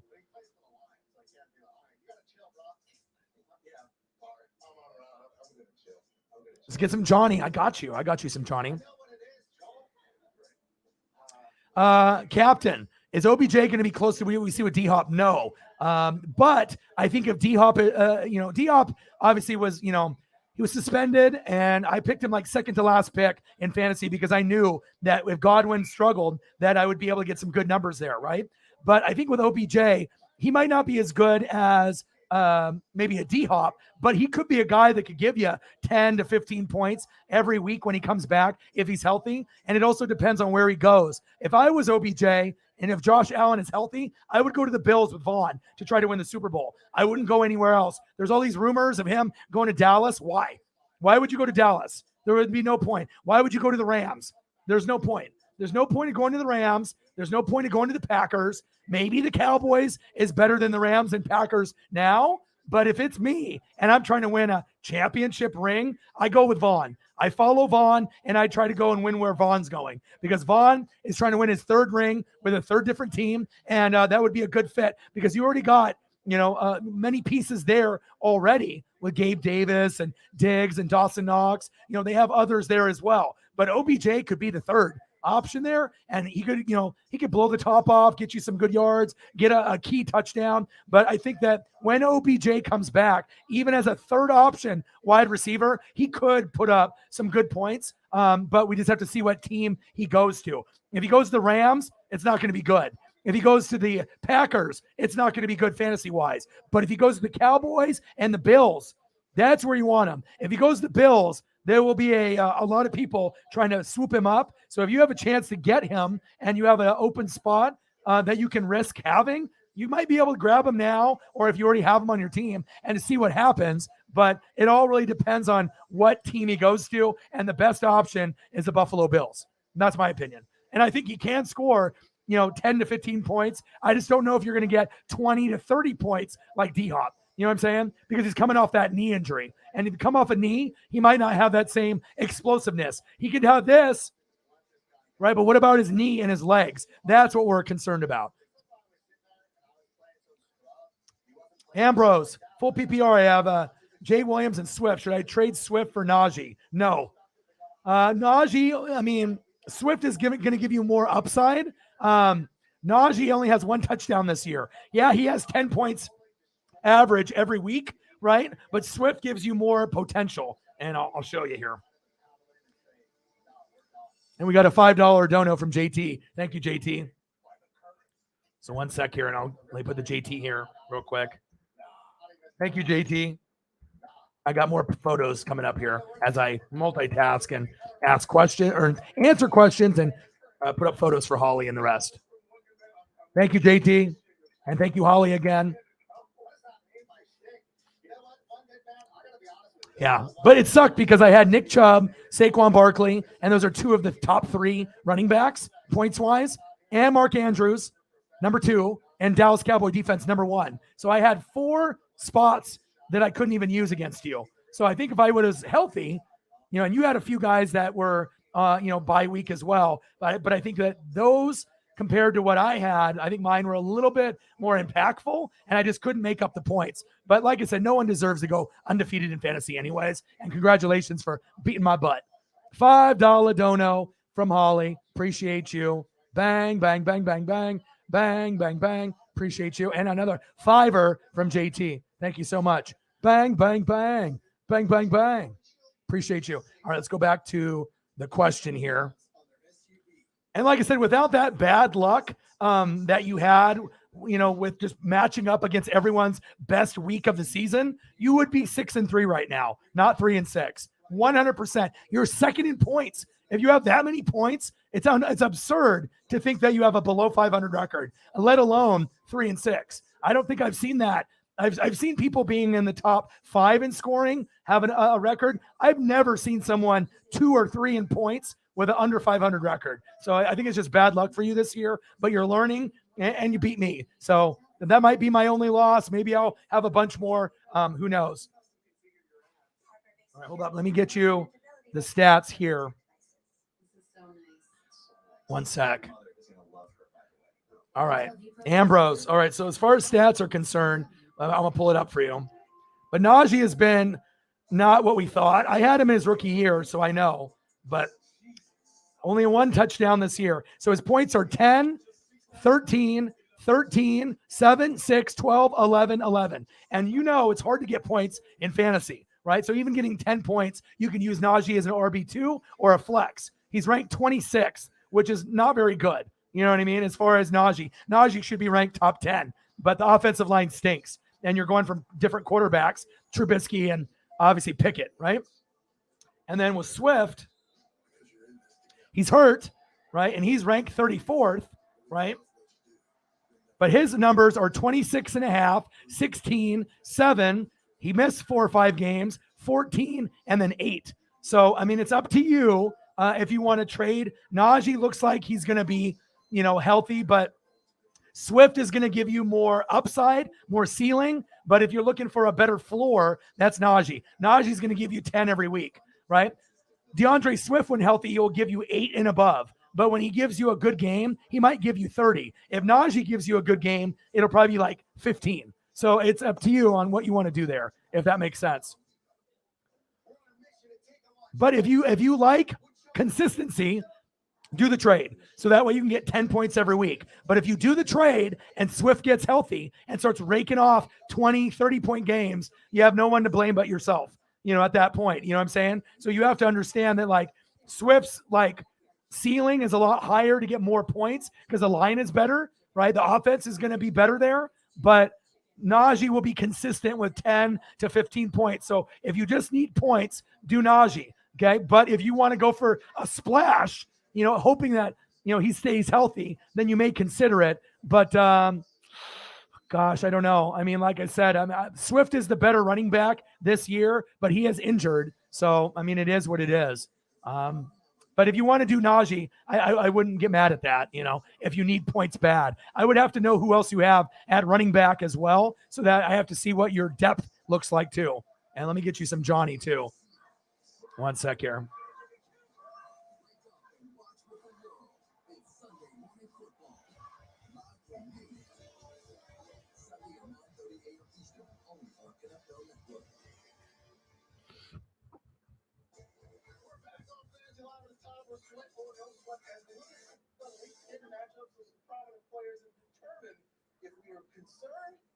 All right, first, we'll just go with one more Tommy at Florida. Justin Herbert, 49ers, sweater no Swift. Oh, All right, let's go with his brother here. Everything. I'm very worried about Justin Herbert in this matchup this week. He has not been playing great. He scored just 12 fantasy points last week against the Falcons in a game that was competitive throughout. It came down to the very last seconds against the Falcons. Johnny. Production of quarterbacks than anyone. He's averaging just 13 fantasy points per game in the last 3 games. The Niners defense is getting healthy, and that is a scary sight. Some players that quarterbacks I would play over him are Fields, Geno, someone like that if you pick them up. All right, struggles. Cynthia, what about Aaron Jones against the Cowboys? It's a sauna in here. Oh, no. Huge sauna in here. Actually, it's really cold here, but it is a sauna in the situation there. Why? Because I'm looking at this O-line, and they're not helping him out. And Aaron Jones himself, maybe he's hurt. We're not even necessarily sure. He came out in the third quarter. And he's had fewer than 30 rush yards in 3 of his last 4 games and 1 rushing touchdown this season. If you can't do it against the Lions, what's going on? Not something good. Our Cowboys defense is good too. Good one for you, right? Kenneth Walker at the Bucks. I'm dry. As dry as a David Letterman monologue. There's no way that I'm going to be concerned about Kenneth Walker the third against any matchup. I know that the Buccaneers have a very formidable defense, but you know what? Kenneth Walker is just one of these talents that no matter what, you get him into your lineup and you start him. If you were fortunate enough to land him in your draft, pick him up on the waiver wire, I don't care how you acquire him, but you have him and you start him. I will take Luke Hopkins playing against the Los Angeles Rams, and I am dry. I am as dry as the vacuum of space, whether it's interstellar space or the 93 million miles of space off the sun. Kyler's gonna Appreciate you. Luke Hopkins with targets, no matter what. He's got the second most yards in the NFL since. I got you. Maybe Jalen Ramsey travels with him. Kyler's going to throw the ball no matter what. I am not concerned. Luke Hopkins playing on your team, regardless. Mike Evans. Yeah, I don't allow trading in my league because I think it's cheating. You know what I mean? But I know other leagues do it. I just don't like people that can't draft trying to win a championship and whatnot, and then they can, work with someone in cahoots and trying to win a championship and split the money or whatever it is. But should I try for trading Foreman and Olave? Trading Foreman and Olave. Yeah, give me some more context and I can help you.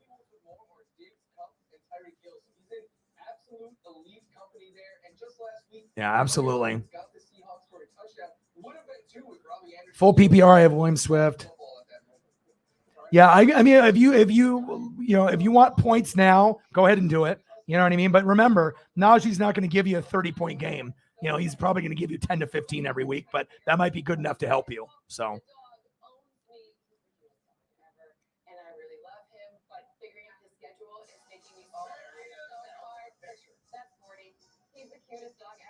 Hey, I got to take care of the goats. If you take care of me, I'm going to take care of you. You deserve it. I mean, anyone that's willing to support my family and support me and support my dreams so I don't have to have some shitty part-time job, just to make my way. You know what I mean? I've already been doing that. I've been working since I was 12. You know what I mean? So it took me 10 years to get to this point to go full-time. So it's not like I just started yesterday. And, if I'm going to get people that are going to support me, I'm definitely going to support them too. I appreciate you. I don't appreciate losing, but I peeked ahead like 3 weeks ago, and I already knew I was going to lose that week. I was like, oh shit, I got Chubb, I got Barkley, and I got Dallas defense. I'm screwed. And then Mark Andrews got hurt, and that was a nail in the coffin. I was like, okay, if I don't have Mark Andrews available, there's no way. And I lost. So $71. We're almost there.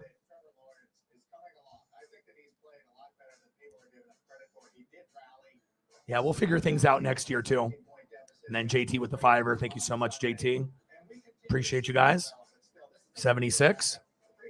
Getting closer. Thank you. I'm not sure if it was the ultimate upset because I didn't have a full team. You know what I mean? It was a good upset. You know what I mean? But if I had all my players playing and then I lost, right, instead of having half my lineup with a bye, especially the number 2 running back, the number 3 running back, the number 1 defense, and the number 2 tight end. I'm just saying, you know what I mean? There's a reason why I got to 8-0, based off drafting and all the work that I did. It just so happens that half of my lineup either was on a bye or was injured. And not only that, I had top guys in each spot, the number 2 running back, number 3 running back. Most people don't have, 2 of the top, 3 running backs on their team, so. But you did beat me, so I will give you that. A win is a win. A win is a win. Every Sunday you watch us. But just so you know, we see you too. There's so many Jose's in here. Who's the real Jose? Who's the real JT? He's like, I don't know. Oh, the other Jose. There's gonna be all kinds of Jose's in here. We got TN Jose. We got JT with that Jose. And then you never know. Then once in a while we'll even get another Jose that'll just show up out of nowhere. You never know who it's going to be. You never know who it's going to be.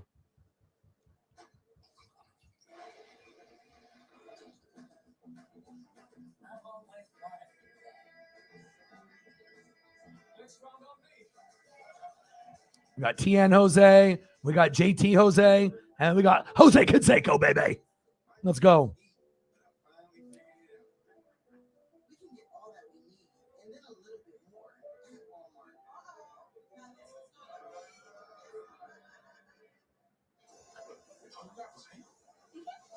All right, I'm catching up to the chat here. JT wants a pick of Brittany Griner. Like, for real? I'll get one for you if you want one. Not in jail, though, right? Like her playing? Now I don't even know if he's trolling or not.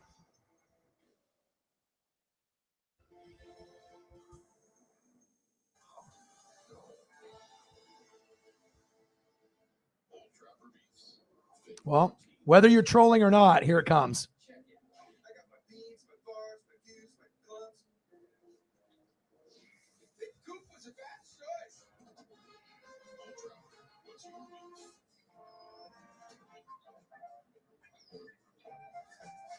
You go to Frankie now. Yeah, it's just ridiculous. She's going to be in jail there for like, 9-10 years for fucking like a weed device, or, either it doesn't matter if it's hashish or weed or dabs. Who cares? I mean, really? I mean, that's just ridiculous.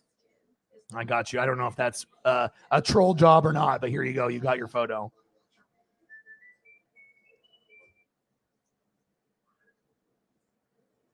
Reflect, not happening. Bo Nix, Heisman candidate, baby. Not happening. We ain't losing to the Huskies. Huskies are good, and I'll give them respect, but they ain't beating the Ducks in Eugene. Not this year. Not happening. But I do hope it's a good game, though.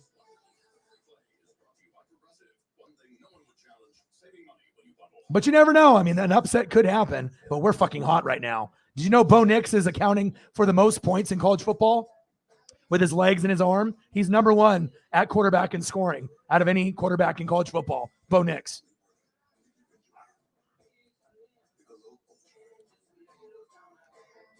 Yeah, I think I took too long. I can get you some Mac Jones. I'm not sure if he's still in there. I'm so far behind on the photos here. Some people stay, some people go. Especially when I do a stream like this, where it's like I got a lot of people asking questions, and then we get behind. This is how it used to be back in the day when I actually had people in the streams. That it would take me a little while to get caught up with everything. So appreciate you, Tien Jose. I promise I'm getting caught up.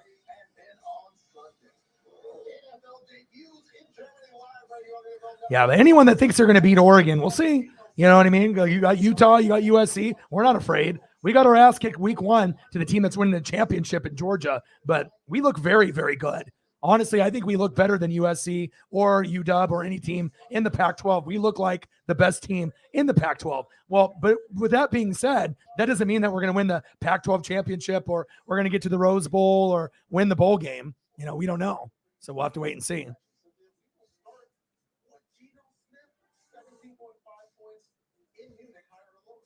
Tien Jose with another $10. I'm the one and only Jose. He's the only one. All right, I got you some Mac Attack there. Let me get you a couple more. Anything else you want to see, Tien Jose, besides Mac Jones? I can pull up something else for you. Old school Brady, old school Gronk, old school Edelman, whatever you want. You want some Bill Belichick, whatever you want, man. You let me know.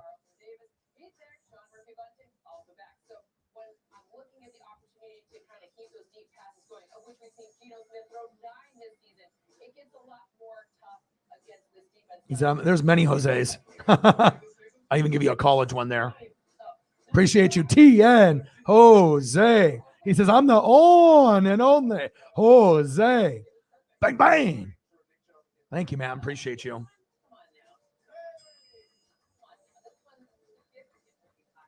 Appreciate you, bro. Let me get you a couple more. Maybe these projections don't. I don't know.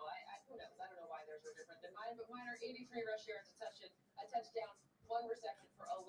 All right, I'm going to get a couple more Mac Jones in here, and we'll go to the next comment. Pretty conservative, meaning there's upside there. But I think Can you imagine any other channel doing what I'm doing? Just doesn't exist. The chat goes, and they just, pick and choose, and most people never get their comments read or get acknowledged. I would hate to be in a room like that. Just to never even be able to be acknowledged unless you donate. That would be horrible. Appreciate you, my dude. My dude, the one and only Jose. $10 holla. Oscar in the building. What to do? So would you trade Etienne and CeeDee Lamb for Derrick Henry? See, I love it when people throw up stuff like this, and I'm just supposed to automatically know what it is. And luckily, I do. You're like, what does this mean? Etienne and CeeDee Lamb for Derrick Henry. I assume that's what Oscar wants. Even when the other guy did DPJ for Donovan People-Jones, like no one knows that fucking acronym. Are you kidding me? Etienne and CeeDee Lamb for Derrick Henry. That's a fair trade because Etienne is balling right now. Even though Derrick Henry's great, Do you have ETN and CeeDee Lamb, or do you have Derrick Henry? That would answer my question, because keeping Derrick Henry would be probably the smart thing to do. But if you can get ETN and CD, it's a 2-for-1, because ETN is putting up numbers like Henry, and then you get another option, another wide receiver that you could plug in as your wide receiver 2 or a flex. So I guess it just depends on, do you have ETN and CD? If you do, I would keep them. If you have Derrick Henry, I'm not sure if you would really want to do that trade. It's up to you, but the ETN and the CeeDee Lamb is probably a pretty equal trade to Derrick Henry, especially if you need wide receiver help also. Yes, thank you so much. Yes.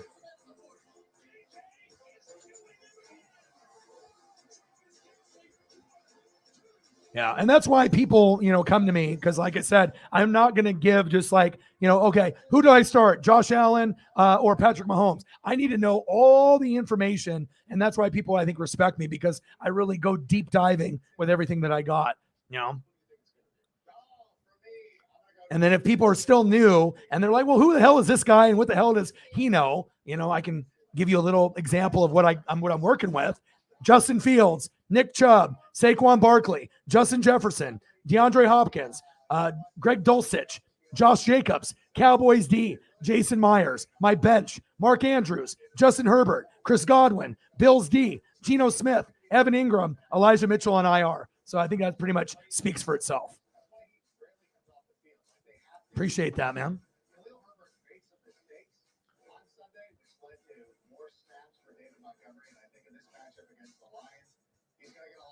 So I'm targeting any fill-in for week 11 or 14. Yeah, and you want to be able to look ahead, but don't look too far ahead, because like I said, there's going to be injuries, and you always want to make sure you're looking at people that have a bye week. So you scroll down to see who has a bye, and sometimes gems are sitting there. Someone maybe drops somebody, they have a bye week, pick it up. So that way you can, you want to always look ahead in the schedule 2 to 3 weeks in advance to see what is available there. You know what I mean? And you want to see like what week do you have a lot of your buys? Always look 1 week ahead. Always, always, always. I usually will look 3 weeks ahead, but you don't want to necessarily pick up players 3 weeks in advance. I mean, sometimes you have to get a guy now, like a Justin Fields, or you're never getting them, right? But there's going to be other guys that'll be kind of floating there. And so you have to use with your discretion, but always think this week. You don't want to, championship 5 weeks down the road. Think about this week. And just trying to get the most points this week. And if that means dropping your 6th wide receiver for a second kicker to get more points, do it. And you just have to be able to know what to look for, and look for trends, and look for consistency. Consistency is key. And that's really what helps being a great fantasy football player. Not name recognition, consistency, targets, opportunities, playing time, facts.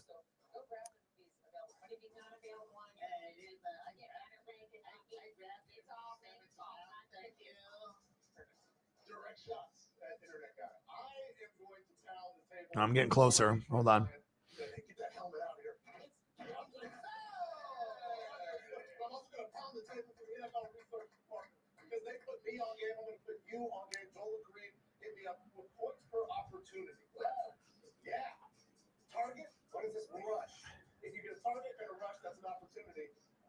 Are you talking about Deshaun Watson for Jamar Chase?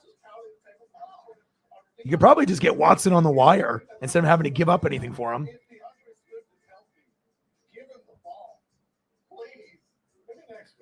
JT's he's like, okay, I made Orion do this fantasy thing. He better get at least some subs, some extra views, hopefully some donos. He's like, I pressured this guy to do this fantasy thing. I can't be wrong, JT says. Yeah.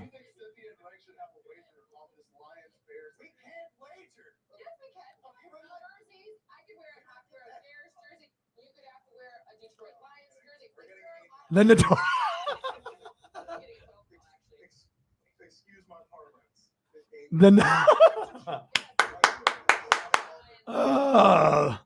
notorious. Oh, you the man. Oh my gosh.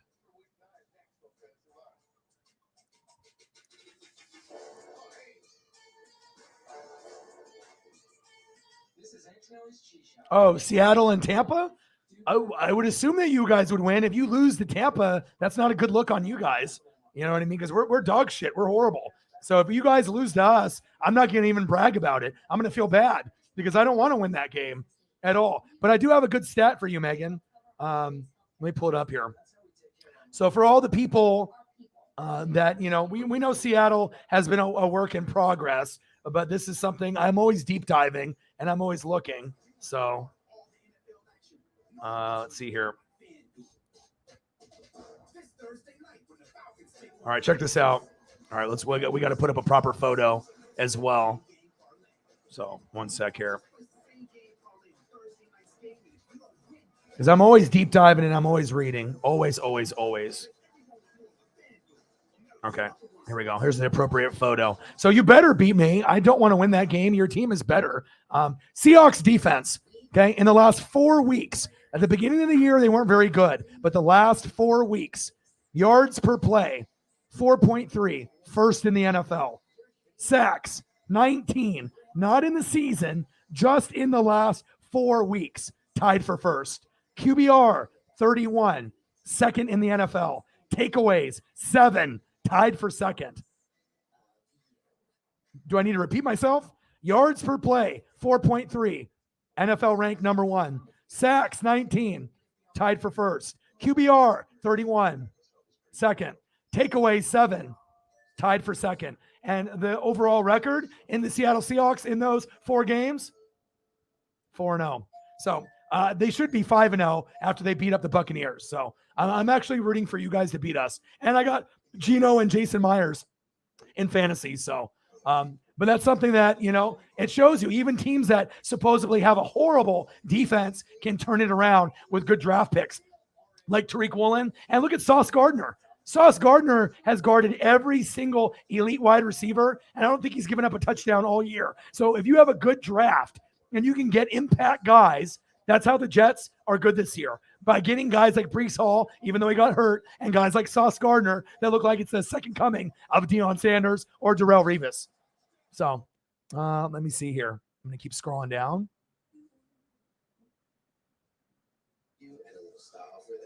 Earn $20 in MW money for every 100 you spend now through November 20th. No restrictions. Redeem starting Black Friday and double down on holiday. Yeah. Men's Warehouse. Love the way you look. Crispy, crunchy, sweet with fudge. I know exactly what you're talking about. Yeah, Canseco pre-steroid. The best. The best. It's a good look. And like I said, you're older like me, so it's like you have an appreciation for stuff like that because we watch that. And it's like, you know, most young kids, they don't know what Jose Canseco was about or what that vibe was about with the cards and the collectibles. This is still one of my favorite photos. And he follows me. Actually, let me check. Let me see if he unfollowed me yet. I'm pretty sure that he still follows me. Let me check. All right, let me see, Jose Canseco. Are you still part of the NWSF? Let's take a peek.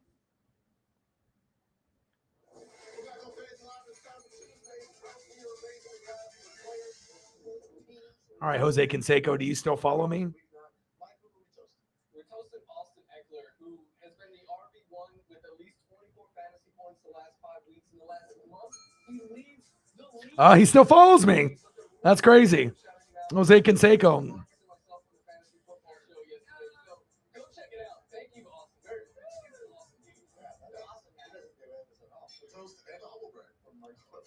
It's funny now, they have people that have check marks, but they're just like white. If you want the blue check mark, you got to pay, $8 a month or whatever.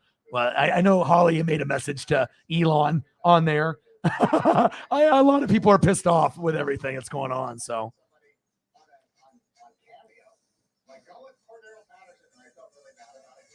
yeah, who's got a better record? Who's better right now? Who's got the better record? We're better than you. Okay, USC's good, but you're not better than the Ducks. I mean, like I said, we already knew that, that USC was going to be good. I gave you plenty of props. Okay, you know what I'm saying? Utah's good too. But if you look at the polls, last time I checked, Oregon is ranked 6th in the world. That's higher than USC. So last time I checked, if the number's higher, that means that the team is better. So we'll see if the Ducks stay there. But as far as right now, the Ducks are better. Okay. Bo Nix is playing out of his mind. And like I said, he's scored the most points out of any quarterback in college football because he's catching the ball, he's running the ball, and he's throwing the ball. He's doing everything right now.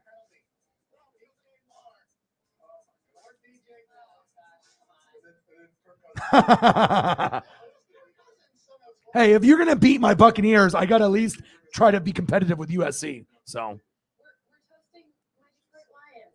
They won. And yeah, 9 years for a vape cartridge. it was a win against Yeah. the Packers. But also, too, you got to be smarter, than that to bring stuff like that in your bag, unless she forgot. Maybe she was high when she packed her bag and totally forgot that it was in there. But 9 years, I don't give a shit. Rules in the country, that is extreme. Like even 1 year is ridiculous. I mean, if you want to give like 6 months and then like community service, that's even too much. But that's like a little bit more, if you're going to be so harsh over there. But now no athlete's going to want to go to Russia ever because, just in case something, slipped through the bag, and whatnot. So I don't know. I just think it's whack. This is crazy. 9 years for a fucking weed pen. Fuck out of here. All right, I promise I'm getting caught up. Next round on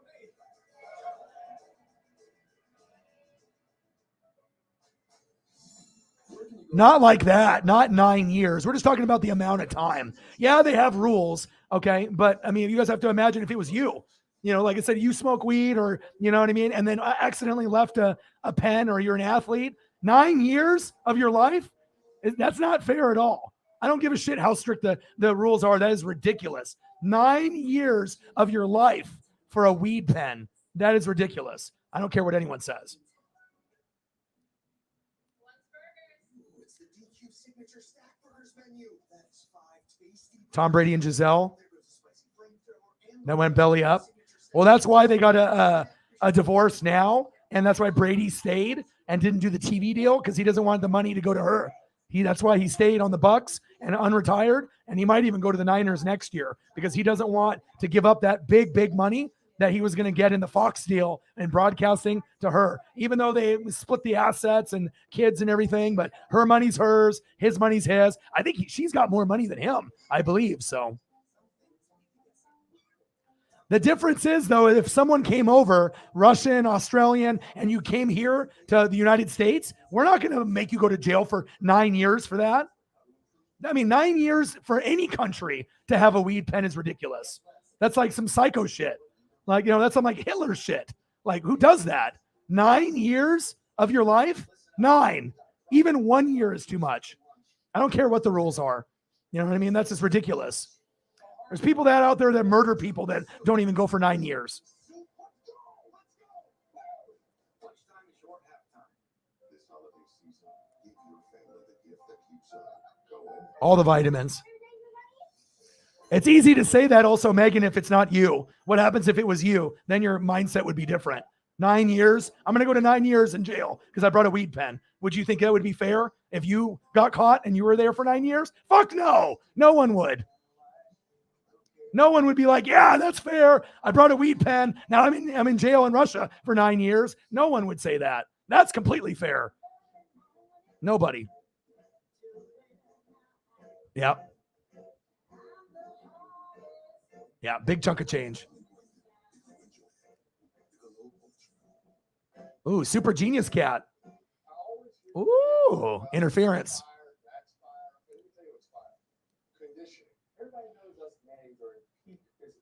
I appreciate that. I'm going to need it because, like I said, if you notice, we haven't got one dono from the people that do the fantasy football because they just don't do it, bro. You know what I mean? Like, I'm happy to answer questions, you know what I mean? Or if I was just like, a normal streamer that was, just played fantasy football for fun and I didn't really know a whole lot, then it's one thing. But I mean, I do a lot of research and analytics and statistics and whatnot before I do my streams. I love being able to help people out, but if these people are going to come here, never sub, never donate, and they just want me to give free info, I mean, my time is not free. My knowledge and my answers aren't free,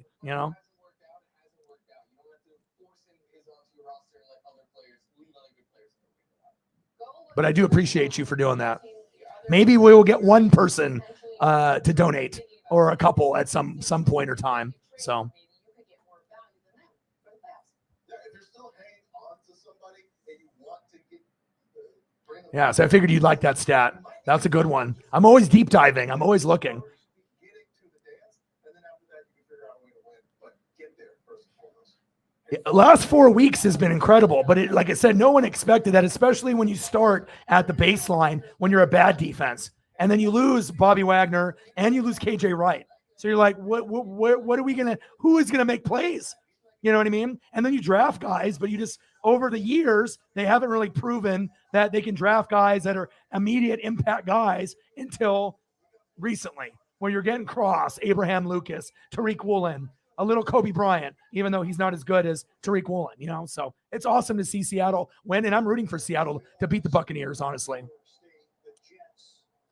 Google from Clutch had Brady overall net worth at $250 million. That's it? And Giselle's at 400. Yeah, and then if he had to give half, then she gets what, 525, and then he's at 125. But what's the Brady deal? 500 million? Is that what the deal is? The new one? It's going to be big, right? 500 million or something. So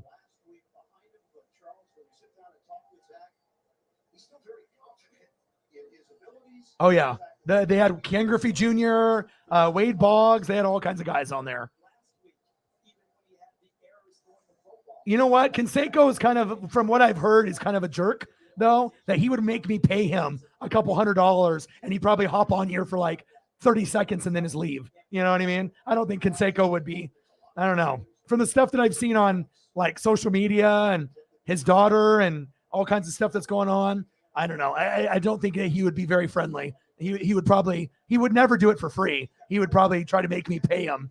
Now, but a cool thing that did happen, former Duck Jalen Jelks that went to the NFL has been hitting me up constantly to buy his merch because he's no longer in the NFL and he needs money.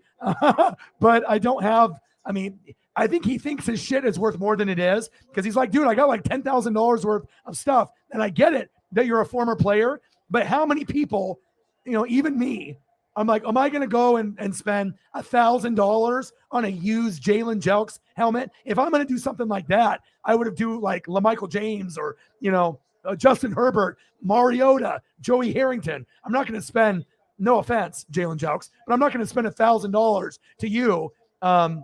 You were a great Duck. You made the NFL, couple years, bounced around from a couple teams, no longer in the league. But I told him I would pass it around. The one thing I asked if he had was gloves with boxes, but he said that all the shit is ripped up, but he's got like helmets and other stuff. But I mean, that's just not for me, you know, but he contacted me out of nowhere. So I have no idea how he knows who I am, you know, whether through YouTube, Twitter, maybe Collegiate Art Designs. I have no idea, but he just hit me up randomly one morning and he's like, hey, you know, do you want to buy some Duck merch? And because obviously, you know, with my profile pic is Ducks and everything, and people know me in Eugene, but I didn't know that Jalen Jelks knew who I was, which was kind of cool. But yeah, I just don't have any extra money for Jalen Jelks at the moment. So, but yeah, it would be cool to get Canseco on here.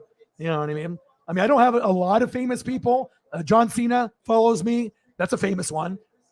Follows Sarah as well. Canseco, Bonnie Bernstein that used to be on CBS, a few other people, Conan, NWO. I did have Reggie Jackson for a little while, but I think Reggie Jackson had like a team running his social media because once he followed me and then I followed him back, then they did that thing where like 10 days later, he unfollowed me. So I think it's like they do that to gain, you know, people to gain subs. And then they try to act like, you know, you won't check to see if he's still following. And I'm going to keep following him. Why the fuck am I going to follow Reggie Jackson, Mr. October, right? If you're not following me, like if you liked me and you followed me and I followed you back, and then 10 days later you unfollowed, do you think that once I found out that I'm still going to be a Reggie Jackson guy? Fuck out of here. I'm not following you. You know, the fuck is that about? Yes, absolutely. Absolutely. TN Jose, $4.99. Appreciate you, bro. Let's get another photo up of him. Appreciate you, bro. TN Jose, bedtime. Appreciate you, bro. Thank you so much. TN Jose, Bang, bang, bang, bang, bang, bang.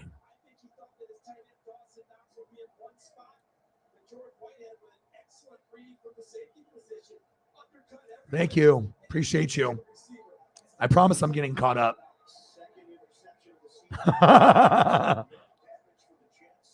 Thank you, TN. Yeah, some places it's like criminal, and then you can have like me in Oregon where I can just sit here and eat like a whole box, and it's like no problem whatsoever. So 91, we're almost there.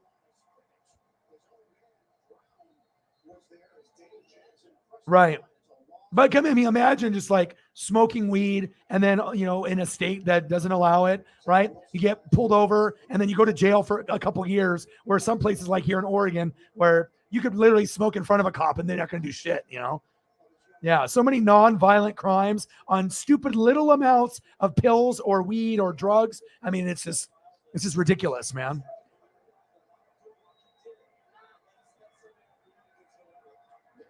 I have not seen that. Other countries don't operate on, of course. Yeah.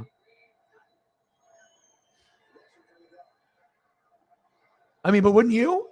You know what I'm saying? If you had 500 milli and then, you know, if you were going to have to split, but at some point, I think in their prenup, your stuff is yours, my stuff is mine. We both have hundreds of millions of dollars, you know, an extra 50. I mean, what is that going to do? Their kids are set for life. It's not like they both make $100,000 and it's like, okay, fuck. All right, how are we going to do this? I got to make sure I can live. And, you know, but even if they both made $100,000 a year, you can survive with $100,000. Maybe not their spending habits because they're fucking millionaires, you know, living the lavish life. I don't know if it was medically prescribed or not. Reflect with a 9er. Thank you so much, Reflect. Bang, bang. Bang, bang. Bang, bang. Appreciate you. Reflect, my boy.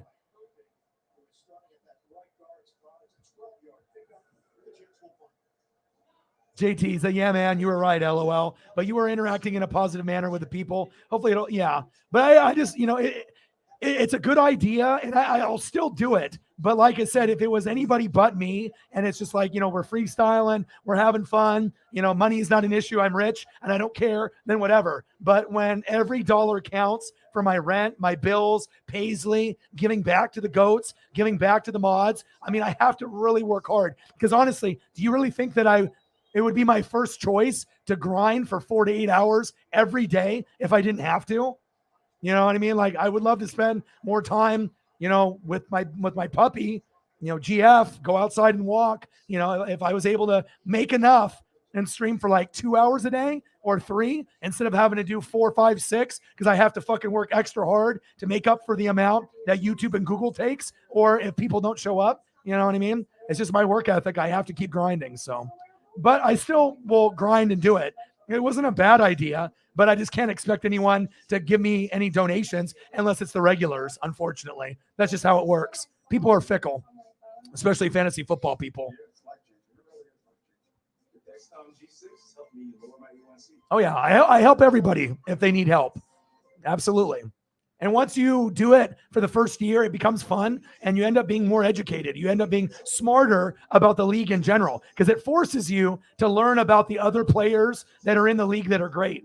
You know what I mean? Not just the Seahawks or not just Buccaneers for me. So, well, I didn't even think we were going to get to a hundo today. We started off with like $2 donations, which I totally am cool with. But I was like, oh, God, I mean, what's going to happen here? You know, like we're sitting like 2 hours in at like $4. I'm like, well, don't think we're going to get anything from any of the you know, fantasy football players.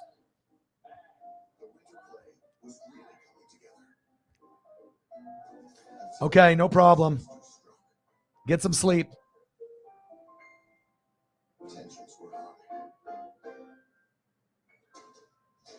Okay. Hey, go Hawks.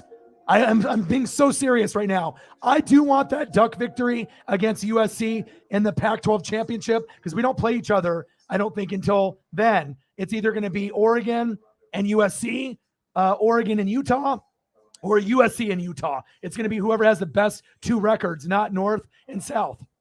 So we'll see if we end up playing against each other, but I would love to beat Utah and USC. But in all honesty, I want Seahawks to beat the Bucks. I want you guys to keep riding that momentum. Who knows? Maybe the Seahawks overachieve and they can make the NFC Championship game. I'm rooting for you. There's no championship with Tampa this year, but Seattle might be able to build something this year that could continue next year. So I will be rooting for the Seahawks, even though they're going to be playing my Bucks. So go Hawks.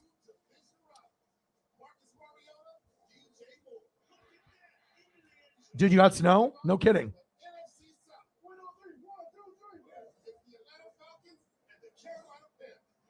Oh. Yeah, and you know what, JT, you were right though, because like I said, it is slow, but I just hope that, people that are, regulars, but also that aren't regulars, if they don't play fantasy football, like they just don't show up.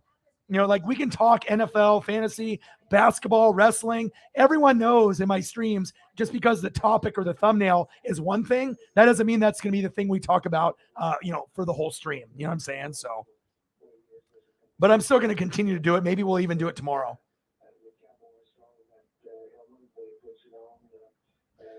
Well, I appreciate you guys very, very much. It's 10:10. I know my girlfriend's daughter has to get ready for school. So usually the cutoff for me is around 11.